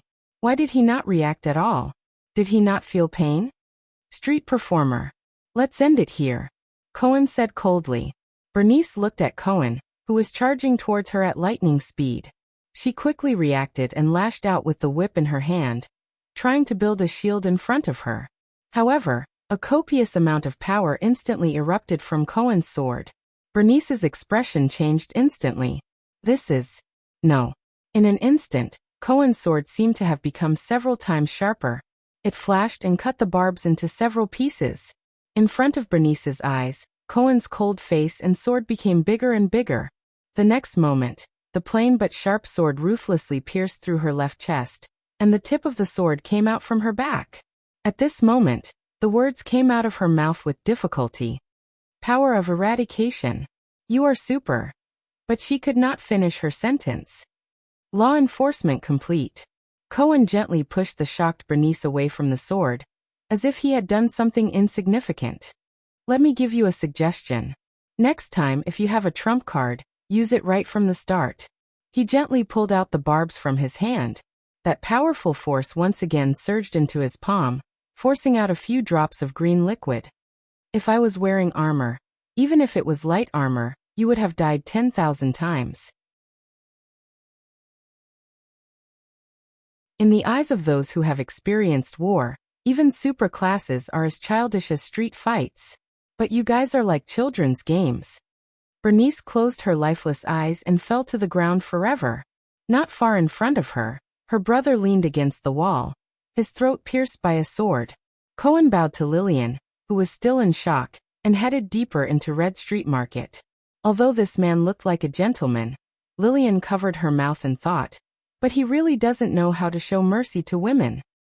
But he really doesn't know how to show mercy to women. In another alley of Red Street Market, Jayla coldly pulled out the wolf limb blade from the abdomen of the last thug in front of her. She shook off the blood on the blade in disgust. Fales tried his best not to think about Jayla's massacre. It always reminded him of Quide's widened eyes before he died. Those people were aware of the consequences of joining a gang. Fales felt much better when he thought about it this way. Fales pressed down on the black cloth covering his mouth and nose. He watched as Jayla slaughtered a small team of 7 or 8 Blood Bottle Gang thugs. Then he skillfully and tacitly crawled out of his hiding place and lay on Jayla's back. How did you overcome it? The kind of disgust and guilt from killing people? Jayla sighed. I was taught since I was young. She carried Thales on her back and moved briskly. Her tone was cold. Those I killed were not my own kind. It was like stepping on an ant. Thales did not say anything else. He only hugged Jayla's neck tighter. After they passed Sven, the road in Red Street Market was littered with corpses and the glint of swords. Even Jayla's scalp went numb from a few places. The two of them were careful along the way. However, in the chaotic situation, even with Jayla's ability to hide herself, it was extremely difficult. The ground was littered with corpses and the deafening sounds of fighting. Even though they tried their best to cover their tracks, they still inevitably ran into 2 teams of thugs. One was from the Brotherhood, and the other was from Blood Bottle Gang. Jayla attacked with all her might without mercy, leaving no survivors. Then she quickly left. Thales did not know why, but he was already somewhat used to such bloody scenes. This is not a good thing, he reminded himself. Mental numbness would almost certainly lead to deviations in behavior. This is the 5th intersection, and we still can't get through. Jayla stopped and frowned. She touched the air in front of her. Thales landed on the ground and touched the air in front of him. It was clearly nothingness, but what he touched was an invisible and hard barrier. Is this a psionic ability? Thales asked in surprise. Until now, Thales had not seen many psionics, but there were still quite a few. For example, Morris, who was in charge of human trafficking in the Brotherhood, was one of them. Years ago, he only used his gaze to suffocate a fleeing child beggar to death. No, psionics do not have such a powerful ability, blocking 5 or 6 intersections of such a large street at the same time. I suspect that the remaining intersections are about the same. Even psionics would find it difficult to do so. Jayla pushed up the goggles on her face and said with a solemn expression. The female bartender carefully observed the transparent barrier in front of her. She remembered the old man and that man. When Jayla thought of this, she could not help but pause for a moment. They told her about the terrifying legends. She put on the goggles again. From now on, we have to be more careful and try our best to avoid all battles to avoid exposing our whereabouts. Based on what I know, this is most likely the work of a mystic. I hope that our luck is not so bad that we will run into him face to face. Thales widened his eyes. Mystic. During his 5 years on the streets, he had heard this word more than once from the customers in Sunset Pub, the customers in Red Street Market, the gamblers in Black Gold Casino, and the thugs in the Brotherhood. At first, the boy thought that this was similar to the magicians and wizards in the fantasy novels he read in his past life. But later on, he realized that this was not the case. No one would provide Thales, who was a lowly child beggar, with knowledge about the world. Even if there was, what he could come into contact with were mostly hearsay and terrifying ghost stories. However, with the professional field research experience he found in his past life, Thales was able to learn a lot of general knowledge through observation. The following were his observations about the word mystic. Firstly, almost all the times when mystic was mentioned, the people who talked about it would be accompanied by negative emotions such as fear, hatred, and curses. Keywords such as powerful, terrifying, damned, hell, illegal, and so on also appeared at the same time. Secondly, mystics were quite rare in this world. The rare here was not the rare type in his past life, where they were said to be rare but could be found everywhere. Thales judged that among the countless people who talked about mystics over the past 5 years, only one customer in the brothel had a certain degree of truth to their words. It was obvious that they had either directly or indirectly come into contact with information about mystics. Thirdly, he had never heard of any organization or force of mystics gathering. However, it was widely rumored that there were 2 mystics among the highest leaders of Blood Bottle Gang. Fourthly, the police officers and patrol members who were in charge of patrolling the West City Gate were equipped with weapons known as anti-mystic equipment. Fifthly, mystics were completely different from the psionics, psionic warriors, swordsmen of eradication, and knights of eradication, that everyone loved to talk about. The latter could be innate or acquired through training.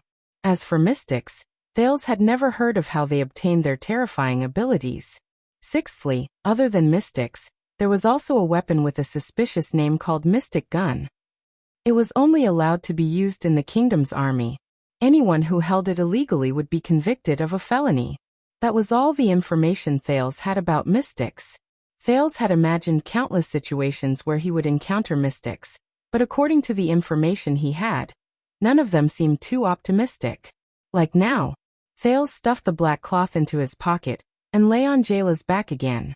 A few minutes ago, at the center of Red Street Market, in the underground warehouse of a chess room, a handsome man dressed in blue with long, dark brown curly hair sat quietly beside an ancient military board table. There was a map on the board, and on it were a number of game pieces.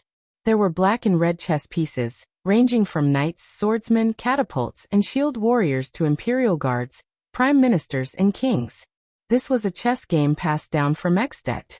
It was based on historical allusions and common knowledge of war. It was currently the most popular game among the nobles. Rise and Fall of the Empire. It simulated the battles between the human kings and the armies of the ancient empire. For the nobles who lived like princes, it was the best way to show off their manliness and attract the attention of women. It was also a pastime that did not have to risk their lives. Of course, there were also a few nobles with unique hobbies. It was said that they liked to use real people as chess pieces. Under the illumination of the everlasting lamp, if one looked closely, they would find that the map in the middle of the military board was a street map of Red Street Market. The handsome man moved the chess pieces with ease with his right hand. One by one, he removed the black and red chess pieces from the map. However, among the chess pieces he removed, there were far more black chess pieces scattered around than the red chess pieces, which were concentrated together. 2 black prime ministers were in the middle of the map. There were many black imperial guards and swordsmen around them, and a few red knights were restraining them. Further away, many black knights and shield warriors were being defeated by the 2 red prime ministers, who were leading the swordsmen and imperial guards.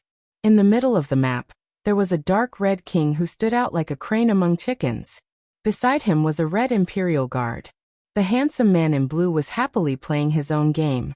If one were to look closely, one would notice that a light blue energy ball was gathering on his free left hand. It was breathing slowly as if it was alive, and there seemed to be a storm hidden within the energy ball. The man in blue would occasionally open his mouth to say something. One could clearly see the trajectory of the air vibrating around his mouth, turning into ripples and dissipating in the air. However, strangely, no sound was made. This scene was even more eerie in the dark and lonely silence.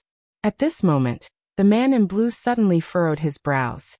Then, without changing his expression, he reached out his hand and removed a red catapult from the edge of the map. However, after a few minutes, the man in blue furrowed his brows again. He slowly reached out his hand and removed the only remaining red swordsman from that spot. The blue energy ball in the man's left hand flickered for a moment. The storm inside was showing signs of instability. He took a few deep breaths, and for the first time he spoke with a voice. Who is in charge of keeping watch and intercepting in the direction of downtown? He seemed to be asking the air. In the terrifying darkness, a strange but certain answer came. Dorno the Shapeshifter and Sven the Undying. The man in blue closed his eyes and shook his head. Then he moved the 2 red swordsmen from other places to the 2 chess pieces that were eaten. He moved one of them deeper, as if he wanted to catch the thing that ate him, Dorno and Sven. The ripples in the air spread out from his mouth again. His lips opened and closed silently for a while. Then gradually he spoke with a voice into the air. The Talon brothers and Moria were eaten by us an hour ago. So they are reinforcements. He mumbled. He hesitated for a moment, and moved one of the only 2 red prime ministers on the map over. That's good. However, in the next moment, the man in blue's expression changed again. He moved his right hand to the edge of the other side of the map, and removed the 2 red swordsmen almost at the same time. The man in blue's expression did not look good. Who is in charge of the Inner West Ring's security mission? It's the Leighton siblings, Stinger and Scorpion Whip.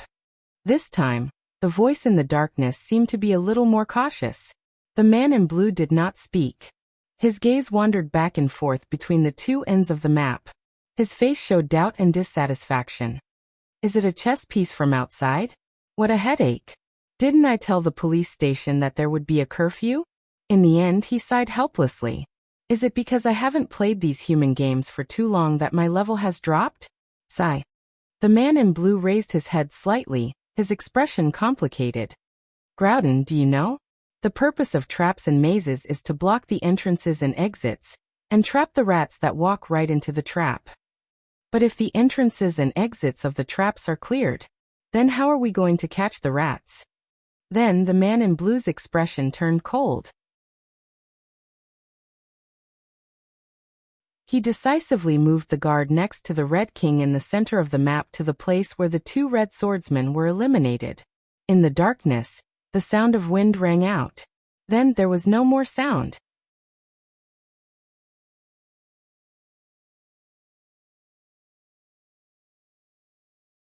Chapter 13. Damn it. In the night filled with the sounds of killing, wild laughter could be heard continuously. On the blood-red street, the leader of the Brotherhood, Morris, leaned against the door of a grocery store. He panted heavily and pulled out a dagger without a handle from his shoulder with difficulty. Beside him, an elite of the Brotherhood had already fallen. A similar dagger without a handle was stuck in the back of his head. Morris, the leader of human trafficking, panted and waved his hand to stop the killer, Leork, who was about to rush to the rooftop. Don't chase him. Max just wants us to run for our lives. In the distance, Blood Bottle Gang's flying dagger clown Max flew on the rooftop, leaving behind a wild laugh. But if this goes on, we will be harassed to death by him. The clown is a psionic warrior. He is much stronger than the average psionic. Leork jumped down the street and looked at the remaining 5 elites beside him. All of them were injured. He frowned and said. Morris took a deep breath and analyzed the situation with a clear mind. He and the Phantom Wind follower were carefully chosen to use the uniqueness of their abilities to restrain us and prevent us from regrouping with the others, so that their super-class elites could slaughter our elites. Moreover, even if they were killed by the clowns throwing knives, they would not be able to do anything. It is still better than being lured to the air mystic by him. Those people are calamities that cannot be provoked. Morris stood up and waved his hand. The retreat order should have been sent out. Senza will probably give the same order. How many of our people can survive will depend on their luck. Leork looked at Morris and waved at the elites. The group continued their journey. Because of these air walls, we have been taking detours. The others are probably doing the same. If we meet the mystic, Morris interrupted Leork in the middle of his sentence. He will not attack so easily. And we should not even think about finding that calamity. It is not easy for the mystic to maintain this kind of air wall. But since he has chosen to divide and surround us, he will rely on his lackeys to kill us. This is our only chance. Morris gritted his teeth and revealed a ferocious expression. Let's let those hypocrites who think they're high and mighty see the brotherhood and the strength of us lowly people. We have killed our way out of a mountain of corpses and a sea of blood. We are not people that the Blood Bottle Gang can compare to. Even if we can't get out, Black Sword will avenge us. Even if the enemy is a mystic. In a dark room, only an old-fashioned candle was burning. Are you saying that all of our men are trapped in Red Street Market? Up until now, other than a few thugs, no one in charge has come out? Nasri nodded and knelt down on one knee. He respectfully and fearfully reported to his superior, Sleepless Eye Kobyang Lance. I'm not sure what's going on. Not long after I took over the shift of the hidden sentries, the first batch of people arrived.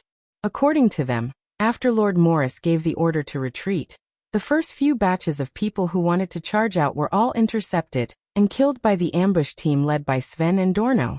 Only just now, when Sven and Dorno died at the entrance of Red Street Market, did they manage to charge out safely. No one knew how old Kobyang Lance, the Sleepless Eye, was. They only knew that since the day Black Street Brotherhood was established, he was the magnate in charge of gathering intelligence. He was mysterious and strange. He was the darkness of the darkness, the secret of the secrets. He always hid himself under a dark red cloak, revealing only his withered and thin chin.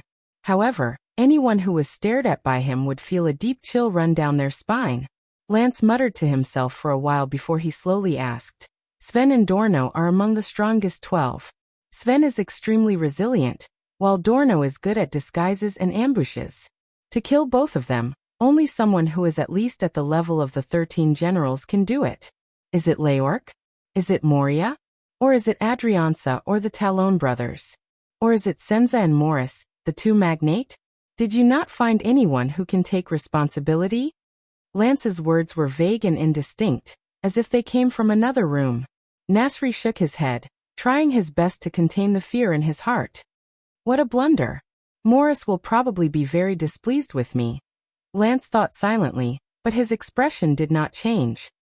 It's time to clean up the rats in the Brotherhood. The Brotherhood is different from the small team formed by a bunch of old fellows 12 years ago. Lance smiled strangely and waved his hand to pass an order to Nasri. Awaken and activate all the sleepless in downtown. Regardless of whether their alert period is over or not. Send all the men from the second and third outposts to the entrance of Red Street Market. From the roofs to the sewers. I want to know clearly how many hairs are on the legs of every black fly that flies past. Yes. Let those who escaped carefully recall the details of the streets. Pick the best men from the first outpost to infiltrate Red Street Market one by one. Set up outposts regardless of the sacrifices. Pigeons, signal flares, torches. No matter what you use, at least contact Senza and Morris. I want an unobstructed channel from Black Street Market to Red Street Market. Yes. Send the men from the fourth outpost to the other territories. From Black Street to the abandoned houses, from the smelly ditch to the sewers, from the Grand Bazaar to the Western City Gate. Be on full alert. At a time like this, we cannot let down our guard. Yes. The fifth outpost split into two teams. One team will inform the other powerhouses in the Brotherhood. The other team will immediately rush to Extet and drag that old fellow, Ramon, back. If he is unwilling, say that this is Black Sword's will. Yes. Senza and Morris were both among the 6 powerhouses. They were not to be trifled with. It was impossible for Blood Bottle Gang to trap them without paying a price. Lance lowered his head and stroked the ruby ring on his finger. That damned fatty was, after all, someone who could become the leader of Black Sword Temple in the past. As for that tall Senza, the only thing harder than his fist is probably his personality. And, Lance thought to himself. And that damned Chef Edmund. The outcome has not been decided yet. Lance's expression suddenly changed under his cloak. He noticed that his subordinate was acting strangely. What else have you not said? Yes. Nasri lay down on the ground, drenched in cold sweat. He gritted his teeth and said, Our patrolling brothers have just discovered that all the child beggars in abandoned houses have escaped. We have only captured a portion of them. They are now locked up in the water prison, and are prepared to be interrogated by torture. Lance's chin moved slightly. The Sleepless Eye asked calmly, Interrogate what? Nasri clenched his fists tightly and lowered his head. With great difficulty he spat out the news that made things worse. Quide Rhoda died in abandoned houses. His assistant, Naeric, is outside right now. He wishes to see you, my lord. Go down and hide. Jayla's tone became cold again. This battle cannot be avoided. Thales quickly slid down and lay down beside a hidden stone block. He took out a black cloth and covered his nose. Even though the surroundings were already filled with the smell of blood, Thales had just taken 2 breaths when Jayla, who was beside him, dashed forward and leaped onto the roof. The female bartender did a backflip and bent her upper body backward. She pressed her hands on the ground as if she was avoiding a hidden weapon. Asterisk swoosh. Asterisk as Jayla flipped over and stood up. Thales heard the sound of rushing wind ring through the streets. Immediately after, Jayla fell from the roof to the ground. The blades on her legs had long since moved to her hands. The wolf limb blades slashed out continuously. A few gusts of wind rushed past. Thales could only hear the sound of clothes fluttering in the wind, and he did not know whether Jayla had managed to cut him or not. Then, a thin gray figure appeared on the street. Oh, isn't this the female bartender from Sunset Pub? You're wearing goggles. Are you here to swim? Don't be so surprised.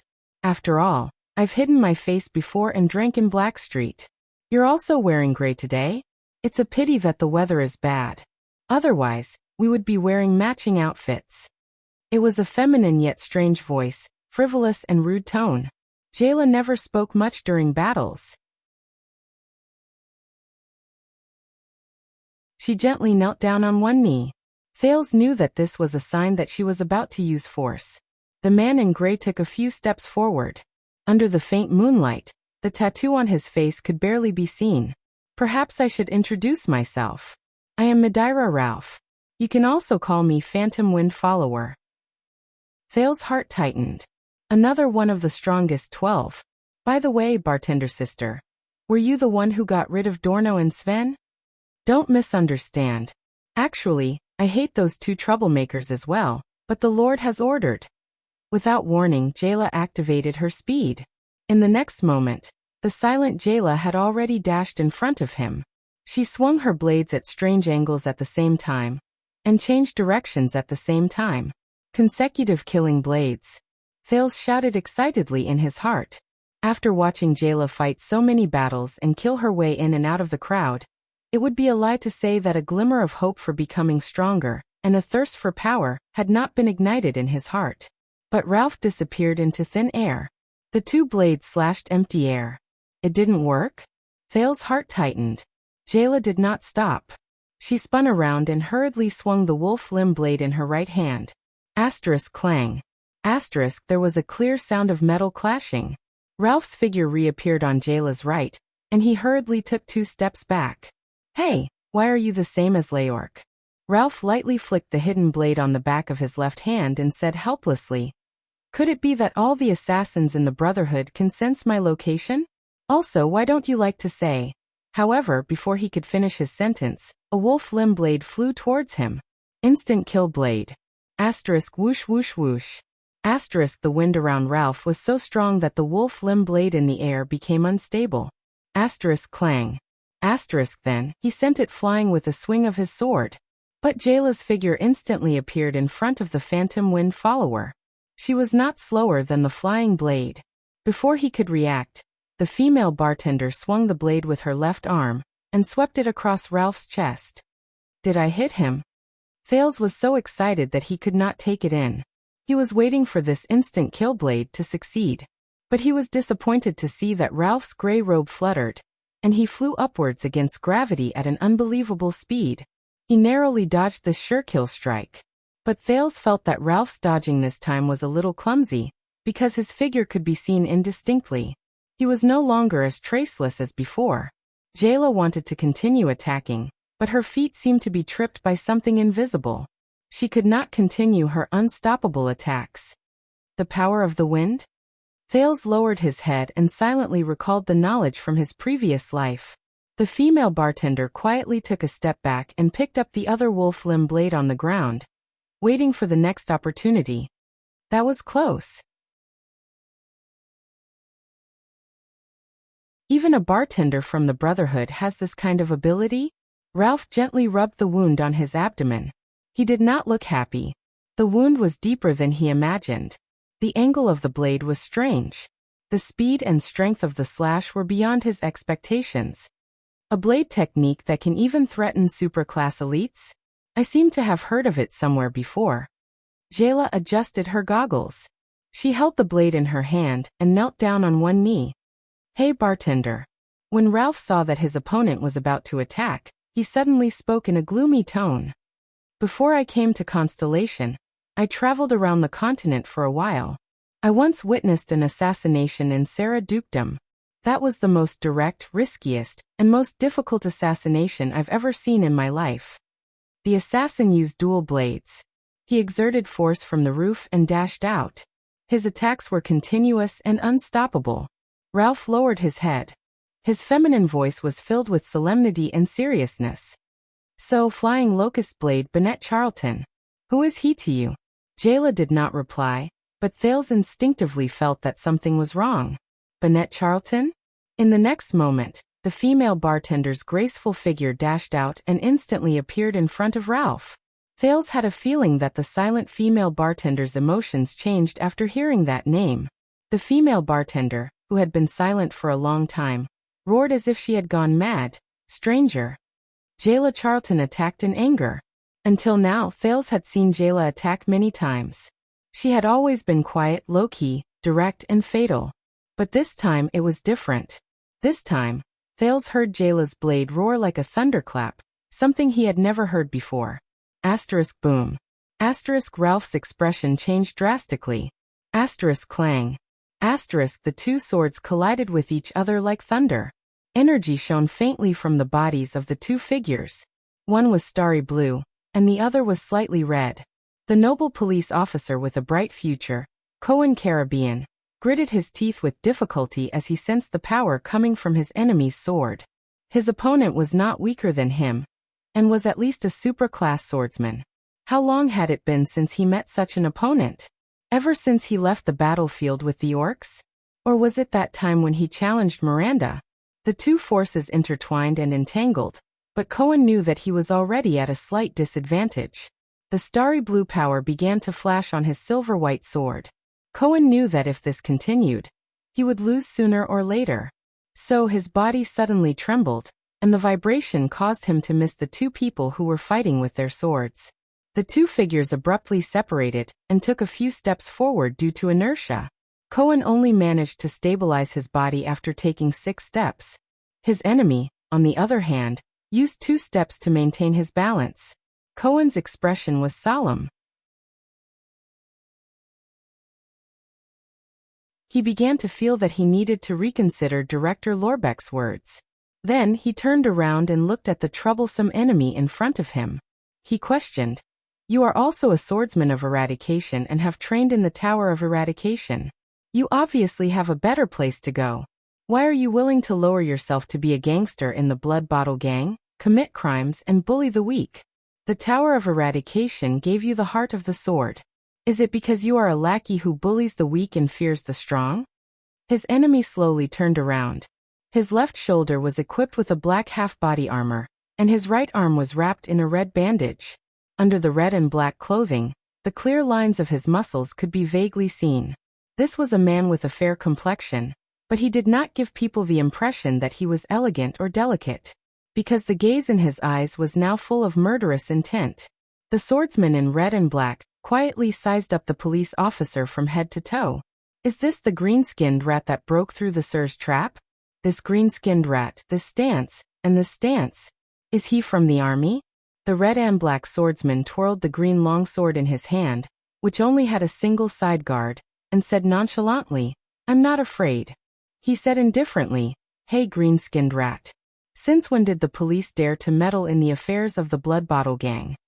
Cohen took a step forward and closed the distance between him and the swordsman. He said coldly, "I am not a police officer now, but a swordsman of eradication, Cohen Caribbean. I am questioning another sword. Answer me." The scene was silent for a few seconds. Then, the expression of the swordsman in red and black gradually became serious. "My heart of the sword is an unruly will and freedom of choice, as well as the pursuit of power. As long as I am satisfied, the Blood Bottle Gang, the Brotherhood, Shadow Shield, the Kingdom's Secret Intelligence Department, the Royal Guards, and even the Tower of Eradication do not matter to me." So your question is completely meaningless. As for you, green-skinned rat, you are willing to be the traitor of a country. You must have gained the consciousness of a traitor from that conservative tower, right? Cohen's expression finally turned solemn. He was surprised and shocked when he heard that the swordsman in red had no respect for the Tower of Eradication, and was even slightly hostile towards it.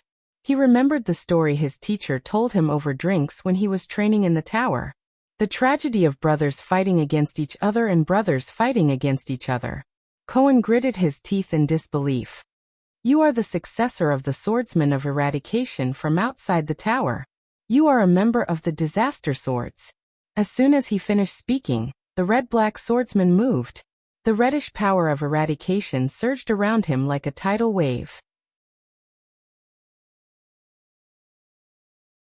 It gathered into a fierce wave, and slashed down with his green longsword with an astonishing momentum. The will of the sword was fierce and violent. Cohen felt as if his entire body had fallen into a red vortex.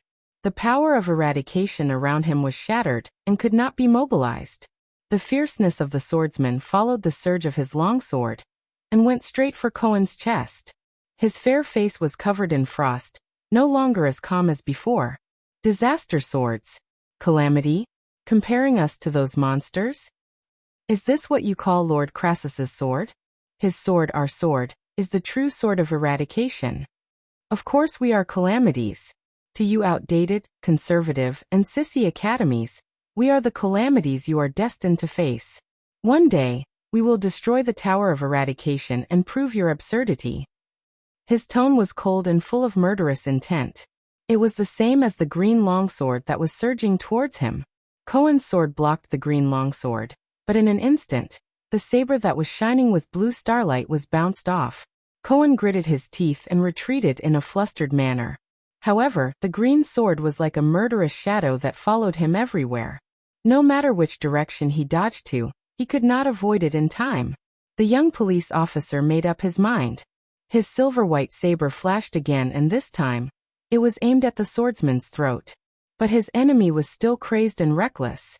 He ignored the sword that was about to attack him, and only urged the green sword in his hand to roll toward Cohen's heart. The crimson power of Eradication exploded along with the sword will and tore the clothes on Cohen's chest. Cohen struggled to maintain his sword will, but he watched helplessly as the two swords crossed each other. As the power of Eradication rubbed against each other, they stabbed each other's heart and throat. Damn it! Is this the style of the Disaster Swords? Such a crazy and fierce sword style, unparalleled power, willpower at all costs, and the resolve to make both sides suffer. No wonder they were exiled. Cohen smiled bitterly and faced his death. Two swords, one green and one white. One stirred up a crazy and unstoppable red tide, while the other flickered with faint starlight. You're tuning in to the Lee May's Sword of Destiny YouTube channel. We're so grateful for your support, and don't forget to subscribe to join us on this incredible journey through captivating stories. Your generosity through donations truly makes a world of difference, as it's the primary source of revenue that allows me to expand and enhance this channel for you. Thank you from the bottom of my heart for being a part of this adventure.